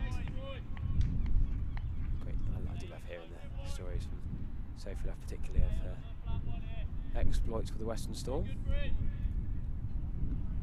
should do some county championship updates as well. Hampshire is struggling a little bit.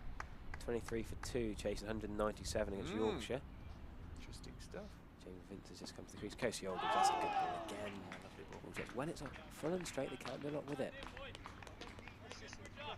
What else have we got? Daniel Bell-Drummond's having a bowl. A bit of a Mickey Mouse day 4 muck about Kent Gloucestershire. It's one of those where the first innings lasted so long on a flat pitch that just give the batters a bowl kind of time. That one. Daniel Bell-Drummond having a bowl and then gets a wicket third ball. Always the way of the part-timers. Cool, that's a player in this from Casey Aldridge. Charlie's a little bit excited actually. I don't think there's any bat involved. Nice enthusiasm. Thought that was going to be the 4th one down then. They've got a video on the Twitter stream at Somerset CCC of the last couple of wickets of the Van der Merwe. Oh, the great catch from Lewis Gregory. Loved that catch. And then Smith playing and missing it, Aldridge getting one through the gap.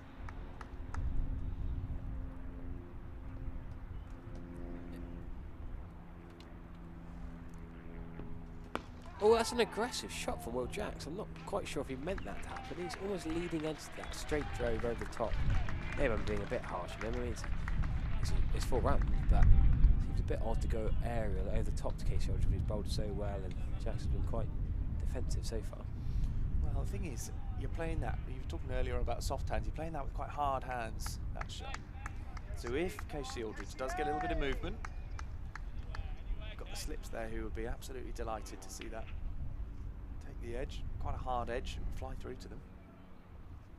So is Will Jacks going to go again here? Is this maybe a new aggressive approach? Yes! He is, he's going here. That's a heave, really. Yeah. I mean, it's meant to be, I suppose, a T20 cover drive, off drive, but really it's an aggressive, full-blooded, swipes harsh, but I think just a poor shot in red ball cricket when you only need 113 or 47 overs.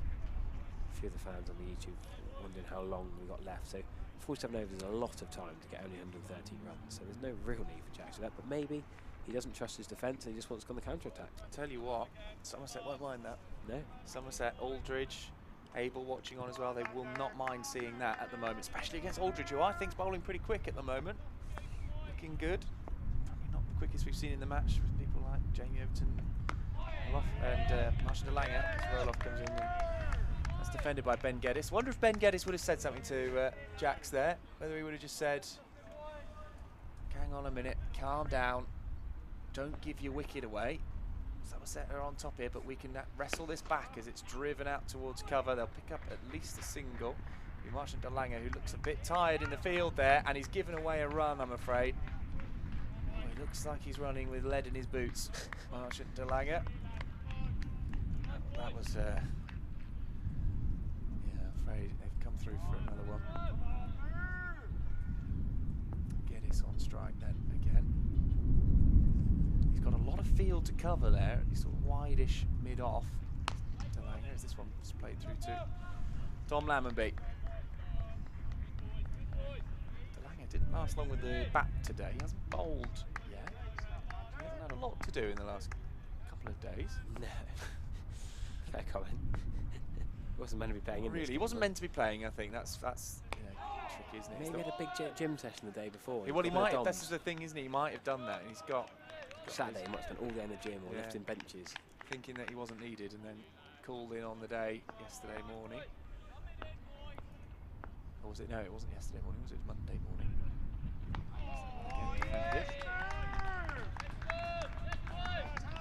82 for 3. 111 needed for Surrey to win this.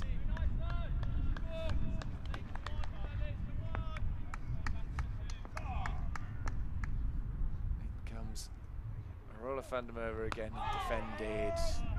Pretty well bowled that as an over. Balls around the ground. We should give credit here, I think, to the way Geddes and Jacks have they've calmed the storm. They came in a rocky situation. The boat was about to capsize, and they've just steadied the waters somehow. Poppadom graphics back. Yes, love that. They've squeezed the Poppadom into that. If you want to come and watch the derby, it's the only way now. It's a sellout apart from these curry plus ticket special offer we've got on. So Sam's on his way back to London now, and then on Friday he must be coming back here again. Yeah, he is, because he's doing the commentary on that. Clocking up some miles, isn't he? He is, but he's using the public transport. All good. Absolutely, the train's going anyway, isn't it? Yeah, well, he's a lawyer, so he can afford it. Andy Gorvin's taken 2 wickets and 4 balls. Really enjoyed watching Andy Gorvin bowl for Glamorgan in the One Day Cup here last year. Oh yeah. He was the man who needed 4 to win no, 6 to win, sorry, off Lewis Goldsworthy's last ball of that game. And he hit it for a 1 bounce 4. 3 yards away from victory. Yeah. For Glamorgan, little lad. He's a bowler by trade, but you can see him doing well as Casey Aldridge continues to Jacks. Jacks now is a little bit more comfortable. There's a couple of whooshes the last over. I wonder whether Geddes just said to him, no need for that yet. No need. We're nowhere near that yet. And they're not. You know, if they had 15, 20 overs left, yeah, sure. Start smashing it like a T20, but right now, plenty of time left in this game. They've still got Cam Steele, Jordan Wickets in Clark hand. and Jamie Overton, proper run scorers. That's still an aggressive shot from Jack. Pulled it for 4. Having said all that, he opens up a bit. But good shot. I think if you get a short ball like that, then you must. That I'm a little bit annoyed about that from a Casey Aldridge point of view. He's bowled really well. He's now gone searching for a wicket. He didn't need to bowl a short ball. He's not quick enough to bowl a short ball. He's not Jamie Overton pace. And that's just going to sit up for a player of Will Jacks's class. That's going to be 4. Yeah, it wasn't a bouncer height, was it really? It was just a short ball. Well, let's hope he's learnt his lesson from that. Yeah, he's bowling full and straight and causing them problems. Yeah, he was. Doesn't need to go to that tactic.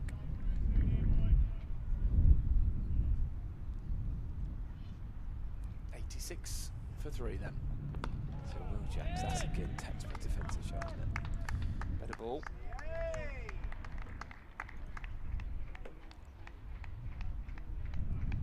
There's a few interesting finishes today. Warwickshire versus Lancashire. Lancashire 124 with probably a nominal target of 329. He's going to try and bat the day, really. Lancashire will try and get those runs, probably not. Warwickshire want to get those last 6 wickets. Decent game at Edgbaston. That could be another 4 runs for Will Jacks. He hasn't timed the pants off of that, but he's got enough of it. He hasn't timed the whole trousers off it. Maybe he's timed 1/2 of the trousers, 1 leg of them. And he's got it through cover for 4 runs. Overfull there from Casey Aldridge. Now he's just, I say, he's been searching. Having bowled so well at the start, he's now bowled a short ball and a half volley that both hits the boundary. And I'm less optimistic now. Jacks and Geddes are looking a bit more set. Yeah, it needed exactly what they're doing. This calming influence on there. Muttley says we need another discussion about insects. Yeah, it was the insect which did it before. Got them absolutely clattering. That could be a chance. What a catch! That maybe not. We're getting a bit excited. Mid-off dived across. I'm sure you can see it. I think it's Ben Green. Yeah. Maybe it's just grounded first. I think they all know. Yeah. Honest fielder. He's not going to claim a catch that's not there. Great effort. Will Jacks has just tried to go to the top again. Cracking effort for a diving mid-off. Far away, is Green. Matter of millimetres. Will Jacks needs to probably calm himself down from a Surrey point of view. Jacks here is looking dicey. He's hitting some runs, but he's taking the risks. Only got 8 off the over. That's quicker from the Case Aldridge was angry, wasn't he? That ball's a lot quicker. Tom Abel's done well to stop that at second slip. I can't think if he can bowl that quick, why not be angry more often? I tell you what, Tom Abel's stop off the bounce as well. That was absolutely racing through. He saved 4 runs there. You can actually see, oh no, they did have a third man in, maybe just the one, but still. No, not a bump ball, Scott Venn says. No, I'm pretty sure it was. No, it wasn't a bump ball. Yeah, no, it wasn't a bump ball. It's just more the catch. Well, there was, I mean, all the players said catch it, and Ben Green looked disappointed that he didn't, so no, what definitely wasn't. Yeah, I think it's very hard to call it a drop. Oh, no. It's well, more to his right, wasn't It's it? dropped him, I think it's just in front of him. He made the stop, he got to it, he made the stop. It was almost on the half volley to his hand. Well, we were just saying he looked like he was running with lead in his boots, but maybe it was just because he was getting himself ready for a spell from the Marcus Drusgothic Pavilion end. Marchant de Lange. Now this will go one of 2 ways, Harry. Yeah, I think this is the game. This is the make or break call from Tom Abel. Well, he's waited 24 overs to bring in his express paceman. Gotta say, I'd quite like to see him against Jacks. Yeah. Because Jacks to me is like a cat on a hot tin roof at the moment. But I'd also like to see quite a lot of boundary riders to Jacks. If de Lange bowls at Jacks, I wouldn't mind seeing 4 men on the boundary for a mistimed hook, pull, top edge. Yeah. Because he's probably going to keep going. We know he's a T20 dasher, Will Jacks. Well, they've got 1 man on the hook here. At long leg. Well, here we go. They've also put Ben Green, 3rd man on the boundary. Couple of slips in. It's a player at deep square leg as well. de Lange just... Oh, he's going to swap a... Tom Banton's barely moved away from the dugouts, has he? He's at deep square leg on deep cover. Most of the game. Well, most of this 24 innings. So, this will be a key spell. It's fairly straight and just turned in to the leg side for 1.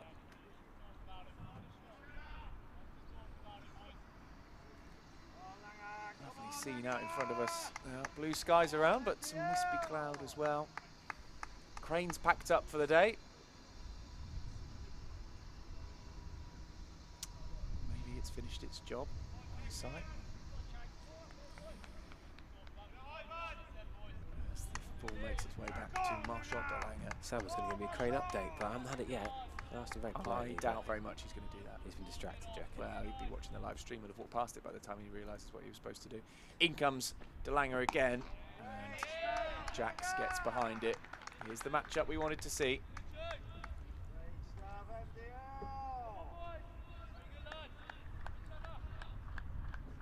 So, Will Jacks, yeah, just the 1 slip.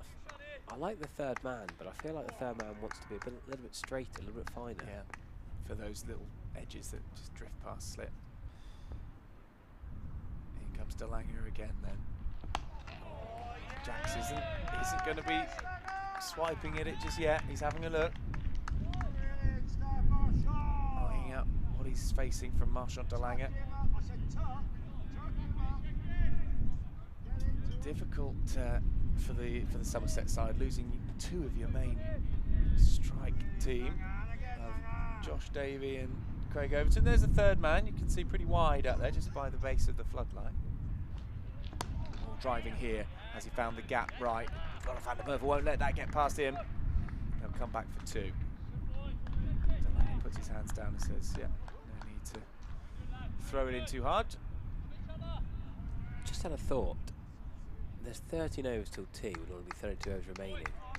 Would they postpone tea if there's 30 runs required? Yeah.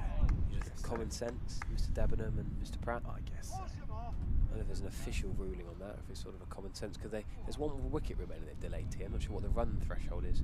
There's an official count, or maybe they just... Well, yeah, it's 12 after here. This over, isn't it? So, yes, I suspect they would. But 100 to win now for Surrey.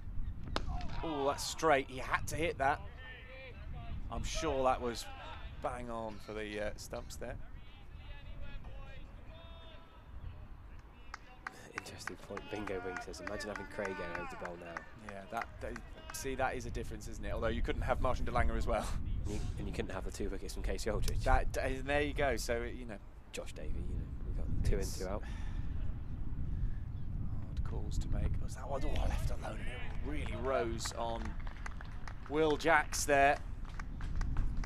Good stuff from Martin de Lange. Enjoyed that over. Great. A couple of bibbed men. We're going to have a drinks break, are we? Yeah, what are we? I guess it's an hour through, roughly. 2:40 we started. An hour and 20 minutes, roughly, halfway through the afternoon interval. There's goals where he's not yet to have a bowl. There's 3 more bowlers who haven't bowled yet. I don't think we're going to go to goals where the or able anytime soon, but it's just other options, isn't it? Yeah, so just changed ends for Roloff van der Merwe here. Keeping him on, but Martian de Lange obviously said, I want that end actually, Roloff. We're all over him. I couldn't pick out whose voice that was. Might have been Tom Banton's. But I thought it was all tractor. Any voice you hear is tractor driving it. Well, it definitely feels like Somerset had their tails up. They were all over them. Surrey working their way back into it, but Somerset, if they can't find wickets quickly now, they still need them. Those 3 were great, but they need another quick 3. And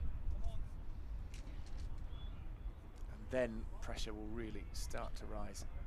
But as it is, Surrey in the box seat. Van der Merwe now is straight, full and straight. Van der Merwe is, he's a real competitor. We say it so many times. He's so passionate. His love for the club, love for being involved. He's not going to let him have any freebies off his bowling. Fairly quick, darted in. Not much flight being given here. Van der Merwe, first class best 205. Haven't seen much of him in the Batting Championship, but his innings against Gloucestershire in the T10, I was up there for the wet Thursday night the other week, last week. Oh. What innings that was. I think Geddes is going to play this over out, to be honest. I think he's going to be the sensible one. Jax is going to be the aggressor. Geddes is thinking I'm going to be there at the end. Yeah. And Jax might just think I'm going to get the score rate up. I wonder if that's where they are at the moment in their mindsets. Never had a first class 5 for Roloff, but now would be as good a time as any to change that stat. I'm quite surprised to hear that, because he's the sort of guy who can pick up quick wickets. What's his best figures in first class? Go on, have a guess. Well, if he's not got a 5 for, then I would go maybe 4 for 38. Not bad, 4 for 22. Oh, wow. Even better than I thought. Economical 4 for. Yeah. He's not one of those bowlers who's going to really rip through the team very often, though, is he? I guess he doesn't turn it massively. No. Doesn't have massive variation. He just bowls flat darts on the spot. Not probably going to get quite as much turn as Jack Leach, but no. But he's good he's holding an end, isn't he? Yeah. That's his job. And it's just frustration now. If he can get dots to Jax, I think it's going to affect Will Jax. I don't think Geddes is too bothered by that, Dave. I think Geddes is going to be all right with it. It'll be Martian de Lange then against Will Jax again. He's actually, Roloff van der Merwe's actually got better figures in T20 and List A. Yeah, that doesn't. It's like being more aggressive formats. He's got. What's his List A best figures? His List A best figures are 5 for 26. Very good. In T20s, 5 for 32. Good stuff. Sam has done the goods for me. He's got me a restricted view of the Mason Crane. Oh, very nice. What a man he is. Got a view there of Josh Davey. Good to see him. He was Jamie Thorpe's sat next to him. It is. And Gareth Batty over to the right as well. He was supposed to be playing in this one. There's James Allway as well, one of the strength and conditioning coaches.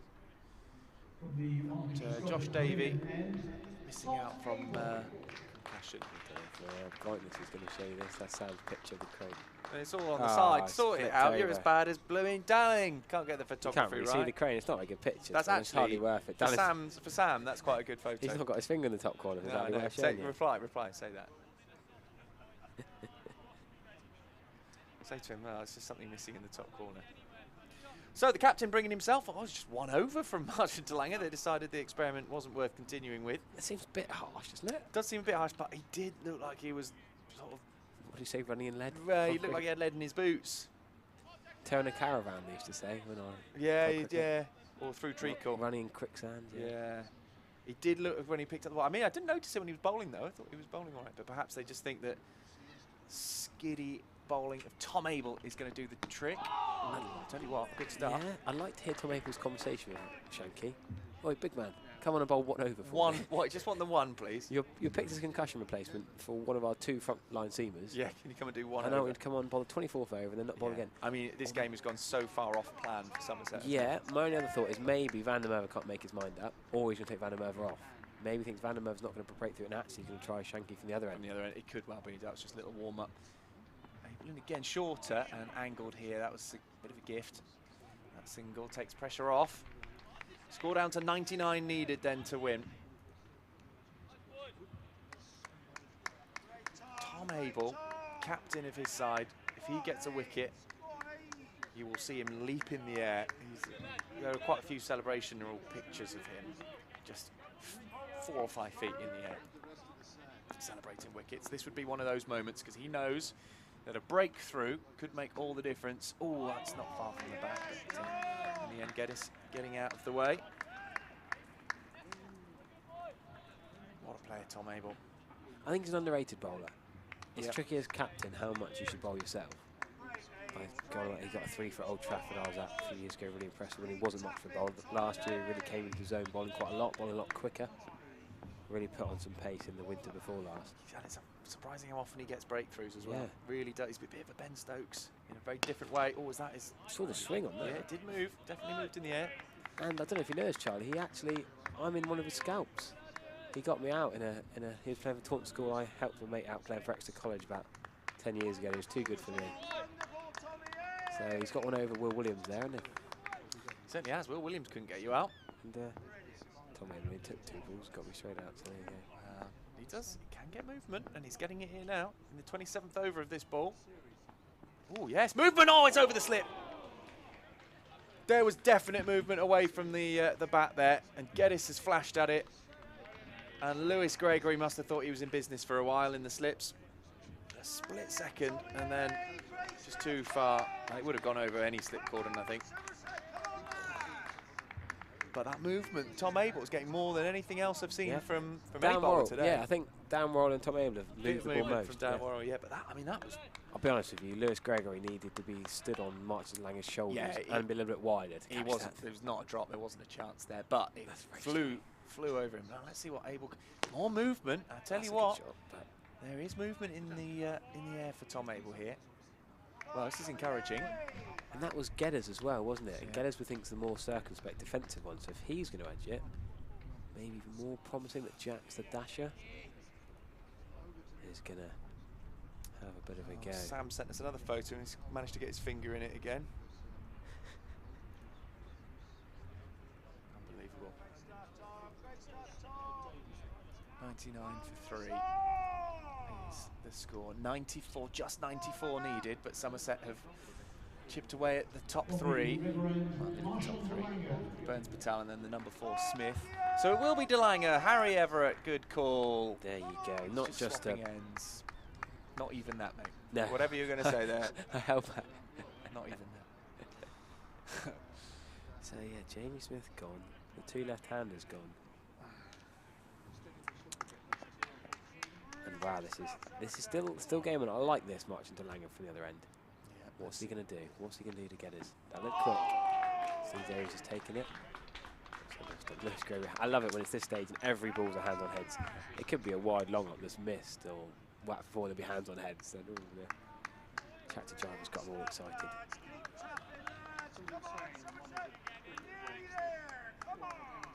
Well, whatever happens here, Somerset have put Surrey up under pressure.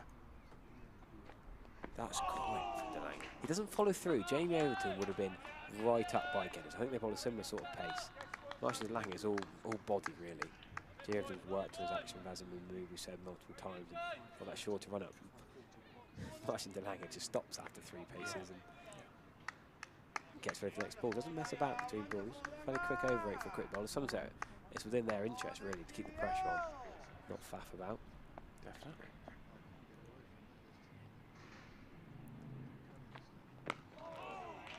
Tell you what, there's pace on that.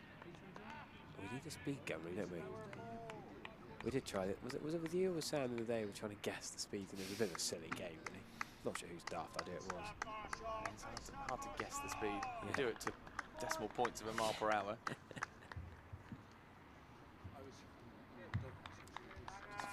be something happening here for Somerset with Martin DeLange coming in from that end.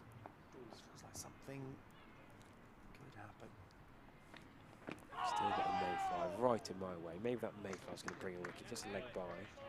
Sonny Baker with his fresh blue hat. Well, that's the sort of hat you get in the club shop. Yeah. That's not the sort of cap you get when you win your club cap. Well, yet to play first-class cricket, I suppose, isn't he? So he might well have had Mr. Bryce, junior or senior, helping him out. Giving him a hat to borrow for the 12th-man duties. Then Phillips has gone to 50.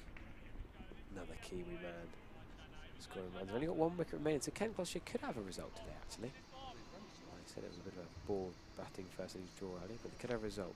Gallagher was desperate to get a positive result for Somerset here. Again, I'd like to see him bowl fuller and straighter. A little bit outside off stump here. I don't think you're going to get Jack's caught. If he gets an edge, he's going to fly. Yeah. I'd rather see him hit the poles, knock the stumps out the ground. If you get the odd fall for leg side, so be it. You've got deep square leg. Cover it, yeah, put some cover out there. So yeah. Hope it doesn't go for 4 and try and hit the stumps. Yeah. That didn't look quite as quick. Yeah, it was the 6th ball of the over. Yeah, I agree with you, Harry. I reckon cover the leg side as much as you can. Get it to bowl into the stumps. There's the Digital Innovation Centre being built. That's what we're being told it's called anyway. Office space is a better description. St Andrew's Church spire at Robarton in Taunton. The leafy area of Taunton there as well, you can see. And the Quantocks in the distance. There's 7 Sisters in the middle of your screen there. And beech trees on the top of the Quantocks. I've had an ice cream up there. Ice cream what? the Quantocks. 7 Sisters? Yeah, what's the car? It might not be quite 7 Sisters. What's the car park at the top of the Quantocks? And they always seem quite busy in the summer. The ice cream van likes to not go Dead there. Woman's Ditch, that area. It might be. I'm not very good at my knowledge of names of the Quantocks. There definitely is a big car park at Dead Woman's Ditch. Yeah, more by sight. Again, lovely part of the... Tom Abel's taken out of the attack. He's like some from What's he doing? He's changed Van der Merwe's ends twice. Twice, yeah. Do you think this is for his bowlers, or do you think it's to mix up the batters? I don't really know. Well, Van der Merwe back on again then. Oh, down the leg side, it's in the air, and it's going to go for 4. It's a pretty horrible ball from Roelof van der Merwe. I think you're being too polite there. That is an awful ball, Charlie. You're being far too polite to Roelof. I think he would rather, we'd be brutally honest, he was bowling really well at the other end. Yeah. Maybe Martin DeLange said, I'm only bowling from the river end. Oh dear. And Roelof had to change, because that is filthy from Roelof. Well, they haven't got all that many runs they can keep playing with here. In again now is much better. His job is to hold that end, to keep the pressure on, and that's starting off with one of those. It's disappointing. Good from Surrey though. This is excellent work now, these two.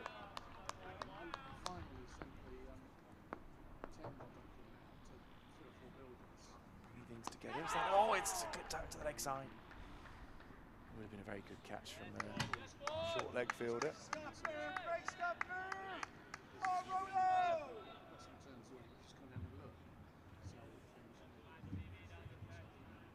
88 needed. Harry Everett's run out of power on his computer. Back the brightness up too high. The laptop's had more years of service than Steve Davies and James Hill have put together, I think. He struggles with the old battery these days. There you go. That was back on. Just changing his field here. But lots on the leg side here. Leg slip, short leg, mid-wicket. So always turn straight to short leg. Can't take it cleanly. He's getting it flicked back at him though. Pretty certain that'll be Tom Banton under the helmet. Lewis Gregory at traditional slip. Tom Abel under the helmet at leg slip. Oh, it takes a bit of an edge. Tom Abel at leg slip.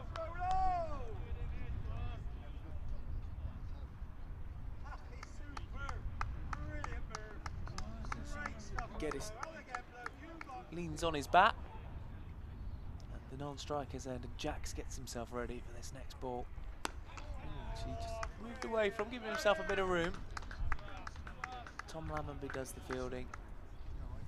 the end of an over, which the last 5 balls of were pretty good, really. Yeah. The first one that was the problem. But that is often the problem with changing ends. It might be a flat cricket pitch, yes, and you think there'd be a little difference, but something about changing ends, and it can be tricky. And that 4 runs could be pivotal. I don't think Surrey are going to end up winning, and 4 runs being the difference. But little things, little small margins in cricket can make a difference. Come on, Tractor is desperate for Delanger. Well, Delanger talked about double hat-tricks. Yes, he did. I forgot about that. He's going to need to be one of the ones who takes them, I think. As he's got the ball in hand now. So 2 slips. It's hard to know how attacking Tom Abel should be here.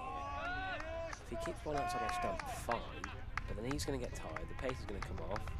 Then he's going to bowl worse, or he's taking school off. So I'd rather just see him go for the throat now. I think it's all about wickets. There's no point Somerset trying to be defensive here.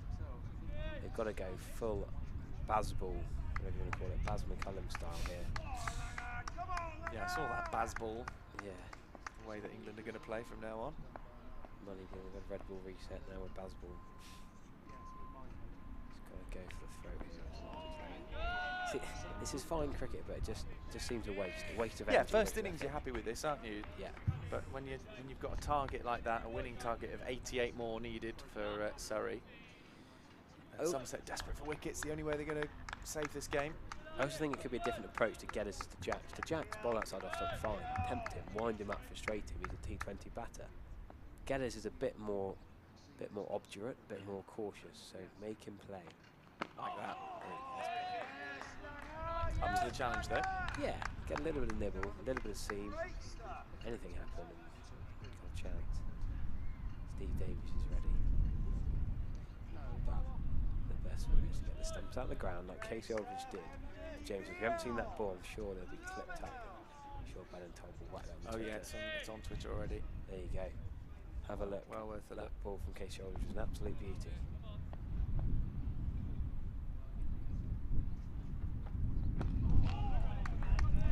So a maiden here would put a little bit of pressure, but the pressure's not drastic because you've still got 40 overs to get 88 runs. Well, that's the thing, isn't it? There's so many overs left in the day that dot balls at the moment aren't really building that much pressure. They might feel it personally, the batters, but as a team, it's not like a T20 where you're running out of balls at the moment. They've got plenty of time. 240. Wow, 236 balls now left to go. Bit of wind ruffling below his shirt as he comes in. I'm not a bowling coach, and I'm not going to tell Delanger how to bowl. But I think he could be even quicker and even straighter if he did follow through straight. You don't have to be right down the middle of the pitch. The way he's going straight off to extra cover as soon as he's bowled it, there's no forward momentum going straight through at the batter. He bowls quick enough as it is, but I wouldn't mind bowling even more quickly. Less effort expended if you just carry on running them with hand like James Overton was yesterday.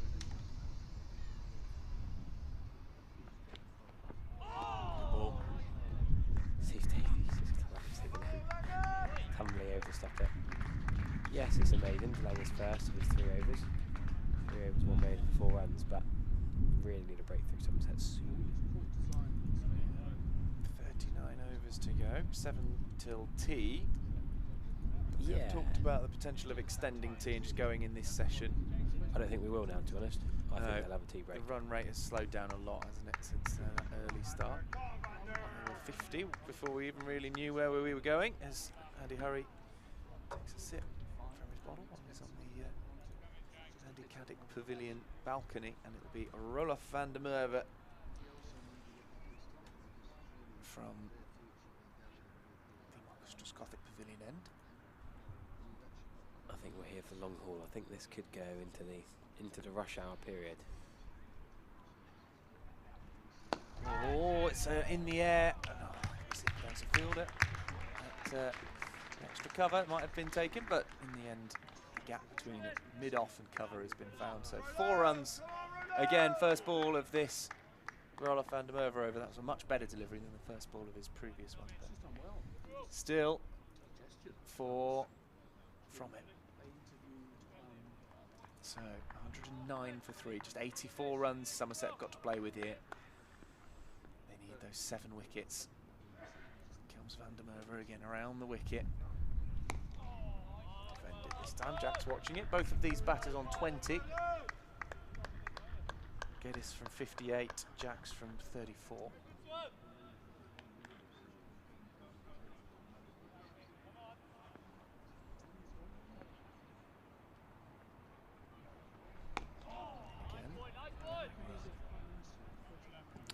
I wish Somerset had a wrist spinner at this point. I think that could be the difference. There's not really a part-time wrist spinner I can think of in the Somerset ranks these days. Move again, good drift. This one's in the air. It's going to land safely. Is it going all the way? No, one bounce 4. Well, Jax has got a release shot there. And that takes pressure off, and already 8 from this over. He don't fancy a tea break, does he? He wants to just keep on going and get the game done and get back towards the capital. Well, Van der Merwe will feel like he could be in business here. Problem is, if Jax has a few more of those, then the target just gets reduced so much. Happens really quickly when you start getting to double figures. It just comes down way quicker than you think. 80 runs needed for Surrey. They're definitely favourites at the moment.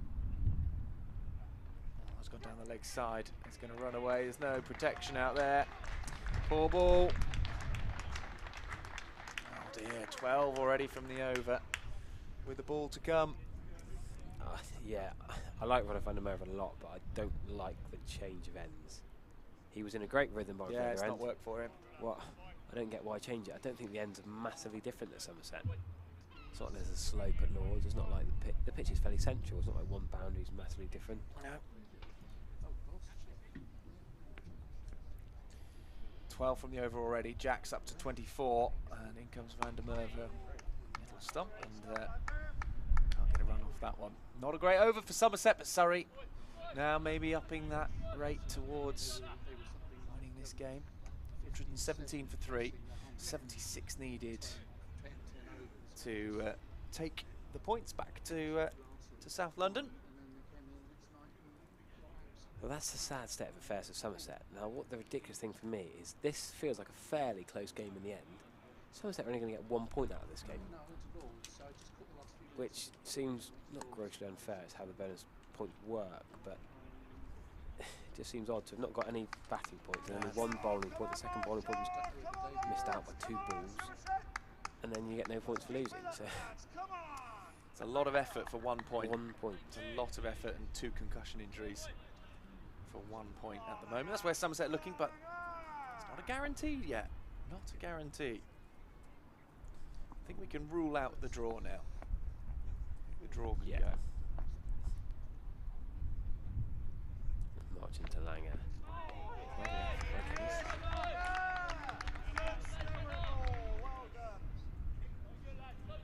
Very impressed with how that mayfly is holding on to the window in the breeze. Okay, he's blowing around there, but his legs are stuck onto that window. It's got a thick window as well, so I keep trying to tap it and politely move on his way. But no, well, it's got to be thick because if it gets hit by a cricket ball, if it smashes, it will just fall out.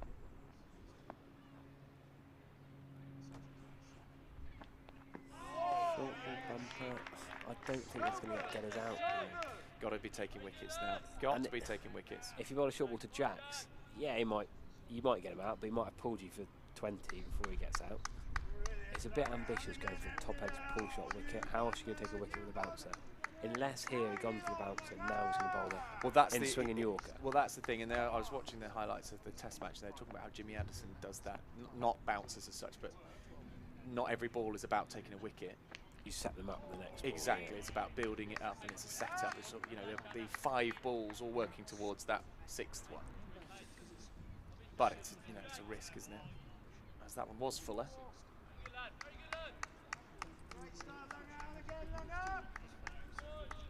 I think that ball there was meant to be on the stumps. We couldn't quite get he got his line wrong, didn't he? Which now Ben Geddes will be expecting it maybe a bit more. 20 from 61, Geddes. Geddes does look calm. He looks composed.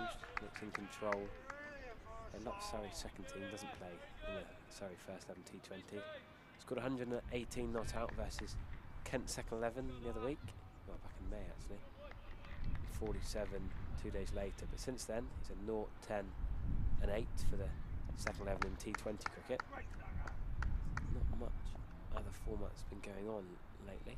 He's in now facing the Langer. It's quicker than many second team players will face, although we just say how Langer has played a lot of second 11 cricket this year. Yeah, again has opened the batting in that second 11 game versus Kent second 11. 180 not out of 61 balls, so he can play the aggressive shots. It's 6 sixes in that knot. The Kent bowlers had Hamidullah Quadri and Marcus O'Riordan, who've played some first team cricket. Not to be sniffed at, but not always the best prep facing March into Langer. Another bouncer. That's another made. I think there's going to be a bit of a glove change here. Will Jacks has sweated enough into those gloves. He's going to have a fresh pair. They've all got plenty of gloves. Sam was a bit embarrassed about the picture he sent us with his fingers still smudged over it, so he's deleted it. Here we go, another change. Going to be Peter Siddle. Well, he bowled 6 overs up top and was a little bit expensive actually. Didn't quite get his line and length perfect, but now Wavy with 3 down. They've warmed up to the challenge. Only 76 runs to win here, Surrey. Come on, Sids is the call. 32 overs gone. They've made it to 117 for 3. Burns was out hooking, caught by the sub, Sonny Baker, off the bowling of Aldridge. Patel was then caught brilliantly by Gregory at slip off the bowling of Van der Merwe. And then shortly afterwards, Jamie Smith, bowled, clean bowled by Jamie Smith. By Aldridge. Oh, that one I thought had an edge. In fact, it's gone through on the bounce twice through to Steve Davies. Yeah, day one's cost Somerset again, really, isn't it? Yeah. Yeah, absolutely. You look at the difference between the two sides, and it's that innings. Bowled out for 180, with some really disappointing dismissals in there.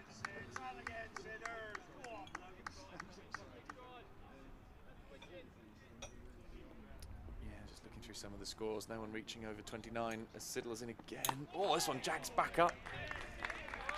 And causing Jack's a bit of a problem there. Siddle looks like he means it. He's up for this. Great player, Siddle. Look at the expression. Deep in thought there. Guy who knows his game inside out. Talking to Royal van der Merwe now. Jack's waits. What's this one going to bring? Siddle in. It's on the stumps. They're going to come through for a quick single. Might be a chance here. Oh, with that hit, he would have been close. Yeah, I think he just made his ground. Lewis Goldsworth is quick, but because he's left-handed, I must credit very good knowledge from Will Jacks. I presume that was deliberate. He hit it to Lewis Goldsworth with his right hand. Lewis Goldsworth, he's not Owen Morgan, he's not George Bailey. I'm not aware of him being able to throw with his weak hand. So he had to run round it, and however quick or accurate he was, I think they were in safety there. Good cricketing smarts from Gunners and Jacks. Good work. The throw wasn't ideal either. And once it did come in, Van der Merwe having a good chat again with Peter Siddle. Geddes on strike now. He's looked pretty calm at the crease so far. Oh, again, keeping low. He's found something in that pitch or ball, which is just keeping it low. If he can get that on target to the stumps, it's a really dangerous ball. But it might just be that it's that area of the pitch offering the lack of bounce. Look at them. I've never seen two batters guarding the same patch so well together. Yeah, really tapping it down. I don't think it's going to make too much difference. Tractor's just weighing a little bit with his chat. Still on his own in front of Gimlet's Hill, holding the fort. He's got his beverage emptied. Over the wicket. Oh, and again behind it, Ben Geddes. Siddle has a look at the pitch now. I like this. I like this bringing Siddle back. I would like to have seen Abel continue with more than one over. I think De Lange might be canned soon. Yeah, I wonder whether Abel, having seen the ball moving a little bit, problem is with that ball that Abel's able to bowl. If it's moving a little bit, it does mean that it opens up quite a good scoring area for some of the Surrey players. It's backwards of square. Oh, that's not far away from the stumps. Left on length from Ben Geddes. And if that one had kept low, like we'd seen before in the earlier, well, that would have been the back of him, but it's a good leave in the end. Just take another look at that. How close was it to hitting the top of the stumps? Not too far away. There's a bit of a chase on Hampshire. Rattling along, chasing 197 to beat Yorkshire. Vince and Gubbins were going well at just over 5 and over, and then Gubbins was giving out LBW. It's an exciting finish. Yorkshire now have just got Vince as well, so Hampshire 80 for 4, chasing 197. It's going to be DeLanga continuing in Taunton though. 2 away from the 50-run partnership for Geddes and Jacks, and this could be the match-winning partnership. And you've only got a total of 193. A 50 partnership is so useful. Yeah. Change of guard for Jacks. Number 9 is back. I keep thinking, who am I keep thinking? I don't know really. Alan Shearer, I suppose, comes to mind straight away, doesn't it? It doesn't seem quite right. It'd have to be Durham, wouldn't it? If you're playing Durham, you might see Alan Shearer at number 9. I'm not sure if there's need for a number on the back of a white cricket shirt. It never used to be the case, did it? But become commonplace now. I'm not quite sure how they decide their numbers or their squad numbers. Let me see now. Drink water. Last minute. Oh, I won't be drinking. I've only got 4 overs till tea. Surely they can wait till. The 12th man was halfway out and then sent back. Yeah, the umpire sent him back. So yeah, come on, we've got 4 overs till tea. Now that might have been a tactical thing because Siddle went off. That could have been a very clever strategy. Calling the 12th man out allowed Pete Siddle to come back onto the field because Pete Siddle's bowling, isn't he? If he misses the ball off the field, they wouldn't let him bowl the next over. Yeah. That's quick, and that's pulled by Jacks, but Jacks is used to the short ball. He's good at the short ball. I don't think it's a very good ploy from Langer. They've got 2, great tumbling stop. Keeps it to 2, not 4. I don't think it's going to get him out in the short ball. No, can't see it at the moment. Ball not doing a great deal. Jacks is a great player in T20 cricket, so he's quite happy on the ball, I should think. And there's runs needed. A lot of discussion going on all around the field. In fact, it's Tom Abel and Lewis Gregory who are looking at the ball together. But they're not going to take it to the umpire. Haven't seen that yet in this innings. 120 for 3. Getting to the stage of now or never, aren't we, for Somerset? Oh 7. no, I'm sorry Charlie, wickets. This is not what we want. They're putting 3 men out on the leg side. Is this Tom Abel's idea of March to the Langer? He's going to bounce him again, isn't it? Unless it's a bizarre triple bluff. Well, I mean, it's a massive bluff. It's a risky bluff if you're going to play it. He's got 3 men out on the leg side. I don't think he's going to get Will. If he gets them out, he's just going to duck underneath it. Will Jacks isn't brainless. Yes, he's a T20 dasher, but he'll either duck underneath it or now just start backing away and carve him over 3rd man or point. Yeah.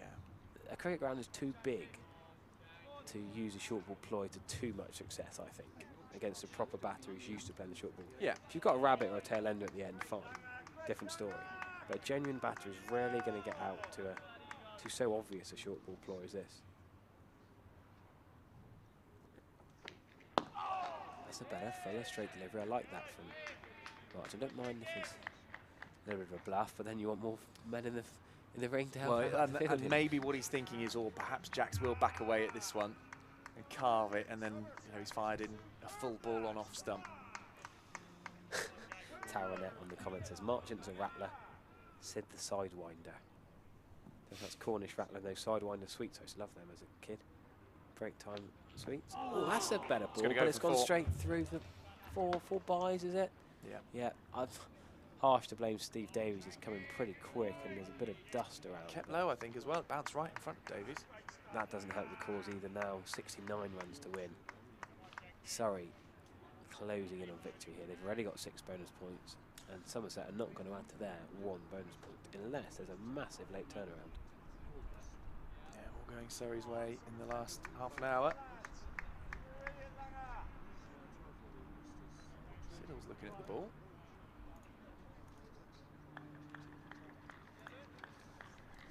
Just drying off the ball, got a bit wet in the covers. We haven't had rain for ages. Someone spilt their beer in the covers, or rain for days, is it? No. It's been those covers somewhere. Certainly seem to be drying it off. Oh, they're having a look at it though. Anything, any excuse now for Somerset to try and. Oh, the umpires, they're coming together. They're going to get the little gauge out. How many times have we seen this season? Who's got the gauge? It's going to be Pratt with the gauge. Oh, yeah. Use the square one, says Tractor. Match referee Dean Cosco. I don't think he's going to be involved, is he? Ball given back to the Somerset captain. Get on there. Yeah, they're not going to bring Cosco out with a. Oh, box the umpire's got it back. Oh no, they might. Oh, hello. Pointing. They're going to change the ball, I think. Ooh, are they changing the ball yet? Is there a box coming out? The batters are going to use it for a bit of drinks break. Oh, there is a box of balls coming out.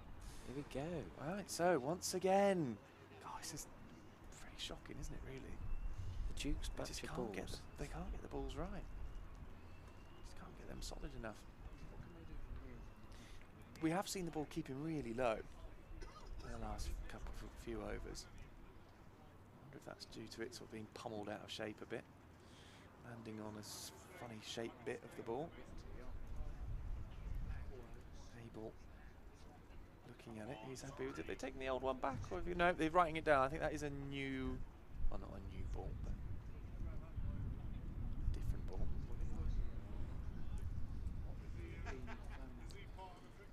2-4 for 3. Just 69 runs away from victory here, Surrey. But they've been pushed all the way now by Somerset. Didn't look like they would be.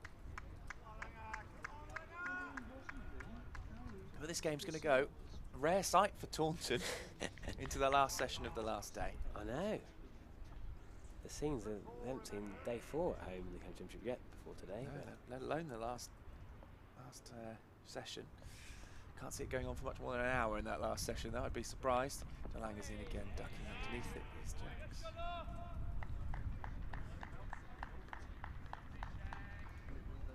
124 for 3. I just think DeLange's got to just go, hit the stumps as quickly as possible, go for the LBW, go for the bowl, put 3 slips in the gully in, and see if he can score runs. It's do or die now. All or nothing for Somerset. They worked hard to get those 3 wickets. 69 runs to win. You've got to be a bit more aggressive on the stumps rather than short ones. That is flashing away through cover, point for 4, and they're going to go to tea on that note, are they? 35 overs remaining. That's odd. No, it's 32 overs remaining. As soon as he hit that ball to the boundary, Jack started walking off. I don't get this either, Charlie. What's going on? 65 runs to win. 34. Did the 2 and a bit overs get taken off the board at the change of innings? Because that would be 3. That would take 3 off the scoreboard, wouldn't it? So I wonder whether we've been looking at a scoreboard that hasn't taken those off, because that's the only thing I can think. Well, no worries. We're going to have a 19-minute break, and we will be back as specific for the resumption of this one. 65 runs for Surrey to get. Geddes 20 not out, Jack's 35 not out. Myself, Harry Everett and Charlie Taylor will be back in 18 minutes and 46 seconds now.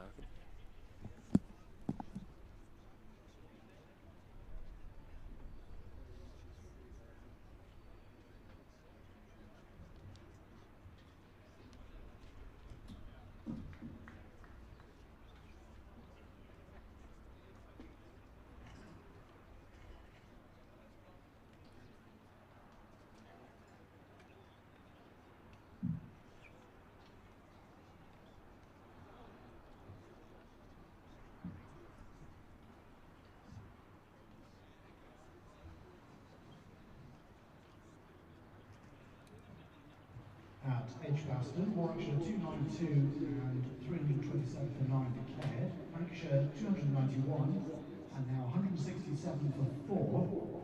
Lancashire trailing by 161 runs and they have 6 wickets in hand. Up these bits lie ground. Kent 564, they just started their second innings. Gloucestershire 438 and 213. Kent trail by just 87 runs, and they have all their second innings wickets remaining. And at the Aegeus Bowl, Hampshire 410 and 80 for 4, Yorkshire 428 and 178.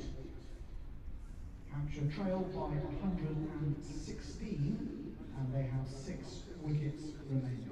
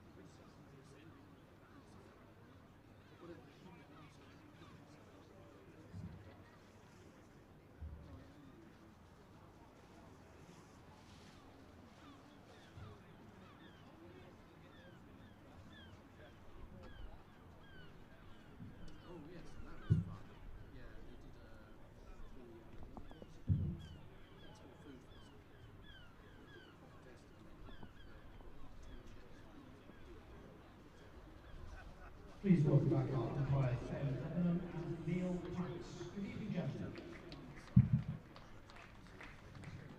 The Somerset team are led out by Captain Tom Abel.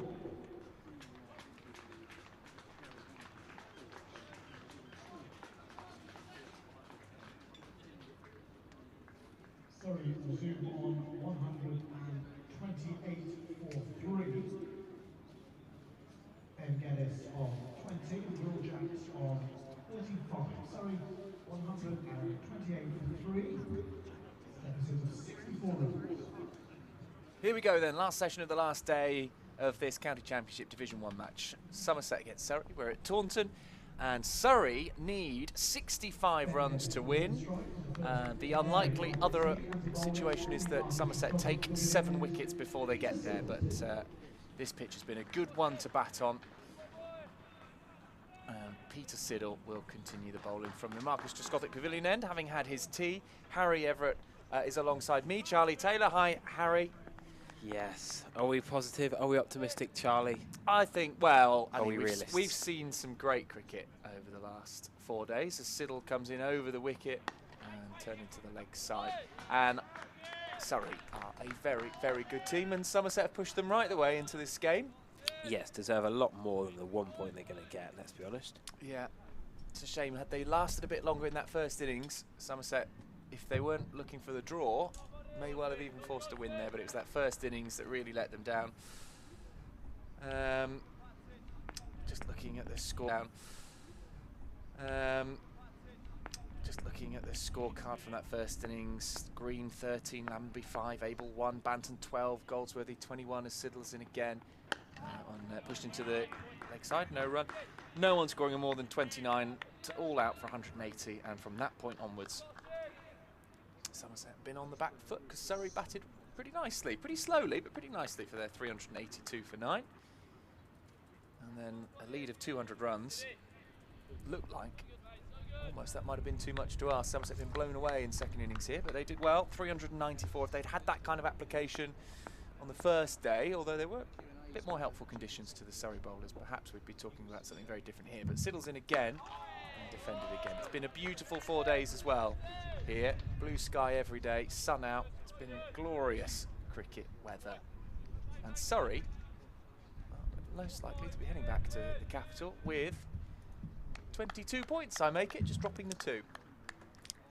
Yes. Assuming they get those 65 We'll get more the runs. 400 quickly enough. Yeah. In the first innings. Yeah, they're a bit slow. Well, they didn't actually get to 400. They didn't get 400 at all, no. But that doesn't help. Siddle to Geddes. It's Ben Geddes on strike. Jack's at the other end. Pete Siddle is, yeah, well, I guess he's probably the best bowler on display for Somerset. Probably the most likely to get an unlikely breakthrough, let's be honest. Yeah, I think that's fair enough to say. Got to go to your strike bowler in the absence of Craig Overton and Josh Davey. Pretty empty ground. A lot of the Surrey fans will be still here. Been quite a good crowd of Surrey fans I've spotted around the ground. Yeah, they do travel well. Sporting their shirts. I guess the benefit of that, as this one is tempted to sort of angle the bat there. He's not quite got what he hoped on it. I guess the benefit for people from Surrey is that you've got good fast trains leading to pretty much everywhere. It gets Taunton in an hour and 50 minutes. You can get anywhere else pretty much in the country pretty quickly. So it's away days. Not I'm saying it's easy and it's not cheap, but it does give you that option to follow the team pretty easily, I should think. But I'm sure when Surrey fans look at the calendar, they look at this fixture and think, yeah, let's go down to Taunton, especially with the weather like this. Great ball from Siddle, pushing it up, and there is no run from it, and a maiden to get us going after tea.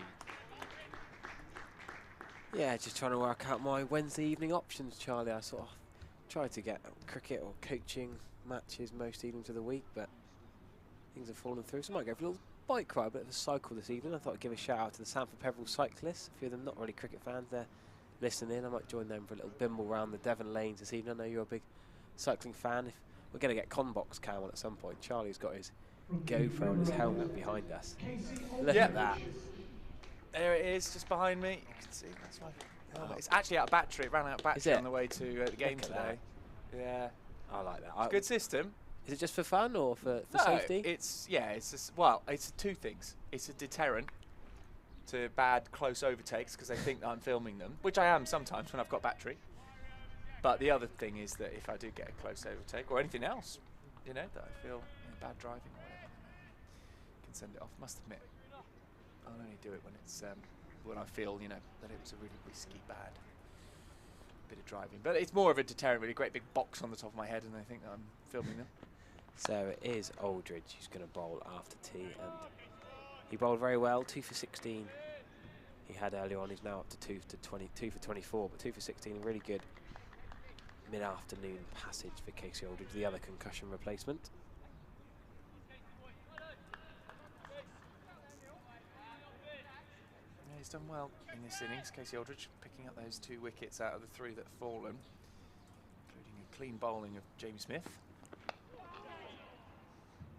So Casey Aldridge is on a bit of a hiding to nothing, but he could tidy up, he could get his, well, could add to his already best first-class figures. So he's fighting for a place in this championship lineup for Somerset. First couple of wickets he's picked up in first-class cricket. Had a tricky time. Tricky time at the Aegeus Bowl. Bit of a flatter pitch they're probably playing on now. The Aegeus Bowl just do a little bit, but the man who can bat a little bit. Casey Aldridge probably a good 8 or 9 with the bat. Hard to judge. Yes, he got 140 for Western Supermarion Club cricket. Yes, he opens for the 2s, but in county championship cricket, you'd probably say he's a 9 or maybe even. It depends really. It's hard to judge when there's so many quality bowlers who can bat for Somerset. They've got such depth down the order. Before today, Casey Aldridge had an economy of 4.2 in first class, which was quite a scoring start, just missed a couple of games, but he's bringing that down with some economical mid-afternoon bowling.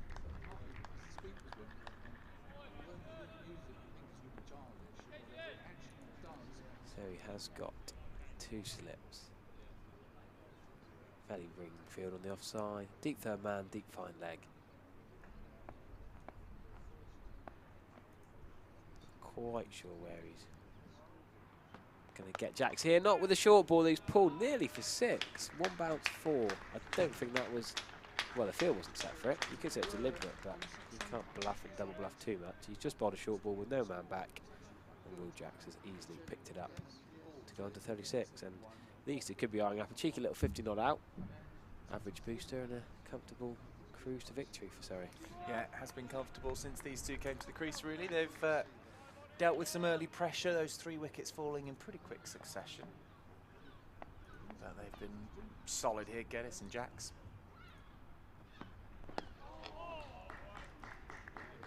That ball there, I think Geddes is slightly coming out of his crease. It's full, it's straight, but I still think he's fairly comfortable playing that. Geddes and Jacks aren't going to need to be too improvising with their ways to score runs. I think the runs will come. They wait for the ball long enough. Their eyes are in now. They should be comfortable enough to get to this total of 60 required for Surrey. Just looking through my notes, seeing what else I haven't ticked off, Charlie. I need to update my... Make sure you use every single thing that you come up with. Don't want to waste any time on research, do you? No, I need to update my T20 fancy draft team before we switch codes again. T20, then 1 catch up again, then back to T20. Yeah, it's tricky to keep up, isn't it? Well, they've put this in high summer, which is great. But it's just a one-off spectacle. Oh, there's a bit of a half appeal, but I think maybe bat first there. Otherwise, not too bad an appeal. 60 runs. Lewis Gregory was great earlier today, got to his 100, finished on 110, not out. Siddle given LBW, but close call, looked like it might have been going down the leg side. He was going well as well. What was it, 42 he made earlier on? Yes. Yeah, good supporting role to Lewis Gregory. So this one is a little bit straight, a little bit leg side, and Jacks fires it out towards square leg for a single. $134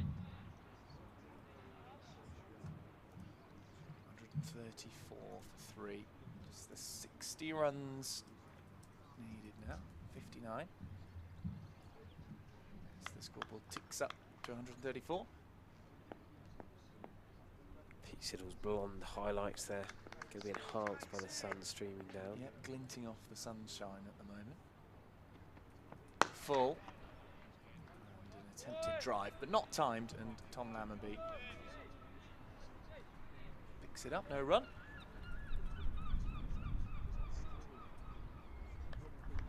Somerset sliding to their 5th defeat out of 7 in the championship. Yeah, not ideal, is it? Not at all. It's been a really, really difficult start to the season for them, first half of the season. We're getting afternoon tea in the scorer's box. Look at this. Crisps and tea being delivered to the scorers. They're looked after, aren't they? I should say. I suppose you see them again. Yeah, well, if we start to see the scoreboard playing up, we know why that is. What have they got there?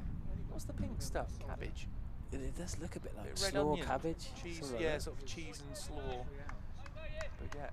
They're not messing about. No, they're not. Blue heck. It's going down well.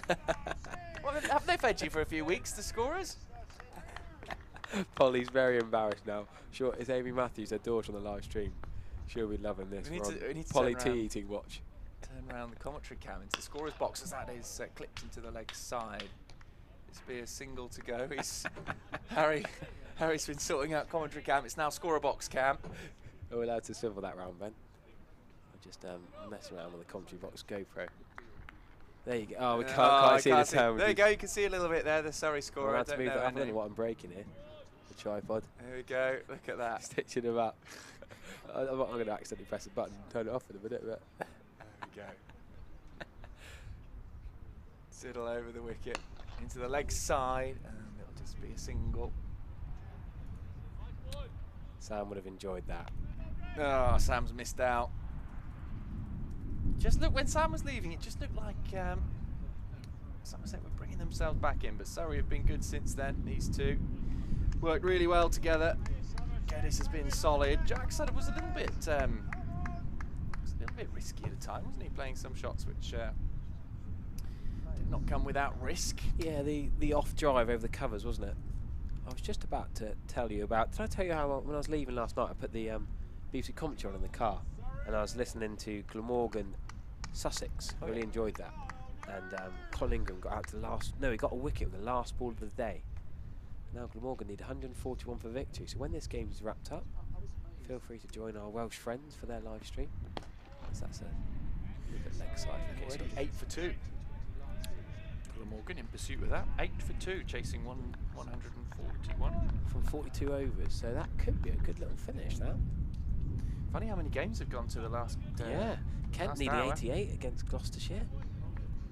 Yeah, I mean that's if that gets a result, 564 plays 438. Yeah. That's a bit like the England game. I wrote that off 2 hours ago. Yeah. I said it was going to be a boring draw. Gloucestershire collapsing. Casey Rogers bending his back, and Tom Abel's dropped to Cuba. That's a sitter. I'm sorry, by Tom Abel standards, he's knackered. It's day 4. It's sunny. Chips are down. They've had a poor day out, and possibly the concentration was waning. But Tom, brilliant from Casey Aldridge. Tom Abel's dropped a sitter in the catch.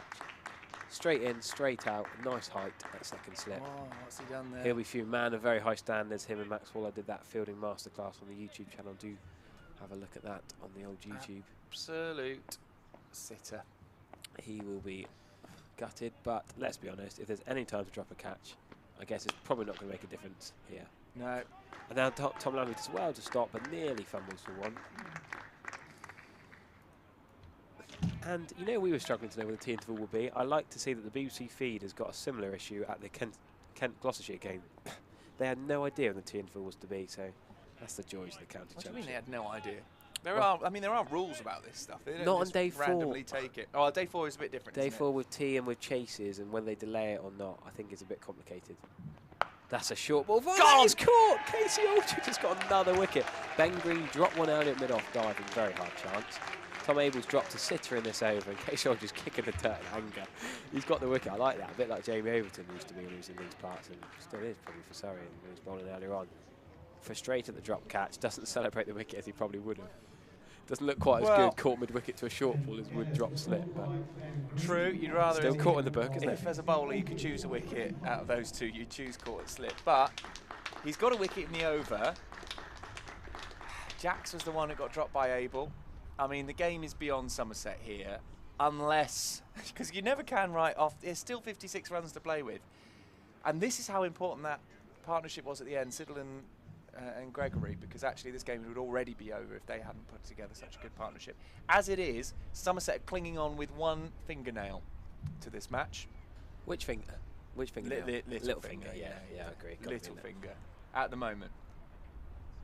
That will make Tom Abel feel a bit better, although it wasn't Jacks, it wasn't the guy he dropped. Well, I stopped doing my scorecard because I thought the game was done and dusted. No, never stop your scorecard. Hashim Amla's... Sorry, I've whacked with my pencil in such excitement. Hashim Amla's coming out to bat. Now, that is a shock.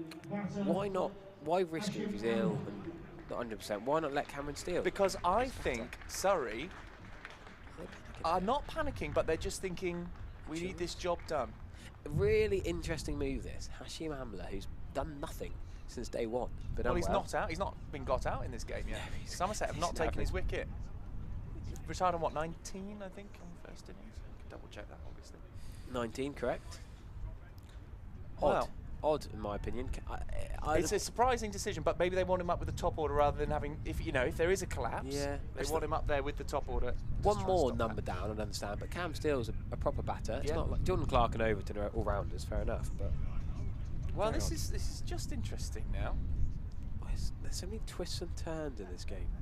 Just as Somerset have written off, roaring back to life. I mean, and this is part of the joy of a 4-day game, isn't it? The ebbs and flows. How you get a period of no runs and good pressure, and then Surrey look like they can't throw it away, and then suddenly just Somerset claw it back. Casey Aldridge's first ball to Amla. Amla's too good to do anything silly first ball, isn't he? Too good to do anything silly ever. Amla, he's just solid. He's a wall, isn't he? 137 for 4 now. So a wicket, just breaking that very good partnership. How many was that worth? Between those two, it was 67. Yes. That's well evaded by Hashim Amla, not menacing from Casey Aldridge, but... It was 65 for no loss, and then they were 70 for 3. And that really did look like Somerset were going to come steamrolling back into the match. As it is, they're 137 for 4 here. Geddes gone. Jackson Amla together. Maybe they thought, with Geddes gone, we need to replace him with someone like Amla. And perhaps if Jacks had gone, they might have thought, well, we can put in someone who's, going to be a good foil for Geddes. Geddes was the slower scorer. He was a bit more solid, wasn't he? And Jacks has been trying to up the rate a little bit. It'll be Pete Siddle from the Tres End. The Tres End. Just to shorten it up. Yeah, I like that. I was going METN. Marcus Edward, METP it should be, shouldn't it? METP, yeah. Doesn't really need the E. MTP. Most tricky player. Yeah, he was a tricky player to bowl at. Most terrific player. Yeah, there we go. Yeah, I don't mind that. 137 for 4, Charlie. Well, he's filling out his scorecard now, is Harry, to my left. That's a good sign. He thinks the game's still alive. Siddle in. This one, punched nicely through cover. That's going to run away for 4. You're not catching that, Tom Lammonby. Jacks moves to 43. So Casey Aldridge with 3 wickets. Yeah. Good on him. Great to see. He's grabbing this opportunity, isn't he? Should have had a 4th. First class wickets, and he gets 3 of them in an afternoon. Well, Tom Abel absolutely dropped. He's got away with that. Well, it was Jacks actually, wasn't it? Well, he sort of got away with it because there was a wicket in the over, and that kind of makes up for it. But obviously it was the other player. Oh, hello! That nearly got through. A bit exciting up here again, Charlie. So many twists and turns here. I just suddenly thought I should check my county championship fancy team. Got Ben Compton in there. I got Rory Burns in there. Oh, did he let you down today? He didn't score his traditional 50. No, Tom Abel I had in there. I didn't vouch for the run out. Didn't expect that. No, that's a shame. Anyone else got many runs and wickets? Nothing major in there. Not the best week for me. Siddle needs to produce some magic for Somerset here. Not on this ball, but it's solid from Jacks. I must say this game's going further than I thought it would today. I thought I was going to have a bit of time in the shops of Taunton. I need some new trainers. Do you? I was going to head into the running trainers? High Street. No, sort of semi-smart trainers. Semi-smart. Yeah, okay. I've got running trainers. Is this the Hello Kitty inspired Pete Trico ones? No, these are semi-smart trainers. Although he's doing presentations in them, I can't get away with that. Width and pace from Siddle. What a combo that is, width and pace. Yeah, well, he did look like he pushed it through quicker. But no run from it as they leave it alone. And I think Jacks is going to be the one, if he's going to be the player, reaching for a wider one. Can Somerset force something here? Even if they can just make Surrey panic. But they're going to have to keep chipping away very quickly at these wickets now. Can't let any partnerships happen. Like that is a good shot, finding the gap perfectly. Too far down the leg side from Peter Siddle. Finishing what was a good over with a 4. And the score on to 145 for 4. Just 48, less than 50 needed now. Surrey doing very nicely. Sam is safely on his train. His internet died. The downside of trains. He's trying to listen in and follow along. Yeah, you can't ask the driver to stop in a bit of signal just because you want to watch the cricket, sadly. Yeah, is it? I suppose it is a drive of a train, is it? Yeah, of course it's a train driver. But they don't have a steering wheel, do they? No, but you still need a driver. Yeah, it's still a complicated... What? What do they physically do? Job. I've never been in. What do they do? They drive the train. Yeah, come on. What have they got? Pedals? Have they got buttons? Pedals? I guess they've got a big... I want a big lever. Hashim Amla flicks that way. Very good, Hashim Amla. That's him to a T. Tickling it down finally to go off the mark for 4. Don't act like you're an expert and then not back it up, Charlie. They've got a big... This is what I'm going to say. I want to hear from train drivers. You're gambling here. They've got a big lever, like a sort of... yeah, big sort of lever that speeds up, slows down. They've got brakes. After brakes, brake a train, otherwise it just keeps going. Are we talking bike handbrakes? Yeah, like handlebars, yeah. Big lever, handlebar brakes. He's sat in a chair, is he, while he's doing this? He or she? She? Any train driver? Yeah, yeah. They are. I've seen that. What do you think they're standing up? Well, I didn't know they had to be there all the time. Is that? That's not an edge, is it? No, swung away. Steve, late swing. Steve Davies taking that in front of Lewis Gregory. There we go. See? Train driver's letting you know already. There was one there. Beeping. Do you hear him? Honking his horn. Or her. They got a horn, have they? Yeah, of course they've got a horn. Blooming out. What world do you live in? Well, you haven't had a train. I haven't had a train since COVID because I thought they were too risky. It's been, what, 3 years? I've on a train, probably. Does a train have a horn? Does a train have a driver? Who do you think's in charge of trains? When you catch a train, who do you think's in control of it? I thought it was called a conductor. Yeah, the conductor checks your ticket.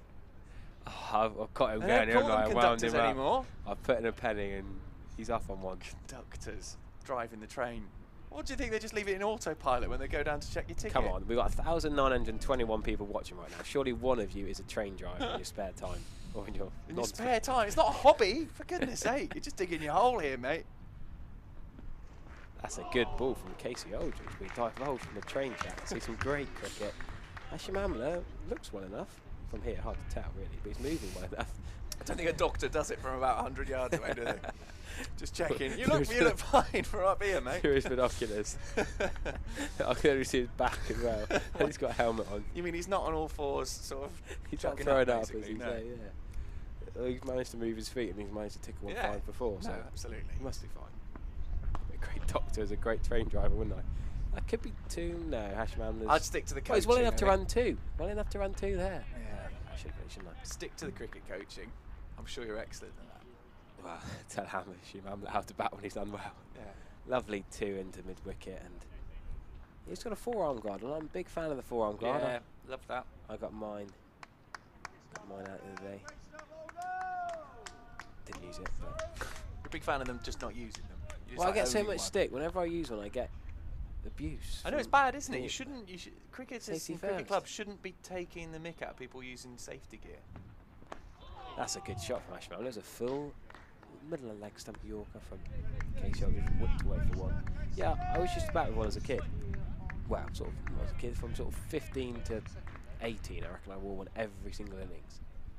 nice to get a bit stick for it and I just ignore it, but now I'm a bit more fragile in my old age. And well, it's a painful place to have a, you know, quite bony, isn't it, your forearm? yeah, but I've got to be honest, I've only got a £2.50 Reader's Special. It's so soft, I'm not sure if I got hit on it, it would ever help me that much anyway. I don't think I've ever been hit on it in all my hours of wearing it. You don't see it that often, do you? I guess it's when you're really fending off a short ball, maybe. Yeah.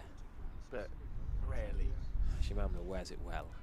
It's when you see Ben Folkes comes out to bat with his great big chest guard, doesn't he? You see it underneath his I've never worn one of shirt. them. Neither have I. Not even against Will Williams. Wow. Siddle then, to Amla. Oh, these are two greats of the game, aren't they? I was going to say, we've got some names here, haven't we? As the throw comes in. Pete Siddle, Hashim Amla, free on YouTube. Yeah. What more could you want in life? Peter Siddle to Hashim Amla. This could be Australia versus South Africa about 6 years ago, maybe, something like that. 153 for 4. Surrey chasing this down fairly easily. They've lost a few wickets in the process. Sorry, I haven't still got access to the CricViz database anymore, so I can't tell you the exact times they faced off and the balls faced and miss percentage and middle percentage. Yeah. Yeah. I wonder, I must have got Peter. I must have got Amla out in cricket, Test cricket before, as that one is pushed forwards. Should we just type it in? I have. Yeah. 2012 they played against each other. Oh yeah. Did he get him? Did he get a Googled scorecard? Siddle and Hashim Amla. Said later in the innings, Pete Siddle thought he had Amla caught behind in Brisbane. Don't really know what I'm looking for. I just googled Siddle and Amla, and there's some scorecards when they played against each other, of course. 2016, South Africa 12 Australia, they played against each other. 12 Australia, right. Pete Siddle dropped Hashim Amla on 74 off his own bowling. Oh, there you Sids. go. Sids has been called out. It was all right. He was in Australian colours then. Don't mind that quite so much. I've just had a message from Annie Chave. I've been tweeting, the Erratics have tweeted me as well. There's been a bit of an issue for the Erratics, bless them. They've been trying so hard to try and get this North Devon tour going. They play every year, and sadly, North Devon League's struggling. A lot of clubs up in North Devon are struggling for players and teams. If there's any team listening and involved with a team in Mid or North Devon area who could get a game to play a very friendly Erratic side on Sunday afternoon, that'd be much appreciated. Get in touch with me or Annie Chave and we'll sort something out, because they're meant to be playing Moorbath, then North Moulton, then I've got a few irons and a few fires of multiple clubs, and sadly I tried to rustle up some options, but so many people are busy at the weekends doing other things, not just cricket these days, that struggling to get 11 men out. Anyone can play. It's great to see people playing Sunday friendly cricket, but sadly numbers are dwindling in the modern time. People have other hobbies, Charlie. How outrageous. It shouldn't be legal. No, cricket should be the only way you can spend a weekend in the summer, especially if this summer it's going to be a cracking weekend. Absolutely. Well, it's beautiful today. It's going to be very hot on Friday for the derby. Tractor trying to get his team going here. Surrey on the attack though. 40 needed now. Just 40 runs to finish off this game and head back with 22 points to the Oval. Another win in Surrey's season as that one is defended. Coming out Somerset, it's going to be a miracle. It's going to have to be 6 wickets in less than 40 runs. Just still looking at Amla and Siddle. Headline from February the 19th, 2014. Siddle looks to take shine off Proteas performers A.B. de Villiers and Hashim Amla. There you go. Good names there. It says the most chronically underrated member of Australia's fast bowling cable. I've never heard that word before. That's one to add to my vocabulary. Cable means like a clique. Cabal. Cabal? Cable? Cabal? Oh, sorry. I'm letting down my journalism degree, not knowing that word or the pronunciation. Anyway, Casey Aldridge is going to continue from the River End. He's got 3 wickets and there's been a positive for this game. He's squared Hashim Amla up there. Good stop from Tom Abel, diving wedges right. He's never going to be able to do it. Far too high. So, Hashim Amla was actually ranked number 3 in the world at the time of this article. I don't really know why I'm telling you this, but we're just looking for Hashim Amla, Pete Siddle stories. If anyone's got a Pete Siddle, Hashim Amla battle story they want to share on the YouTube comments, please do enlighten us. What a great memory you've got. I've seen both of them sign autographs. You might have had a great chat with you after a game at some point. Siddle, I commentated with him. He was sitting in the chair that you're currently sitting in. Good guy. Nice to speak to him. Nice to hear what he has to say on the game. That was before he was included in Somerset's T20 side, but now he's in there.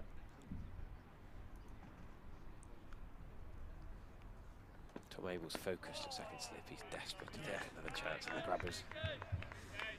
Yeah, if another one goes that way, that's being caught, isn't it? So Surrey lost 3 wickets in the space of 15 deliveries to slip to 70 for 3. We got excited up here in the box. We thought it was going to be a cracking grandstand finish, but not quite to be.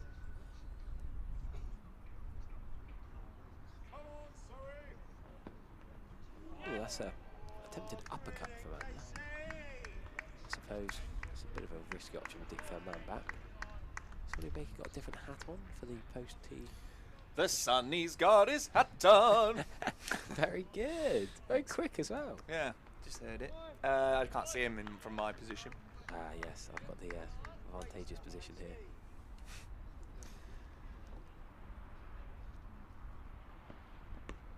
Well played, soft hands, Hashim Amla. He was watching. You like a bit of soft hands, don't you, Harry?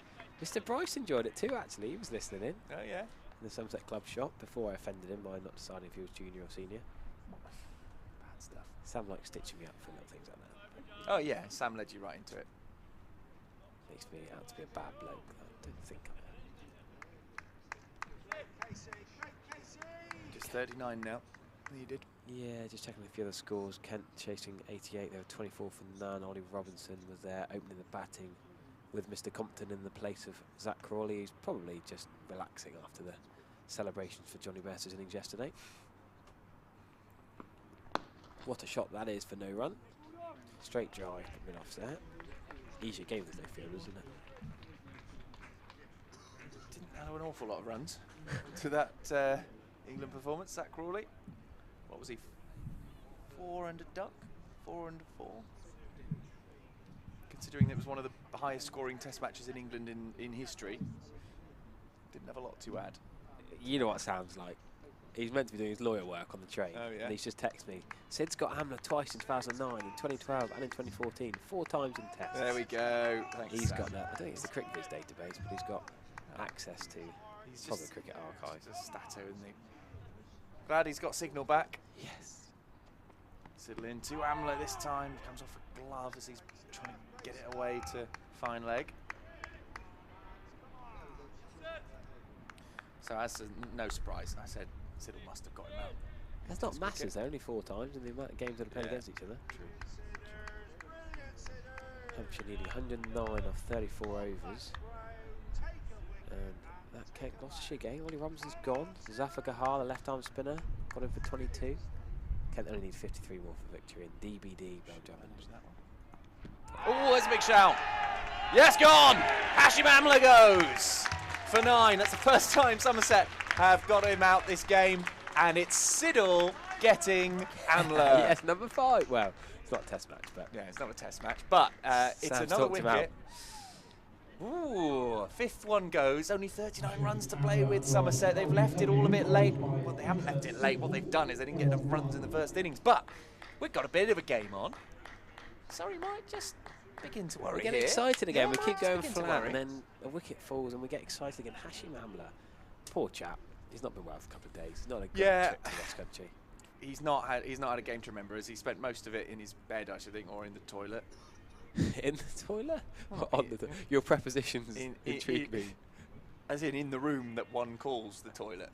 Okay, I'll let you off. Rather than actually in... I don't know where this is going. This is supposed to be highbrow commentary of Hashim Amla getting out to Peter Siddle. We've managed to talk about all sorts. What I'm more worried about here is where is the next batter? I make that at least a minute since the wicket fell, and he's not even out of the Andy Caddick Pavilion. If there's a timed out, how exciting would this be? We would love a timed out. Polly Rose has got a pen. Here She stopped eating a sandwich. She got a stopwatch out. She stopped eating a sandwich. Out. No, it's all right. They're not going to time someone out here now, are they? Surely. All the stewards are looking now. There's a lot of inquiry. Ah, here he is. Is it Jordan Clark? It's probably Jamie Overton. That's probably why. Overton. They've probably said we let Jamie. No, it might be Cameron Steele actually. Yeah. I reckon that's Steele. Yeah, it's not tall enough for too Overton, short. is it? Yeah, No, it's Steele. So I think Cameron Steele should really come out ahead of Hashim Amla, to be honest. But here he is, Cam Steele, made of metal. The incoming batter is number 44, Cameron Steele. That's Man of Steel. showing you some northern sport knowledge here. Oh, yeah. I spent 3 years at Huddersfield University. Did you? Sport you dare I say you probably know nothing about, rugby league. Well, I mean that's a Don't mean bit to insult you. presumptuous, isn't it? But is it But true? I am a southerner, It's and the only thing I know about rugby league is some of the names of the teams, but also obviously that Leeds Rhinos and Yorkshire Cricket Club basically back to back. Yeah. I've been there for a few championship games. Suddenly at 4 o'clock you get a load of rowdy fans come in. Yeah, which is quite odd when the seasons overlap, isn't it? Because there's a very different atmosphere in the County Championship. With rugby tackle under a rock hard ground. Rugby league. Anyway, the reason for this tangent is the MVP, the MTP, the best player of the year is called the Man of Steel. Is his name Steele? Well, Zach Hardacre won it one year, remember? That's some rugby league knowledge for you. Siddle to Steele, clipped away nicely.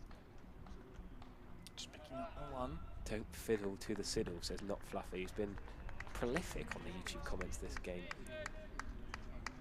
Nah, Freddie Lynch has got the same technological skills. And reckons 5 times Amber's gone to Siddle in Test cricket. Only 4 bowlers dismissed him more. Only 4 bowlers have dismissed him more. Well, Broad, Hazelwood, Johnson, and Sreesanth. What a name that is for the player. Flash. I can't even speak properly now. Too many time talking to you. This one goes out into the leg side. Is it Srikandy Sreesanth? His first name. Could be a field in there to save the boundary. No skills ready. On Google it says Shanthakumaran Nair Sreesanth, but I'm sure he had another name that was more commonly used. Tractor still pumping out the encouragement for Peter Siddle. 2 balls left in this over. Jack's on strike on 49. Well played for that. As this one goes down the ground, it's a lovely shot, and it's going to go all the way to the boundary, and that brings up a well-made 50 for Will Jacks. Back-to-back 50s in this game, and it could just be a match-winning 50 as well. He raises his bat to the warm applause of what I should think is a pretty partisan Surrey crowd, really. Quite a lot of Surrey fans certainly have stayed to watch their team win. Away than home fans. 161 for 5. And 10 fours included in that 50. He has batted well, to be fair. Those lofted cover drives were nice. He was dropped by Tom Abel off Casey Aldridge, but should be a match-winning knock for Surrey. Eddie Byram's gone. Him and Colin Ingram got 328 in the first innings, but they're only chasing 141 against Sussex, and they've both gone already. 32 to win. Oh, that one a bit wider from Peter Siddle. Left alone by Will Jacks. So that could be a similar sort of game to this. Sussex Glamorgan. A little sniff for Sussex, sorry. Sniff for Somerset against Surrey here. Somerset, Surrey, Sussex. Lancashire. Luke Wells has got 100. 191 for 4.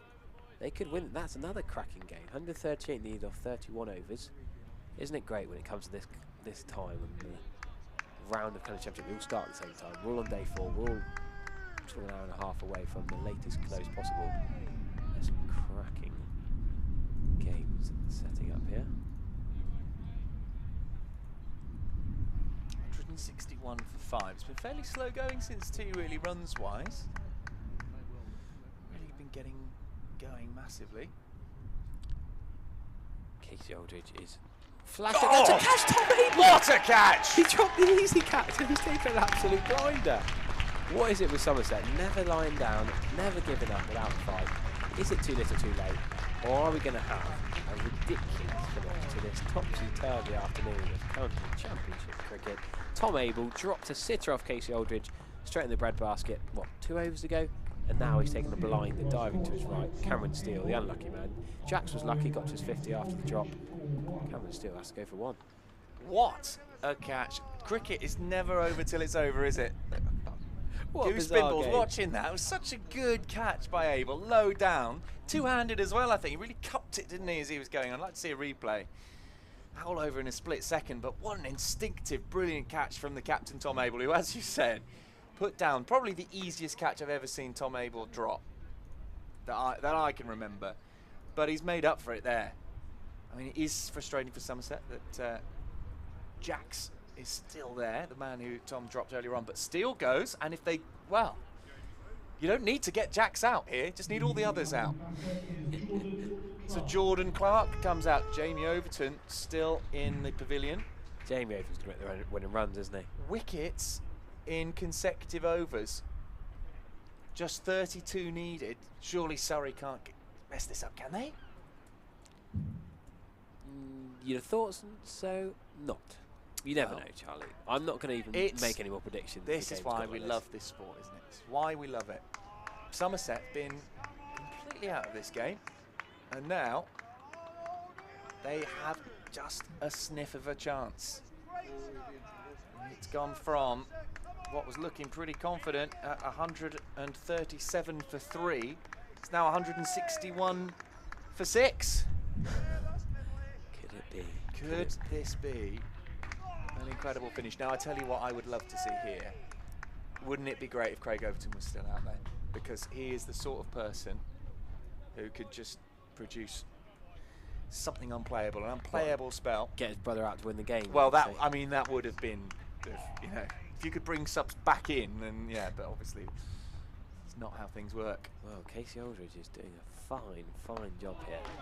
Yeah, well, first class absolutely. wicket before today. He's got 4 in the afternoon. The 4th wicket for Casey Aldridge is just brilliant. Well done Bowling him. from both ends. Bring him on from both ends. It's, well, that alongside the Gregory 100 and the Goldsworthy maiden 50. I mean, there are positives for Somerset here, definitely, in the second half of the game. Well. What a game of cricket, Charlie Taylor. It never is over until it's actually over. And we've got a game on our hands. 32 required. Jordan Clark come back. They can all bat these days. That is the Surrey bat so deep, don't they? Yeah. Good side. Good side. Not seen Gus Atkinson bat, but he did get 50 against Northampton the other week. So Overton, Atkinson and Worrell are the 3 still that we've yet to see. They'll need to nip out one of these first, Somerset, before they get into those 3. Still no Tom Lammonby in this innings. I don't think he's going to be required. That's a big shot from Jordan Clark for 1 run. No, Lewis Goldsworthy! No. Lewis Goldsworthy, that's catastrophic at this stage of the innings. Yeah. Right in front of tractor driver, he's oh so supportive, clapping away. He's let that through his legs. Why is Lewis Goldsworthy at long leg? I'm not quite so sure. He's in a fielding position for a man who's not bowled yet, but he's just had a little lapse in concentration. Oh dear, slipped through his legs. Taking his eyes off the ball. And that's cost Somerset 3 extra runs. Which is a lot when you've only got 32 to start of that delivery, now 28. Casey has taken that well. That's a cricket ball. The drop catch from Tom Abel and that misfield from Goldsworthy. This season, the next ball will be a lot quicker from Casey Aldridge. He needs to bottle whatever that feeling is, that anger, frustration, and keep it in him, because it does. The next ball after those bits of mediocre fielding really have wound him up, giving him the extra yard of pace.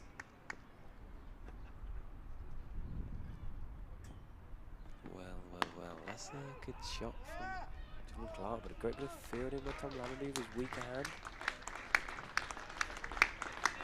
Oh, Jacks, fair play. Big round of applause for Casey Aldridge finishing off his over. 4 for 42 from 12, including 2 maidens. Yeah, good stuff from the young man. There's a lot of anger in the YouTube comments about that Amler. They're not happy about, well, the LBW to Pete Siddle. Some of the Surrey fans saying it's close to it. But in truth, it shouldn't really matter. We didn't think Hashman was going to bat full stop. Yeah. So we can't have any bonus batting. Yeah. They got that tingle to fine legs very early on.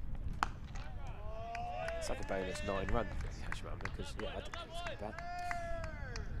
Defended there. Jack's on strike. We've got Clark at the other end, who's picked up a lucky 4, should only have been 1. Just 28 runs needed for victory here for Surrey. Another victory on what has been a spectacular season for them. Somerset have made them sweat a bit here in this evening session. They've played well today, Somerset. And comes Siddle again then. In the air. Is there a fielder down there? I can't see. No, dropping safely and then over the rope for 4. Good shot there for Jack. 1 bounce forward, just picked it up and plinked it over the leg side. Well, these runs might come quite quickly now. Just 24 needed. Jack's in excellent form. Should have been taken at slip a couple of overs ago. Makes you think of all the nearlies or the extra runs sometimes they could potentially have eked out. Is that again that first innings? And early on, actually, in their second innings, a few giveaways, weren't there? Tom Lammonby mistiming a pull shot. Green driving at the swinging ball. This was a good clip into the leg side. Right. Will Jacks will bring Clark on strike. Siddle might just feel this is his chance against Clark. 170 for 6 now. I feel like we could have second innings bonus points, Charlie. Wouldn't that be nice for this game? Do you mean just Somerset could have second innings bonus points? No one else. Or after a game you can pick which innings. Yeah, put your best innings forward. Just nice to have more up for grabs. No. Well, the thing is that if you only bat once, you can't get your bonus points to the second innings, can you? As that one's then defended.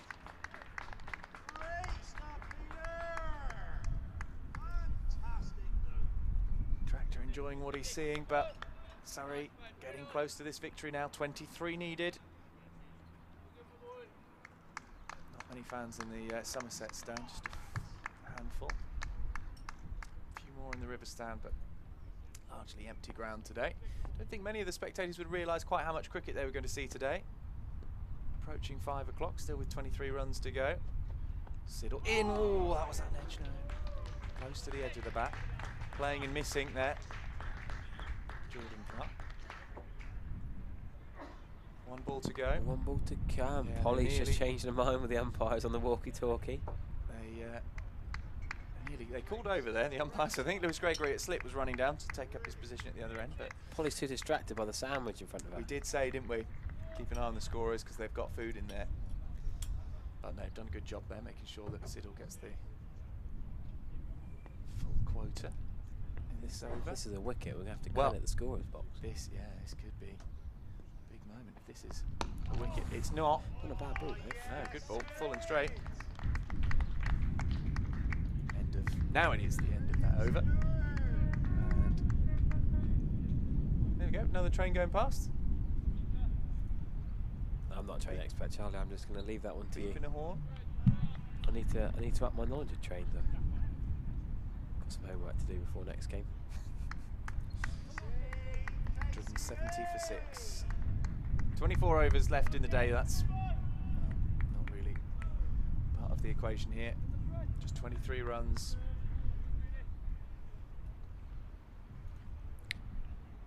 Or 4 wickets. Yeah, Will Jacks, 2 50s in the match. 68 balls for 50 this innings. He got 88 in the first innings. He's on strike to Casey Aldridge. What a lovely shot that is. Covered, driven for 4. That's gone like a tracer bullet. Score now down below 20 required to win. Yes, Will Jacks. Fair play. He's been the standout man. Potentially man of the match. Wickets spread around in the first innings, you see. 3 for Worrell, Atkinson and Overton. So runs in both innings. Burns is 100 though. Burns 100. That really did set up that innings, didn't it? Got to be between those two, I think. That's leg stumpish, but Martin DeLanger is able to move the concrete in his boots well enough to keep that to a top ball. 4 of the 6 games today are getting very exciting in the county championship. We love it when it goes down to the wire, don't we? 4 of 6. I mean, that's pretty good going, isn't it? Considering this is the first time we've had a day 4 here this year. This could be the earliest finish of those, actually. Yeah, this has got the least to go, isn't it? Just 19 runs. He could probably run there, but not taking any risks. No point, really. Just 19 runs. We've got 23 and a half overs to get them. This now, Surrey just need to see this out sensibly. Jacks needs to stay there. He's on 62. Match-winning innings from him. Even a wicket now shouldn't deter Surrey from winning this one. There's no run. Would be fun to see Jamie Overton back one more time down there, wouldn't it? Would be fun. Get Martin DeLanger revved up again. Yeah, absolutely. Comments are saying get Jamie to make sure he's got his helmet ready. Wouldn't want to hurt him, but just give him a bit of hostile, friendly welcome to the crease. Jacks on strike then. And that is a well-judged leave at this stage of the game. 45 overs bowled. Ball swung in a bit there, isn't it? Will Jacks, he's on to 62, but still happy to leave it. He's not in a rush anymore. Good bit of movement there from Casey Aldridge. It's been a funny innings for Jacks. He started circumspectly, then he went a bit sort of T20 mode in the middle, played some rash shots. Now he's calmed down a bit. I think he knows that they're losing wickets at the other end. He's just got to stay there. Leg side from Casey Aldridge. That's one of the worst balls he's bowled today. He's not going to go for runs. Will Jacks practices a ridiculous Liam Livingston-esque pull into the Somerset stand. T20 style. We've seen him play enough times. Kent pretty close against Gloucestershire. They should get the remaining 15 runs now required. Who's going to finish first? Kent against Gloucestershire or Surrey against Somerset? Or do they need another 15? Yeah. Probably them, just from the 4 runs difference. So Gloucestershire going to be defeated. Somerset staring down the barrel of this one as well. Not a good day, not a good week for the West Country 2 teams. Yeah, Gloucestershire struggled. I thought they'd be useful in the Cup Championship this year. Wow. A few bowling injuries hasn't helped. Yeah, they haven't. What have they won yet? Must have won one game. One A game. Be Siddle continuing from the Marcus Trescothick end. And he is pushed into the leg side. No run. So you can see that the BBC Sport's not up to date. They go straight to the T20 Blast table when you click on the tables. Gloucestershire have lost 4 games and drawn 2, yeah. Kent yet to win. Gloucestershire, well, Kent are about to win their first game, so that put a bit of gap sides, yeah, between Kent and Gloucestershire. That shows Somerset's lack of bowling points. They've won 2 games. Northamptonshire have lost 1, drawn 5. So Northamptonshire haven't won a game. Somerset have won 2, and yet Somerset are below Northamptonshire on the table. The bowling points, isn't it? Bonus points, batting points, sorry. So that one's defended. Well, and it's just batting bonus, bowling bonus. Bonus points full stop, really. Somerset miss out on. 174 with the target of 193, so just 19 runs needed. So we will go past 5 o'clock on the final day. Yeah, how about that? Enjoying watching their team cruise to another victory here. The cruise is maybe a bit unfair. Somerset made them wobble a bit, but they are going to get there now. 19 runs with 4 wickets. Could have been a very different story. Just that first innings really let Somerset down. We're talking about bonus points. They only picked up 1 in total. No batting points, just 1 bowling point. So a lot of effort to just pick up a point. Peter Siddle putting in the hard yards in his 14th over. Driven, and it will be stopped because it's gone to Roelof van der Merwe. Doesn't let things pass. Just the 1 run then from it. Cracking bit of fielding by Roelof van der Merwe there. Well worth the applause he got. Dirting his whites on the dying embers of this game. Mind you, when it's this dry, they don't really get dirty, do they? It's more dust. Yeah. You sort of brush it all off. Siddle going straight and full. Oh, that's got to be close. Is there bat involved maybe?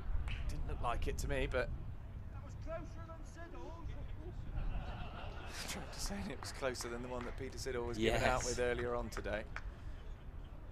It don't look very good to me. Let's have a look on the replay then. We should get Tractor in the commentary box. What's wrong with that? I don't see a lot wrong with it. Tractor's given that out for deep extra cover. Yeah.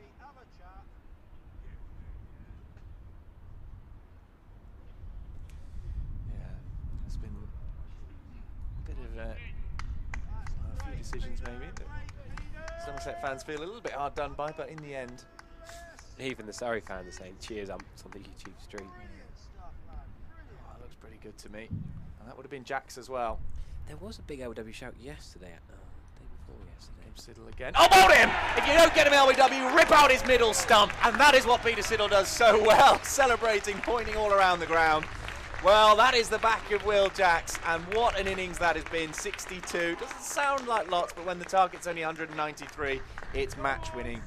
But Somerset now, maybe it wasn't match winning.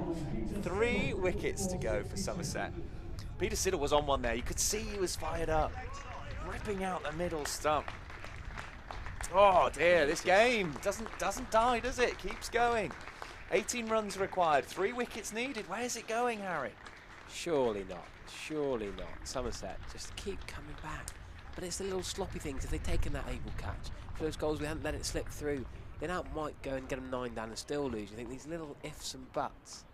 Somerset should have won this game of cricket, but for so many small margins. Here comes Jamie Overton. What a moment this is. Jamie Overton, and Pete Siddle is fired up. He's fuming after LBW. Yeah. Don't forget your helmet, Jamie, say all the Somerset fans on the YouTube comments. What is it? Now 18 to win. 18 needed, or just 3 wickets, and Will Jacks has gone. Now, I don't think Jamie Overton is going to be in the business of blocking much here. Call it a hunch. I just feel that Jamie Overton might think, let's get this done in 3 balls. Okay. Maybe he won't. I'm just saying that I personally think that Jamie Overton has had his... He's been absolutely brilliant today throughout this game. He's been fired up against his former club. I just wonder. I don't think he's going to do it off Siddle. Casey Aldridge maybe. Yeah. Jordan Clark's on strike. Oh, that call from Peter Siddle was something special to see the back of Will Jacks. Clark on strike. 3 wickets needed. 18 runs needed. Aldridge coming in. Oh, there could be 2 here. They'll run 2. They're looking at it. Throw comes in. 2 runs, backing up. Good. Oh, just 16 needed. Now it's when little things like backing up, they're going to start running harder. Backing up's going to turn. It comes pretty much a white ball game now. The last 3 wickets, 16 runs needed. Blimey, this is getting exciting. Somerset have pushed Surrey all the way since that first innings. Since the 2 sides batted first, Somerset have batted better, and their bowling has been really good today. Need to calm down here as Casey Aldridge is driven. Good fielding. It might be 1 run. Yes, it is 1 run. Oh, that hit. That would have gone. He would have been gone. Clark driven it to cover drive. Van der Merwe scrambling. Only gone half a yard away from him. Jamie Edison's very quick. These are probably 2 of the quickest runners in the Surrey side. Tall men who can run between the 2 creases. Oh, Van der Merwe taken that cleanly. But then he nearly got the run out of the direct hit. It is all going off at the Cooper Associates County Ground. Just 15 runs needed, and the way these 2 are going, they are going to pick it up fairly quickly. Running hard. Field spread a bit. There's still a slip in place for Casey Aldridge. He's going to have a false start here. Jamie Overton's just outside of his crease. Just outside the footholes. Trying to nullify any potential swing from Casey Aldridge. Full and straight. Decent cricket shot. Straight for no run. We could do an effects mic on Steve Davies' shirt, really, can we? Or a stump mic to hear the chat.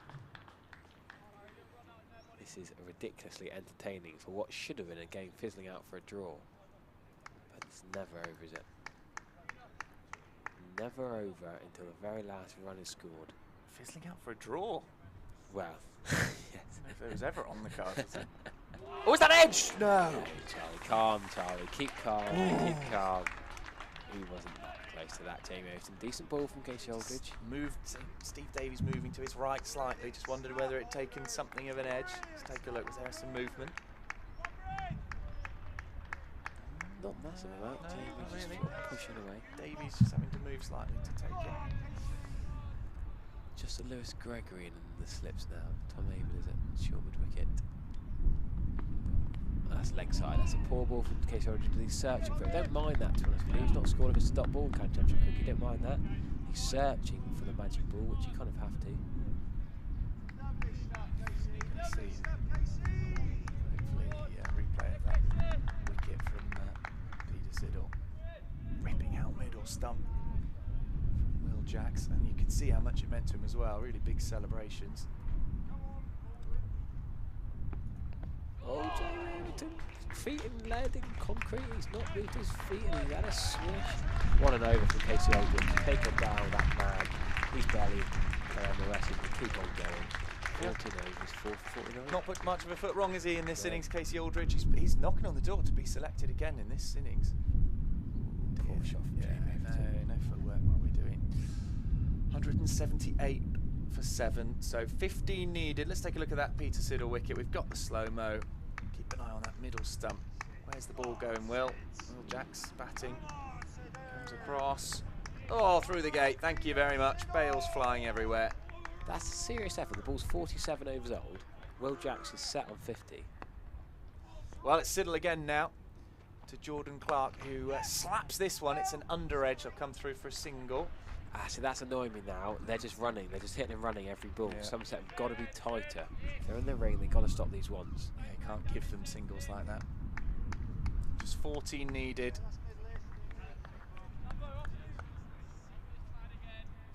A few more. Let's keep going back to that first innings. They just don't have enough runs to play with here to bowl out this Surrey side. I mean, they've done brilliantly to get Surrey 179 for 7. That is a place that Surrey haven't been many times this season. Overton hit on the pads. Probably maybe some batting there. That James Williams is still at work. Should have left ages ago, but it's glued to the live stream. People don't want to go home.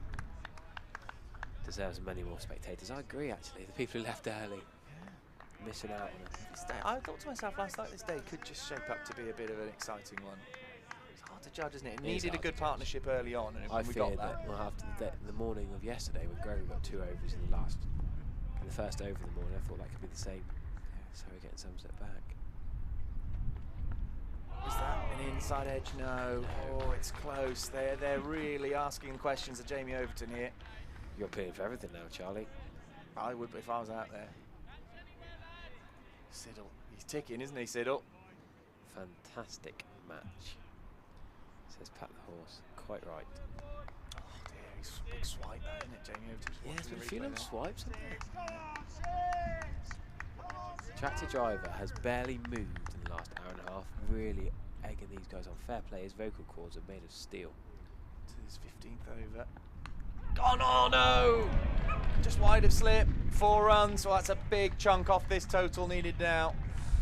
Second slip would have had it. He's always that 1.5 as well, Lewis Gregory. Yeah. He's still gone just wide of him. He's found the edge. Yeah, it would have been gobbled up, maybe a 3rd slip if you got 1.5 and a 3rd slip. Oh, just 10 runs now. Somerset have been really good today. I said Jamie Overton was going to hit the winning runs. Could still happen. Jamie Overton on strike now. Gets his bat on it, but no run. It goes to point. It's a soft hands, but picked up by Casey Aldridge at point. Bit of excitement in the Kent Gloucestershire game. Ben Compton's gone. He's going to run his averages out for 30. Only 5 runs needed, and he's gone to Glenn Phillips, who bowls off spin and keeps wicket and bats. Pretty clever, bowling off spin and keeping wicket. And batting all at once. Just a talented bloke, Glenn Phillips. He's batting as well as that. He's playing for both teams. If he's doing it all at once. Siddle in, last ball of this over. Oh, what a ball! What a ball! Where is Pete Siddle bowling? Why didn't we bowl him earlier? Tom Abel. 15 overs bowled now, 2 for 57 his figures. He's been brilliant. That's why Pete Siddle was so good, because this could be a fairly flat, you could call it a benign pitch. It's not doing masses. The ball's 49 overs old, and he can come on and somehow make some magic come out of it, bowl a couple of beauties. Just 10 runs needed then for this Surrey victory. Somerset grasping at, was it clutching at straws, trying to get those 3 wickets before 10 runs are scored. 20 overs remaining, so no chance of a draw, no chance of a tie, you wouldn't have thought, unless the wicket's full. I suppose you could have a tie. Tie just about on the cards again, even harder than a win. Leg stump half volley from Casey Aldridge isn't going to help them. He's got away with it. Tom Abel stopped it. Aldridge doing a great job for his county here. Into his 15th over, 4 for 49. He's really put the dent into this Surrey. No first-class wickets before today, and he's got 4. Nearly dragged Somerset over the line. Can he finish what would be a remarkable escape job? That one is pulled by Jordan for Clark 4. Yeah, that's damaging for Somerset. Now down to single figures. Casey Aldridge kicks the dirt. Sorry, yes, I should say. Stand corrected. Casey Aldridge had 1 in the first. Who did he get? He got Jamie Smith, didn't he? Caught by Steve Davies. Yes, caught down for 6. So 5 in the game for Casey. 6 to win. Surrey almost there now, and they can head back happy to the capital. Jordan Clark just playing with soft hands, defending that down to the offside for 1 run. Lewis Goldsworthy can't cut off a single. Now Jamie Overton will probably want to hit a 6. Can he do it in style? Can he win? He's only got 4, Jamie Overton, but 5 to win. Casey Aldridge could have his figures ruined by Jamie Overton wanting to whack into the boundary, but whatever happens now, Casey Aldridge has been superb for Somerset. Massive plaudits to him. And Jamie Overton is on strike, needing 5 runs to win. He's gone for a big old heave-ho pull. They're going to get at least 2. Tom Lamby's attacking it from the boundary, and he's just going to let him have 2. Really hard to stop 2. It's deepish on the leg side. Jamie Overton 3 now needed off, well, 19.2 overs if you're really worried, but what's that run rate? Yeah. Required. Realistically, he's going to try and hit it for 6.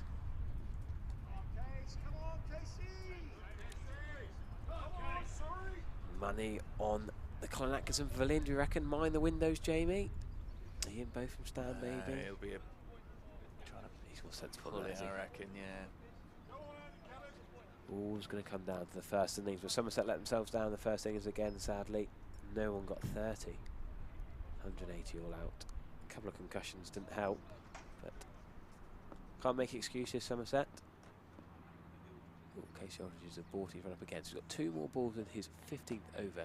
Has he bowled unchanged across the tea interval? I think so. I think he has, yeah. I've seen anyone else bowl from there. He's been good. Bandamerva flicked him out with Delanga beforehand, but that's a full toss actually. Casey Aldridge. Jamie was thinking about 2 here, but no. Jordan Clark will have the chance to hit the winning 2 off the last ball of Casey Aldridge's over. Thanks for the stream. Some people have given up already. They're leaving us. Thanks for the stream, Somerset, if not the result wanted. Thanks all of you who have joined us if you are not staying for the last 2 runs. And Surrey are going to be the only unbeaten side in all formats. Well, they'll maintain that, yeah, they already are, I think. Yeah, lovely to have the Surrey fans. Yeah, thank you very much for your company. It's been great fun. Really enjoyed it. Look at this. I like this from Tom Abel. He's bringing everyone in. Big old umbrella field. I'd have put more slips in, personally. I suppose he thinks they're going to just tap and run, so he may as well go for a run out. Jordan Clark. What's he going to do? Yeah. Whacks it for 4. Big celebration, bit like Ben Stokes. Big arms aloft. Jordan Clark and Jamie Overton have got the job done in the end. Surrey have chased it down for a loss of 7 wickets. Somerset put up a good bit of fight today. Casey Aldridge finishes with 4 for 61. But Surrey good enough to get all the points in the end of Somerset from a very close game of cricket in the end. Just 3 wickets away from victory and then 1 point from the match. Surrey remain unbeaten. Well, that is a really good Surrey side, and you can see why they're unbeaten. This side just keeps coming. You take a wicket, they just keep coming. You know, we're down to the 9th man, Jamie Overton, coming in. You just think coming in at 9. Really good work. And then in the bowling, similar stuff.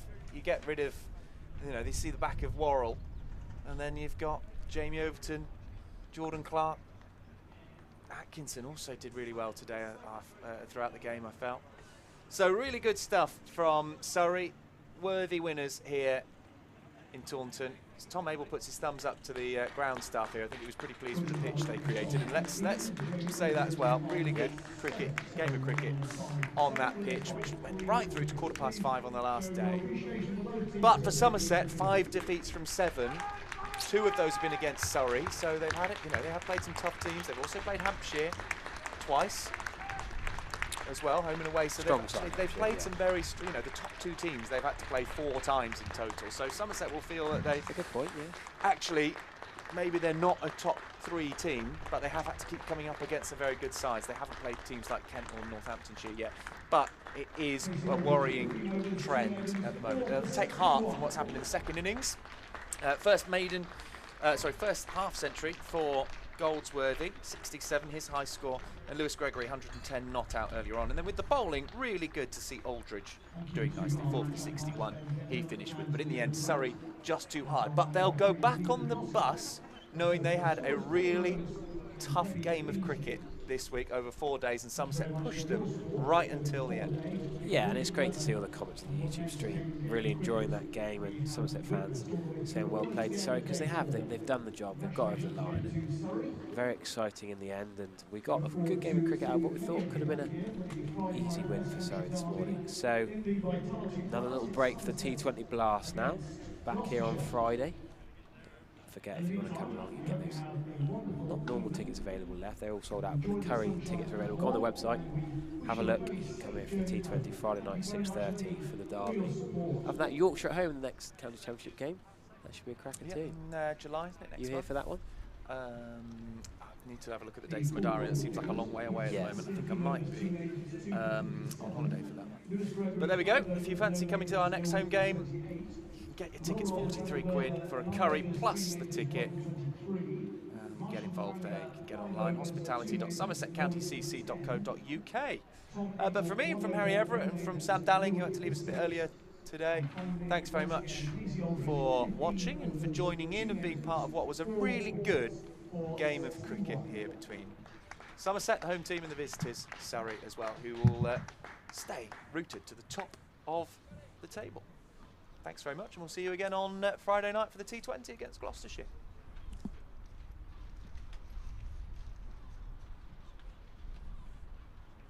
In the other game,